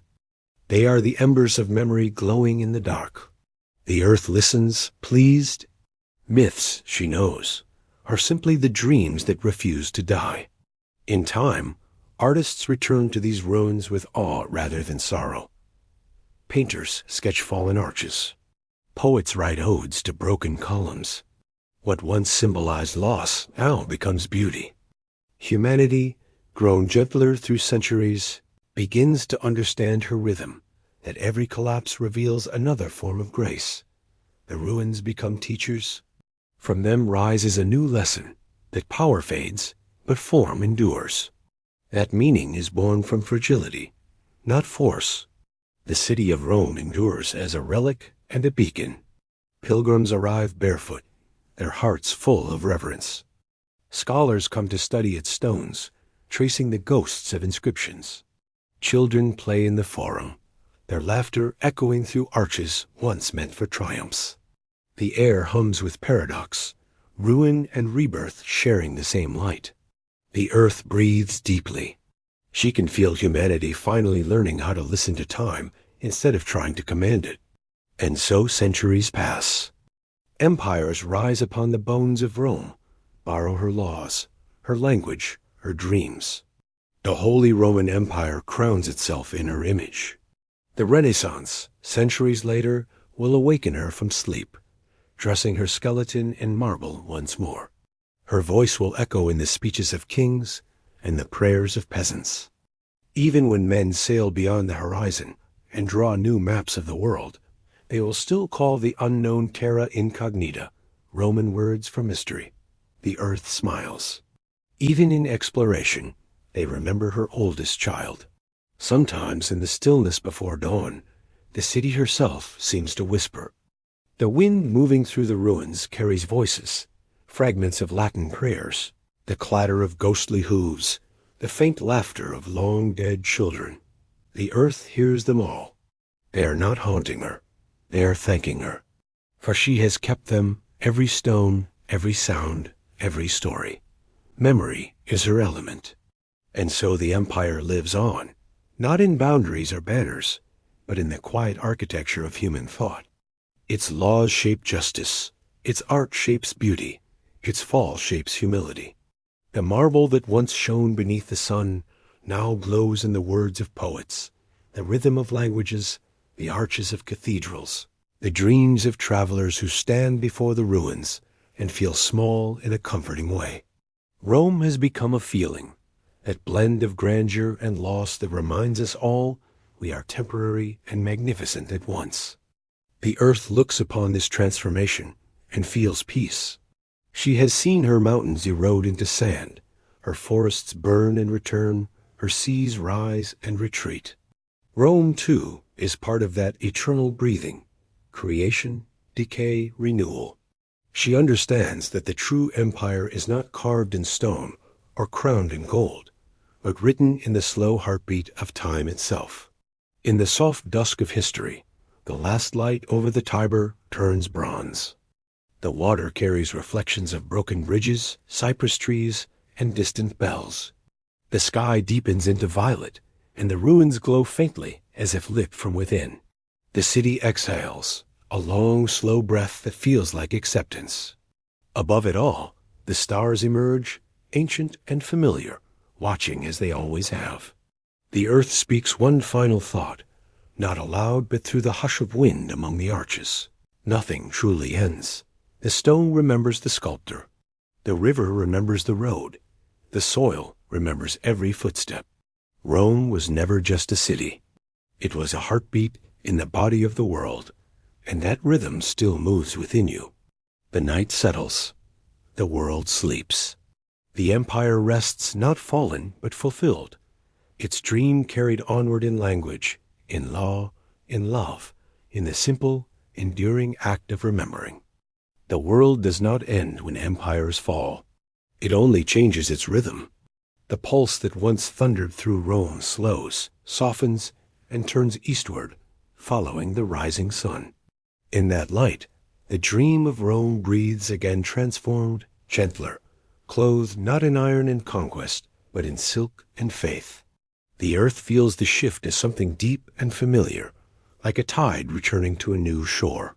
The weight of centuries moves across her skin, and she sighs in recognition. She knows this pattern. What fades is never lost. What dies becomes foundation, and what crumbles gives way to another bloom. Constantinople rises where continents meet, a city poised between seas, between histories, between worlds. From its high walls one can see both dawn and dusk, Asia and Europe, the old and the newly born. The city hums with the rhythm of creation hammers and prayers, sails and bells, merchants calling across the market air.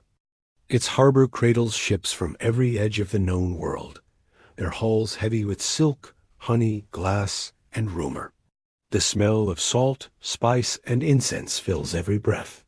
To the earth, the sound of this new city is not noise, but music, the pulse of civilization rediscovering its balance. She remembers another time, when Rome first rose beside the Tiber. Then, the stones were rough, the air thick with ambition and youth. Now, the stones of Constantinople gleam with wisdom instead of pride. They are designed not just to defend, but to endure. The people call it the second Rome, but to the earth, it feels like the same melody in a different key.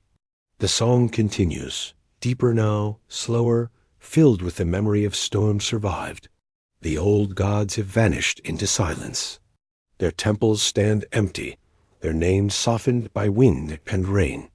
Yet in their place, new voices rise, hymns instead of chants, devotion instead of demand.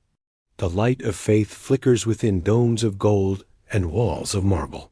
Mosaics shimmer like captured dawn, depicting saints and angels with eyes serene and infinite. In their stillness, the earth hears her own echo, for these songs of reverence are her songs too. Humanity, after ages of conquest and pride, has begun to understand awe again. At the heart of the city stands Hagia Sophia, the Church of Holy Wisdom. When it is built, the people say it feels like stepping into heaven. Its dome curves as though shaped by breath itself, its walls alive with shifting light. When the first chorus of voices fills that vast space, the city holds its breath. The earth feels the vibration ripple through her crust, like a heartbeat shared between heaven and soil. For centuries, men had built upward, reaching toward the divine. Now, it feels as if the divine has descended, dwelling within stone. Outside the city, the Western world fades with quiet dignity. The ruins of the old empire are softened by moss and time. Grass crowns fallen arches. Ivy curls through shattered aqueducts. The Colosseum shelters birds instead of crowds. The Forum has turned to meadow. The marble that once declared power now whispers peace. The earth, tender in her reclamation, does not destroy, she absorbs. She wraps her green hands around broken columns and holds them gently, like bones of a loved one returned to rest. Every vine, every root remembers. In the east, the empire thrives as heir and guardian. The emperors rule not as conquerors, but as caretakers of light. Their thrones are less about dominion than duty. The empire becomes an organism of symbols rather than swords of icons, not idols. The eagle is replaced by the cross, the trumpet by the hymn. They learn that beauty, too, can defend a civilization. The earth watches with quiet admiration. Power, she knows, is brief, but beauty endures. In the city's markets, languages mingle like rivers. Greek, Latin, Arabic, Armenian, Syriac, Georgian. The air vibrates with exchanged spices, fabrics, and words all traded freely. Bells ring from churches. Poets recite beneath fig trees. The earth smiles upon this harmony of difference. She loves when her children learn to coexist, when they trade stories rather than blows, when the boundaries of nation dissolve into the hum of shared breath. The emperors of this world carry the title Basileus, not Caesar. Their crowns glint, but their power is tempered by devotion. They walk through marble halls where frescoes tell of miracles rather than battles. Their victories are sung not by soldiers, but by choirs. The empire has learned to slow its heartbeat, to live in rhythm with time rather than defy it. The earth understands this wisdom. She has practiced it since the first dawn: patience, renewal, endurance. And yet, beneath the glitter of mosaics and domes, the old rhythm persists, that quiet pulse of impermanence beating beneath every stone. The earth feels it stirring again, faint but inevitable. For all its grandeur, this second Rome is still mortal. Time, patient and tireless, waits outside its gates. The same wind that once weathered the Colosseum now grazes the Hagia Sophia. The same tides that carried Roman ships now cradle those of Byzantium. The same dust that settled over the Tiber will one day drift across the Bosporus. But for now, the earth lets them shine. She delights in this long golden afterglow. After the thunder of collapse, humanity has built something quieter, wiser. The Byzantines paint their saints with solemn eyes, their emperors with halos. They look both backward and forward, aware of their inheritance, aware of their fragility. The earth feels a deep affection for them. This, she thinks, is maturity, to know one's transience and create beauty anyway. Beyond the empire's reach, the world stirs anew. In deserts, new prophets speak. In forests, kings rise. Islam dawns like morning across the east, bearing its own vision of unity and peace.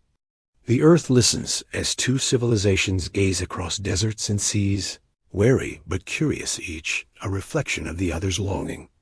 She feels no conflict in their coexistence. To her, all faiths are dialects of gratitude, all prayers are translations of the same awe. Within Byzantium, time moves differently. It flows not as a march of conquest, but as a circle through ritual, through liturgy, through the returning of seasons. The people rise and rest to the toll of bells. Empires beyond them flare and fade, but Byzantium endures, luminous and still, a mirage of constancy in a restless world. The earth marvels at such endurance. She knows it cannot last forever, but for now, it is a rare kind of peace. Far from the city, in mountains carved by wind and silence, monks chant through the night. Far from the city, in mountains carved by wind and silence, monks chant through the night. Their voices echo in stone corridors, mingling with the sound of water dripping from ancient rock. They write by candlelight, copying scripture, preserving memory. Their lamps burn with olive oil pressed from the same trees that shaded Roman soldiers and Greek philosophers. The earth takes comfort in this continuity. Humanity, though turbulent, keeps tending the same flame. At dawn, the city glows like a living jewel. Domes catch the first fire of the sun, and the harbor gleams like molten glass. From the hills, ships can be seen moving like prayers upon the sea. The earth watches the reflection of light, dance on the waves, and whispers to herself, "This, too, is Rome. This, too, is mine." The centuries unfold like silk. The empire learns to live with time rather than against it. Years are measured not by conquests, but by feasts, by liturgies, by the turning of sunlight through the mosaics of Hagia Sophia. The earth feels this slow rhythm and hums in harmony. This is how civilizations breathe when they no longer fear death. In the narrow streets, life continues with gentle persistence. Bakers open their shops before dawn, the scent of warm bread curling into the mist. Monks shuffle through alleys, whispering prayers. Merchants roll out carpets of crimson and gold, each one telling a story woven by hands far away. The city hums like a living mosaic fragments of many worlds, joined by faith and habit. The emperors who rule here wear crowns both radiant and heavy. Each carries the ghost of Rome in his shadow, its glory, its loss, its longing for eternity. Some rule with vision, some with fear, yet all know they are part of something older than themselves. The earth observes them with patient affection. She has seen many kings attempt to outshine time. Few have learned to walk beside it. From the harbor, ships depart toward every horizon. Their sails catch wind and destiny alike. They carry silk from China, spices from Arabia, ideas from Athens and Alexandria. Constantinople has become the breath of the world, inhale and exhale, giving and receiving. The earth feels kinship with this rhythm, for it mirrors her own endless balance of creation and dissolution. The mosaics of Hagia Sophia gleam brighter each generation. Artists climb high scaffolds to set glass and gold into wet plaster, each fragment reflecting a tiny sun. They work not for glory, but devotion. The saints they create seem to watch them with eyes both mournful and serene. The earth understands these mosaics intimately. Her own skin is made of fragments: 2 mountains, seas, deserts, forests, each piece temporary, yet forming a whole beyond measure. In the markets, people whisper of threats on the horizon, tribes and kingdoms gathering beyond the deserts and steppes. The names change: Persians, Arabs, Turks, but the rhythm remains. The horizon never sleeps. The earth, vast and impartial, hears the footsteps and does not tremble. She knows no one invades her. They only return. Every conqueror is her child. When the armies of Islam arrive in the 7th century, the encounter is both violent and radiant. Cities burn, but knowledge flows through the breach. Words, inventions, and wisdom cross borders faster than soldiers. Scholars debate across languages. Poets trade metaphors of paradise. The earth smiles. Conflict, she thinks, is only the rough edge of conversation. What humans call conquest, she calls exchange. Byzantium bends but does not break. Its walls, shaped by faith and reason, hold fast. Waves of history crash against them. Persians, Arabs, Bulgars, Crusaders, but the city endures, luminous amid the dark. The earth admires this. True endurance, she knows, is not defiance, but adaptation, the strength of trees that bow with the wind to keep from breaking. Inside those walls, life and time become one. People pass through streets older than memory, past statues whose names are forgotten, under arches that have seen both triumph and grief. Their children play among columns carved centuries before, and no one wonders who built them. It no longer matters. History has dissolved into daily life. The earth delights in this intimacy, for it is how memory becomes eternal, by disappearing into the ordinary. Art continues to evolve like a prayer in motion. Icons glow in lamplight, faces still and infinite. Worshippers kiss the painted wood softly, their breath fogging the varnish. Every act of devotion becomes a bridge between centuries, between the living and the unseen. The earth feels the tenderness as a vibration in her crust, a small but endless pulse. Yet time keeps turning, gently but without mercy. The empire that once spanned the sea grows smaller, its borders curling inward like parchment at the edges of flame. Provinces fade, tongues change. Faith deepens. What remains becomes essence, not empire. The earth knows this stage, well the moment when form falls away and only meaning remains. Still, beauty endures. When afternoon light slants through the high windows of Hagia Sophia, the air glows with dust like stars. Each mote drifts between heaven and earth, suspended in worship. The faithful stand silent, awed by the melancholy of light itself. The earth listens and feels the truth that even beauty carries within it the seed of farewell. As centuries drift onward, the world beyond the city grows restless again. The balance between east and west begins to tilt. Far across the steppes, new riders appear, their banners flashing beneath the sun like fire through grass. Their names carry the scent of distance and dust: Seljuks, Mongols, Ottomans. Each rides with the confidence of destiny, each believing the earth herself has chosen them. The earth listens without judgment. To her, destiny is only another word for motion. Constantinople remains proud, its domes shining like moons over the sea. Within its walls, scholars debate the mysteries of creation, artists paint with trembling reverence, and priests intone the same prayers spoken for 1,000 years. The city has grown old gracefully, like a queen who still remembers her youth. But beyond its borders, the world has changed its language. The winds now carry other songs. Trade routes shift. The silk that once flowed through the Bosporus finds new paths along the desert. The Mediterranean, once a Roman lake, now teems with the sails of other empires.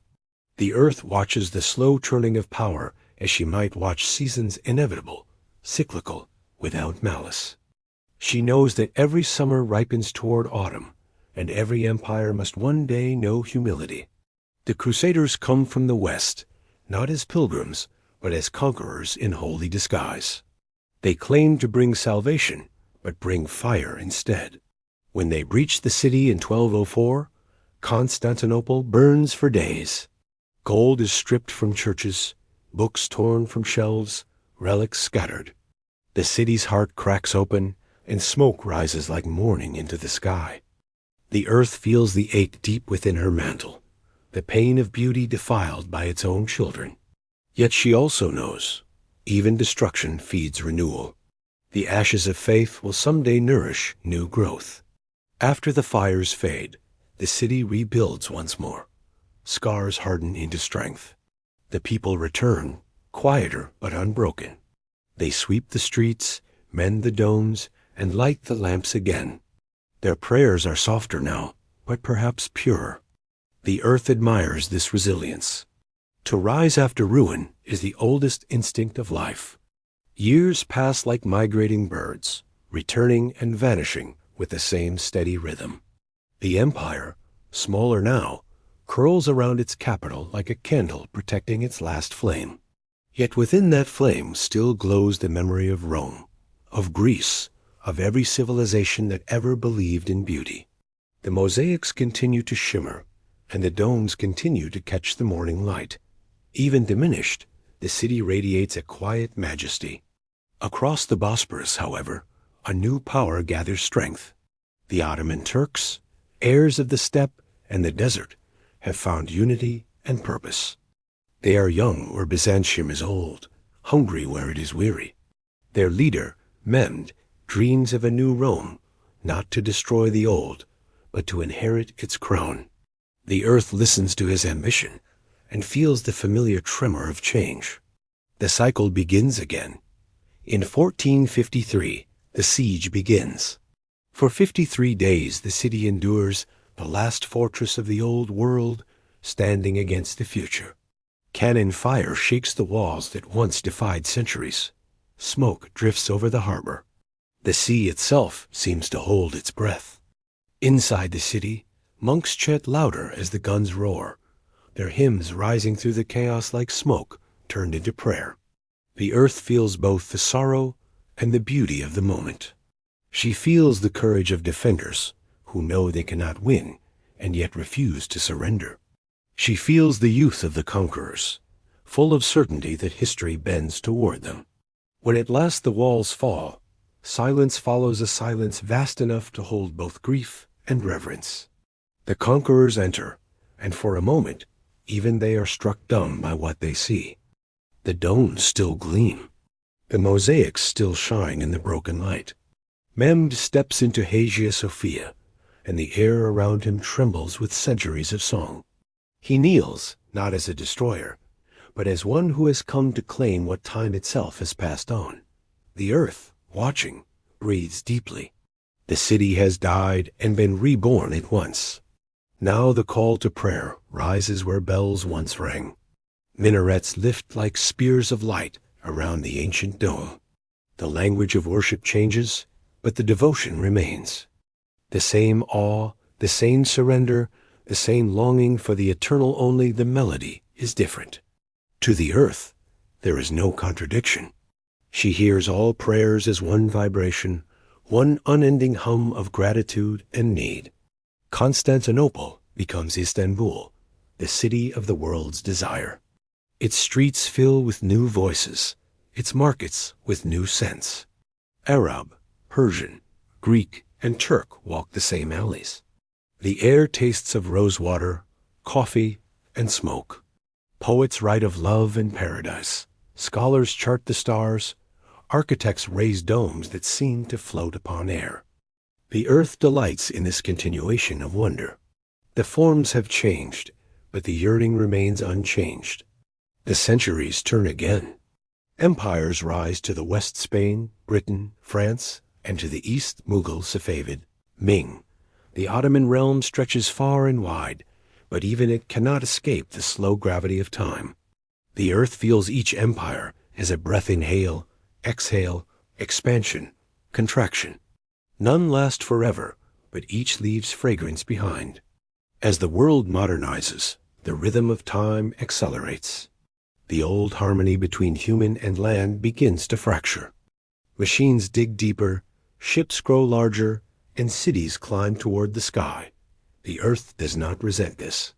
She only listens, patient as always, to the new rhythm forming a harsher song, but still part of her symphony. Beneath the noise, her pulse continues unchanged. The ruins of Rome, the stones of Byzantium, the mosques of Istanbul, all stand as notes in one eternal composition. Travelers walk among them and feel something stir, a memory they cannot name.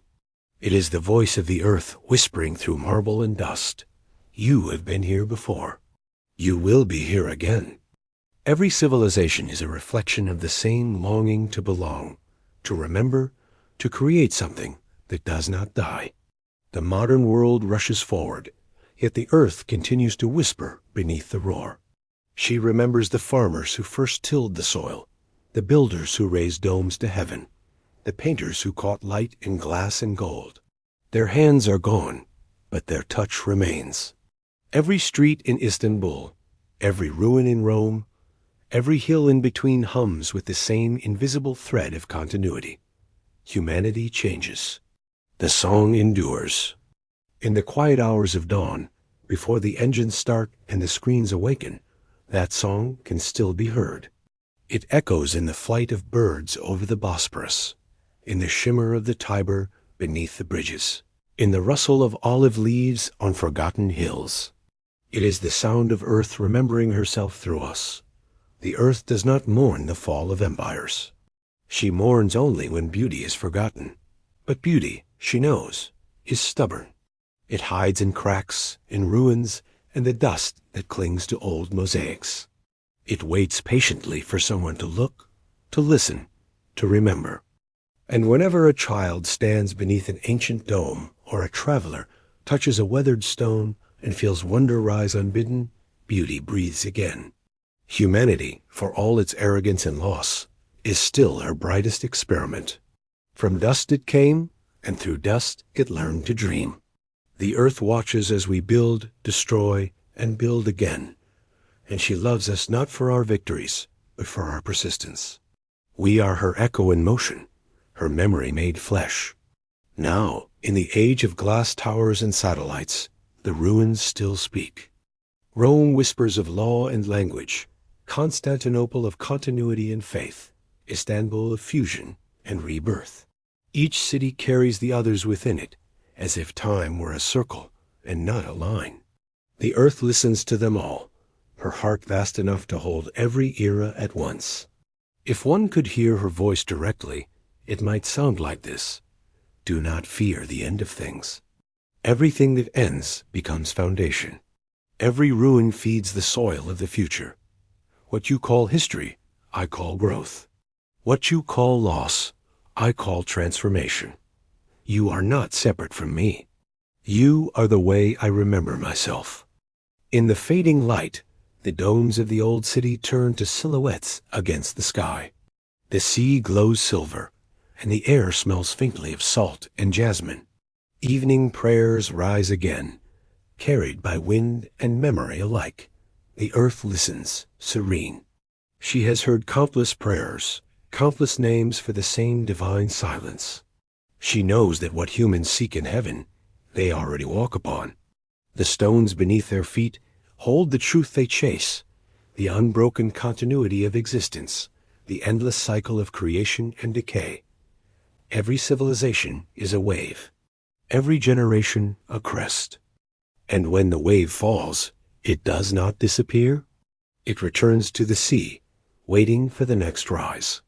Somewhere in the city, a child watches the sunset from a rooftop. He does not know the stories of emperors or wars. He only feels the wind and the warmth of the light. In that moment, the entire history of the world lives quietly within him. The same wonder that moved the first builders, the same awe that filled the first temples. The earth smiles unseen. Her greatest legacy is not marble or empire, but this simple capacity for wonder. Night comes. The domes fade into darkness, but their outlines remain, soft against the stars. The sea murmurs along the shore, eternal and tender. The earth closes her eyes, though she never truly sleeps.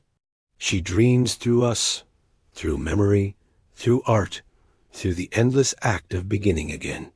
For though empires rise and crumble, though faiths change and names are lost, the essence remains, humanity's yearning to touch the eternal. The earth feels this yearning as warmth within her core. It is the same fire that burns in the stars, the same force that shaped the mountains. To reach upward, to create meaning, to love despite impermanence, this, she understands, is what makes her children divine. And so the song continues. Rome becomes Constantinople. Constantinople becomes Istanbul, and still the same light drifts across their stones. The language of power fades. The language of beauty endures. The world turns, and the earth hums her quiet hymn of renewal. Beneath every ruin lies a seed. Beneath every ending waits a beginning. The earth knows this better than anyone. She has watched continents drift, seas rise and fall, species vanish and bloom anew. Time to her is not a river, but an ocean vast, boundless, ever alive. And humanity, for all its frailty, is her favorite wave.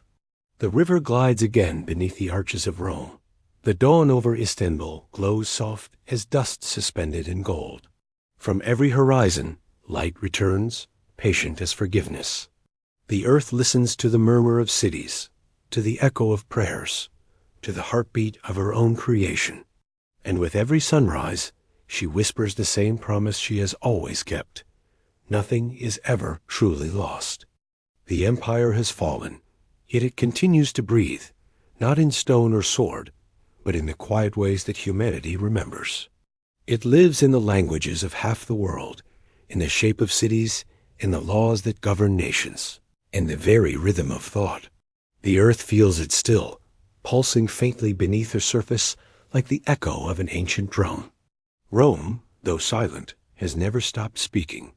Every civilization leaves a shadow. Some fade quickly, washed away by wind and rain. But Rome's shadow is luminous, not darkness, but a reflection of light that refuses to die. It stretches across centuries, touching all who came after. Even now, when people build bridges, write codes, or dream of order, they do so with Roman ghosts guiding their hands. The earth watches and smiles, knowing that the old dream still stirs within the new. Walk through any great city, and you will find her traces. In the curve of an archway, in the logic of a street plan, in the solemn hush of a courthouse, Rome lingers. The marble may have crumbled, but the idea of proportion endures. Her sense of balance, of reason, of beauty, measured against time, these remain the invisible architecture of the modern world. The earth feels these continuities as roots beneath pavement, alive though unseen. The languages that flow across continents carry her breath. Italian, French, Spanish, Portuguese, Romanian, all are branches from her ancient tongue. Even English, with its foreign music, carries Roman bones beneath its skin. To speak, in much of the world, is to echo her. To write is to trace her shadows. The earth delights in this strange immortality, that words, lighter than air, can outlast empires of stone. And still, her laws endure, not as relics, but as living thought. A concept of justice, of citizenship, of rights and duties, these are Roman inventions carried like seeds through time. They have been rewritten, reimagined, reborn, but their essence remains. To the earth, they feel like the murmuring of a great forest, each generation repeating the same promise in a new voice, that order and fairness are worth the labor of creation. The spirit of Rome moves through art as well. Painters of the Renaissance, sculptors of marble, architects of cathedrals, all looked backward to her ruins and found inspiration. They studied her broken columns and imagined perfection. Out of decay came rebirth. The earth loves this instinct, humanity's urge to rebuild what time destroys. In every brushstroke of Michelangelo, in every dome that mirrors the sky, she hears the same longing that once built the Forum, the desire to make beauty last a little longer than flesh. But the truest legacy of Rome is not material. It is emotional, a quiet ache that hums beneath civilization. It is the yearning for permanence, the belief that greatness can be built against the tide of time. The earth knows this ache well. She feels it in mountains eroding into sand, in rivers carving valleys, in stars burning out across the sky. Everything that lives yearns to resist the inevitable. Rome was humanity's grandest attempt at defiance, and also its most elegant surrender. Because in her fall, there was wisdom. When her marble cracked, light entered. When her legions vanished, her language spread. When her gods fell silent, her faith transformed. The earth saw it all, the metamorphosis of power into poetry, of empire into echo. It is how she works, always. Destruction as transformation, ending as continuation. Rome learned to die beautifully, and in doing so, it never truly died. Today, the ruins stand as altars of memory. Tourists wander where senators once debated, where emperors once paraded, where gladiators once bled. They touch the stones, whispering as if afraid to wake something ancient. And perhaps they do. Beneath their feet, the earth hums with the resonance of everything that came before. Each footstep on the cobblestones completes a rhythm begun thousands of years ago. The stones remember. They have felt the solace of sandals and boots, of horses and pilgrims, of dreamers and mourners. They carry the weight of time with grace. At sunset, when the last light pours over the Colosseum, it is as if the sky itself bows in reverence. The arches glow gold, the shadows stretch long. Birds circle where banners once flew. The air is still, except for the faint hum of the city beyond. In that moment, Rome feels alive again, not as empire, but as memory harmonizing with the present. The earth watches and whispers, "You see? Even ruins can shine. And in every era, people have looked to Rome not merely for history, but for reflection, a mirror of human ambition and fragility. Philosophers have written of her as a warning, poets as a dream, emperors as a goal, prophets as a ghost. She is all these things at once.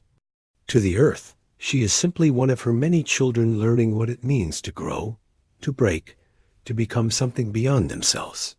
Sometimes in the quiet of night, standing among her ruins, one can almost hear her breathing. The faint echo of footsteps, the sigh of wind through columns, the murmur of the Tiber nearby. It is as though the city itself remembers what it once was and forgives itself. The earth feels that forgiveness too. Every civilization must learn to accept its impermanence. The beauty lies not in what is preserved, but in what continues to inspire. And so Rome, in her afterlife, becomes a teacher. She reminds humanity that greatness and gentleness can coexist, that discipline and art can be one, that even the mightiest creations must someday yield to the wind. Her fall was not failure, but fulfillment. Through her, the world learned that the end of one age is the beginning of another. The earth repeats this truth endlessly, in seasons, in tides, in birth and decay.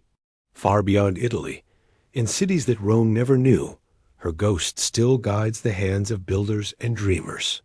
In Washington's marble domes, in Parisian boulevards, in the arches of London's bridges, the Roman soul persists. Not in domination, but in design. The belief that the world can be ordered with beauty. The earth delights in this continuity, this quiet persistence of memory turned to form. Every column, every plaza, every law court is another echo in the long corridor of time. And within the human heart, her story lives as a kind of parable. The rise and fall of Rome has become shorthand for the rise and fall of all ambition. It teaches that every glory carries its own decline, every power its own humility. The earth listens as generations retell the tale, in classrooms, in theaters, in whispered reflections by candlelight, and she feels the rhythm of recognition. Humanity understands itself through repetition, and in that repetition, Rome endures. The world changes, yet the stones endure. Beneath every footstep in Rome, beneath the hum of cars and the murmur of tourists, something older still breathes. It moves slowly, like the tide of time itself, beneath layers of dust and asphalt and centuries. If you listen closely, you can almost hear it, a whisper in the cracks of marble, in the worn edges of ancient steps, in the faint shimmer of the Tiber, as it curves through the city like a vein of memory. Rome is not gone. Rome is not even past. It is folded within the earth, waiting, dreaming. The stones remember. They remember the weight of empires, the press of sandals and wheels, the rhythm of prayers that once filled the air. They remember sunlight glinting on armor, the cries of victory, the silence that follows defeat. They remember rain washing over statues whose faces have long since faded, and the warmth of countless hands tracing the same cold columns century after century. In the stillness between moments, Rome speaks not in the language of men, but in the slow, patient voice of the earth itself. When people speak of Rome, they speak of power.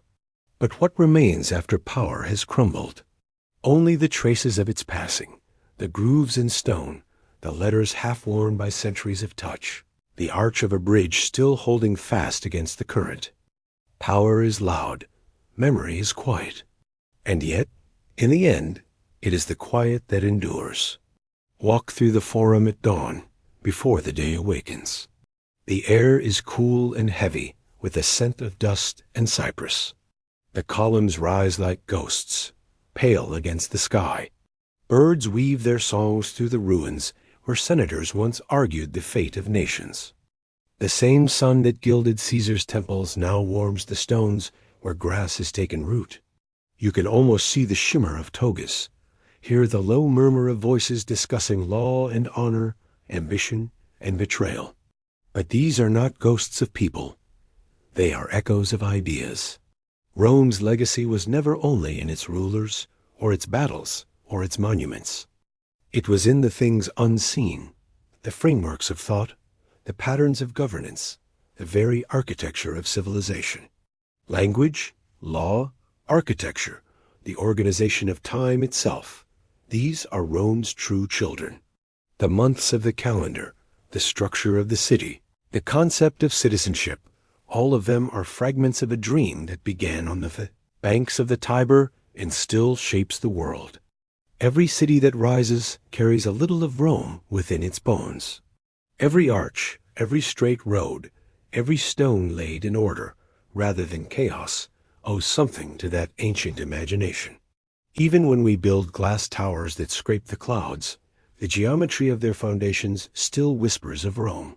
Even when we speak in languages that have evolved and fractured across millennia, the roots of our words still grow from Latin soil. The empire never truly ended. It changed its form, like a river dividing into countless streams. In the rhythms of our lives, Rome lingers.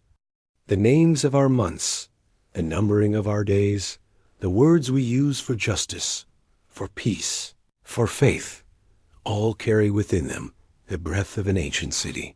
The laws that govern nations, the roads that cross continents, the dreams that bind humanity into shared order, all of these are descendants of a civilization that refused to vanish.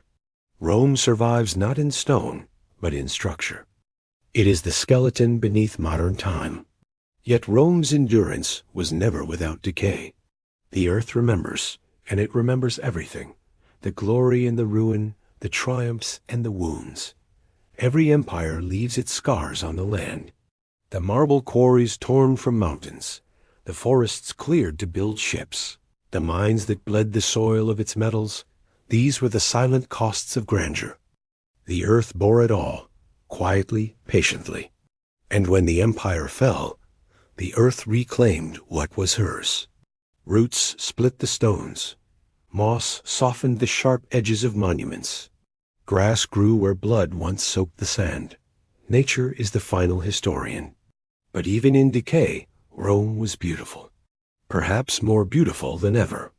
Because in ruin, the human dream reveals its truest face, the desire to outlast time, and the acceptance that time will always win. The broken column leaning toward the sky, the amphitheater filled with light instead of applause, the aqueduct that still carries water, though its builders are dust. All of these speak of a harmony between endurance and surrender. The stones do not resist the centuries. They yield, and in yielding, they remain. Rome's gift to the world was not just order, it was memory. It taught humanity to see itself as part of a continuum, to measure existence not by moments, but by ages. It taught us that civilization is both fragile and resilient, that every beginning carries within it the seed of its own end, and that endings, too, are only transformations. The Roman poets knew this. Omnia mutantur, they wrote, all things change. But nothing truly disappears. Listen again to the stones. Beneath the modern city, beneath the rumble of buses and the laughter of crowds, they whisper of continuity. The same stones that bore the feet of legionaries now bear the weight of modern travelers. The same sun that glimmered on the helmets of emperors now glints on glass and steel. The Tiber still flows, indifferent to centuries. In its reflection, ancient bridges and modern lights meet and mingle, past and present rippling together in the current. Time in Rome is not linear. It circles. The city lives in layers. Beneath every church is a temple. Beneath every temple, a home. Beneath every home, the ash of something older still. The earth holds them all, folding one age into another. Here, you can feel humanity's long heartbeat. You can sense how we build, destroy, rebuild again, not from arrogance, but from longing. To create is to remember. To remember is to defy oblivion. Walk farther, past the Forum and the Palatine, down to the Colosseum, where shadows cling to stone like memory itself. The arena stands vast and hollow, its arches open to the sky. Once, the sound of roaring crowds filled this space, waves of emotion, crashing against walls of marble and iron. Now only the wind moves through the corridors, carrying the faint hum of the city beyond. The seats are broken, the floors collapsed, but the structure endures. Even in ruin, it commands silence. The earth seems to exhale here, a long breath between ages. There is no cruelty in this silence, only remembrance. For the Colosseum, like all things human, is both magnificent and tragic. It was built from ambition and belief, and also from suffering. Every empire carries both. Every civilization leaves behind both beauty and pain. The stones do not judge, they simply remember. And in that memory, they teach. If you continue east toward the ancient roads, you will find the Appian Way. Its stones still bear the grooves of countless wheels, the impressions of centuries of travel. Along it stand the tombs of the dead, monuments to memory itself. Here, the Romans tried to defeat forgetting, building eternal homes for their names. And in a way, they succeeded. The inscriptions may fade, but the road remains, stretching straight toward the horizon. The living still walk it, unaware that they are tracing the path of those who came before. There is something profound in that continuity.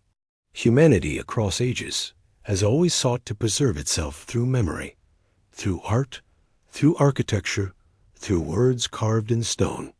The Romans were not the first, nor the last, to dream of eternity.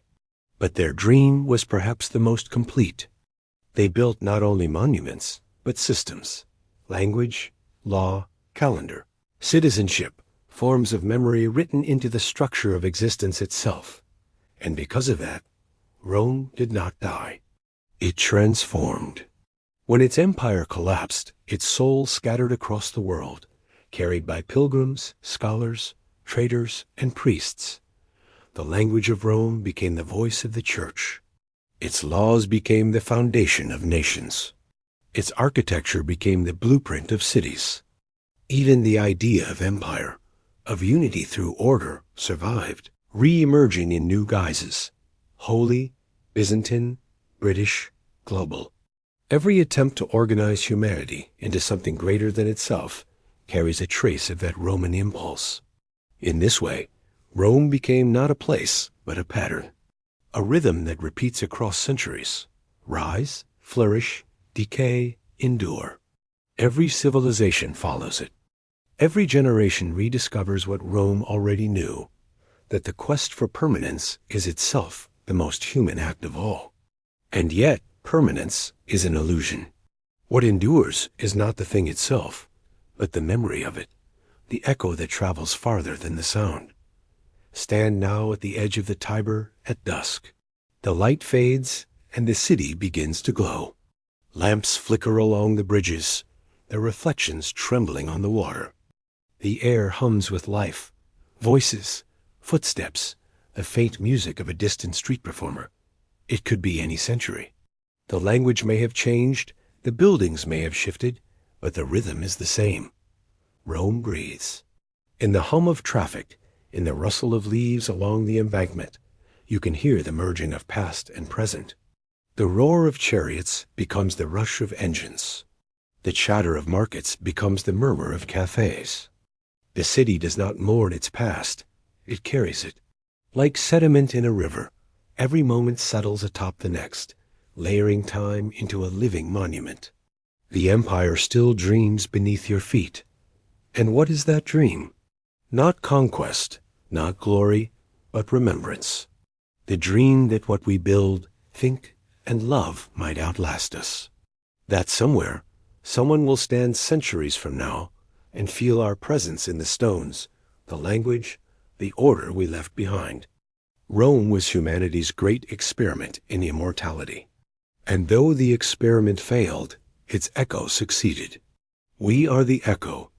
Our calendars still follow the rhythms of Roman time. Our laws still bear the shape of Roman logic. Our architecture still aspires to Roman symmetry. Our languages still carry Roman breath.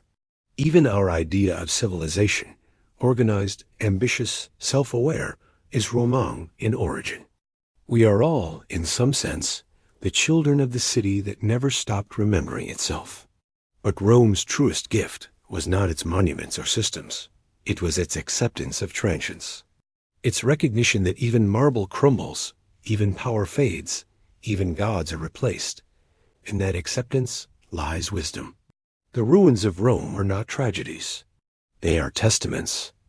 They show that beauty survives decay, that meaning persists beyond loss, that even the fall of empires can become art. As night deepens, the stones cool, and the voices of the day fade. The moonlight touches the ruins, silvering their edges. The earth exhales again, slow and ancient.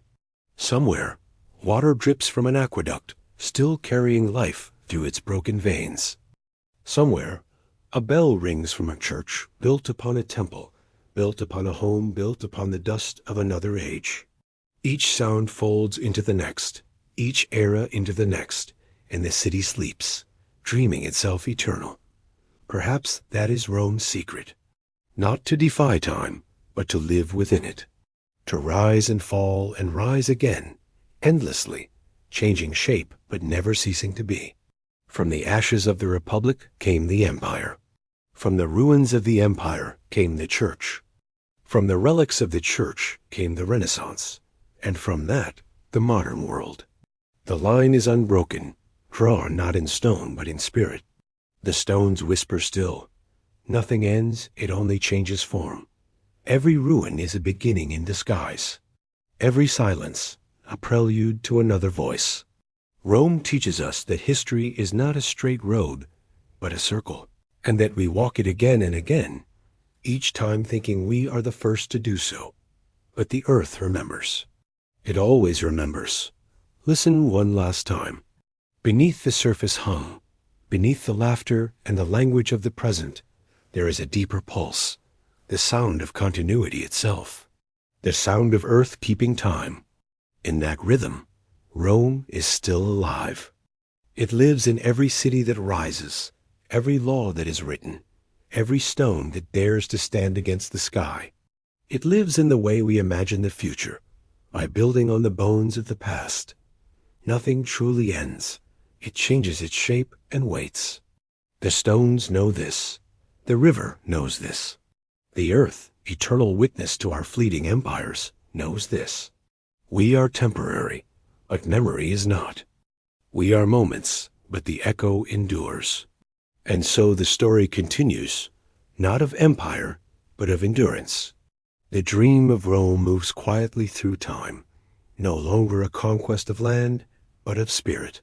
It whispers in the foundations of cities and in the thoughts of those who dream of order and beauty. It stirs in the artists who carve from ruin new visions of grace. It lingers in the poets who write of impermanence with reverence, not sorrow. It hums in the laws that still promise justice, in the bridges that still bind nations, in the languages that still breathe with Roman rhythm. The dream of Rome has become the dream of humanity itself, the belief that what we create can carry meaning beyond our brief existence. The earth feels the stream as part of her own heartbeat. For as long as we build, as long as we remember, as long as we dare to imagine permanence within impermanence, Rome endures. And in the far future, when even our own cities have fallen silent, when glass is turned to sand and steel to dust, the earth will still remember. She will hold the faint outlines of our roads, the ghost of our words, the pattern of our thought. And deep within those patterns, the old rhythm will still be there, Rome's rhythm, steady, patient, eternal. The stones may sleep, but they will never forget.